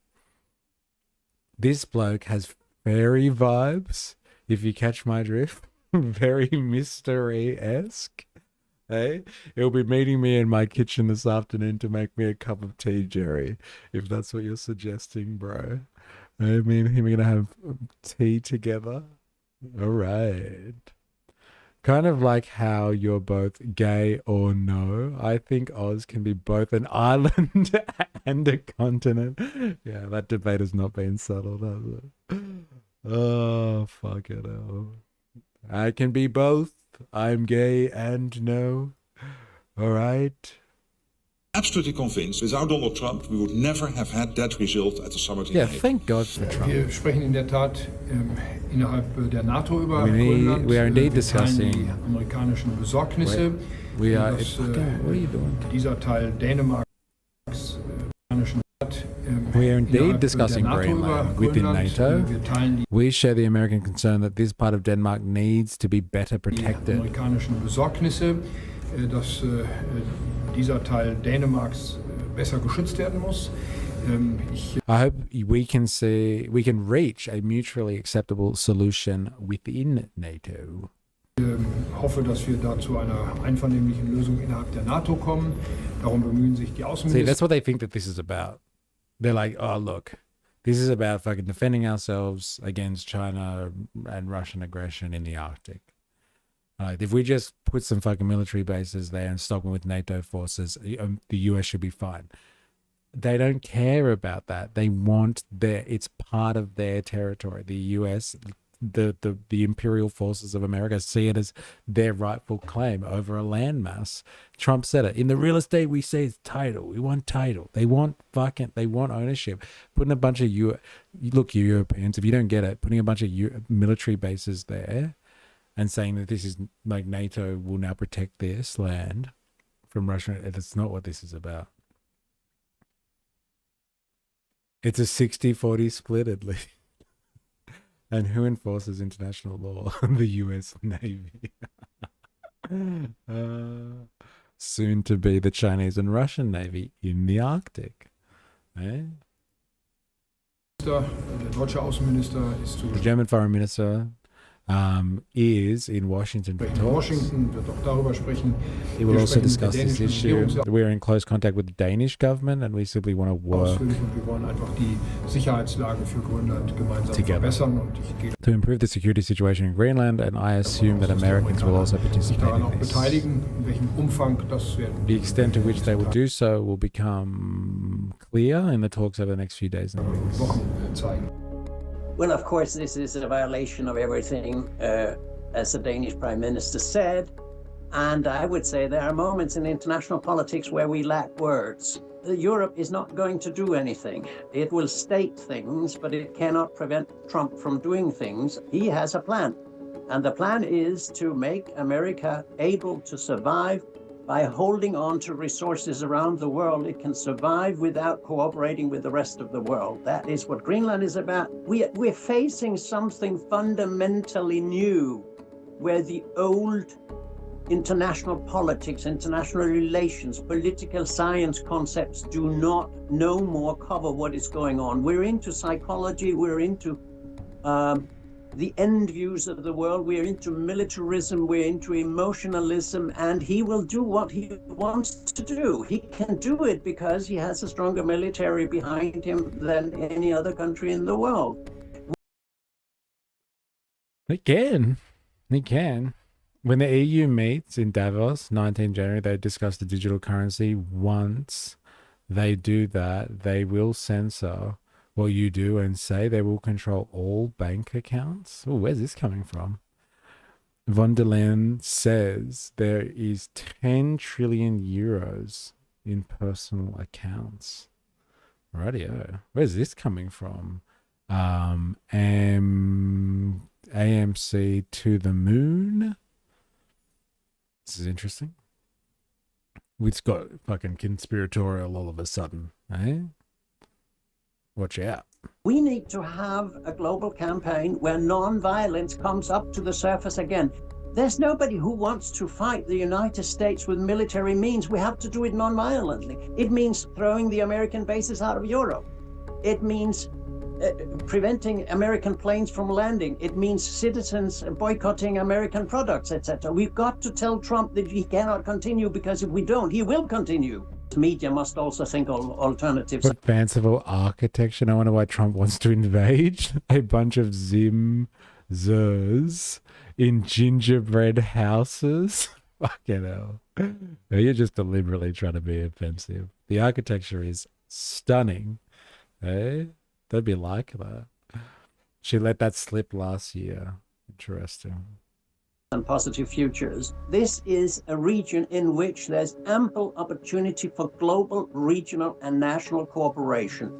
It means that this area must be demilitarized by treaty once and for all. We have 42 new American bases in Denmark, Sweden, Finland, and Norway within 2 years, and no public discussion. This must stop, and instead we must look at this as a wonderful opportunity for global cooperation, to the benefit of the locals, to the benefit of the Nordic countries and that region and Greenland in the middle, and to the benefit of the rest of the world. What a fucking hippie, eh? Talking about benefiting the entire world through some type of rules-based order and some type of international community where people talk and use diplomacy to get things done. What type of utopian nonsense is that? We don't buy it, my friend. We don't buy it. My God. All right, if you're watching this on YouTube right now, hit the like button. Okay, if you haven't already, hit the like button. If you're watching this for the first time, you're new to this stream, and you're enjoying what you're hearing, then come and join us. Be part of the community.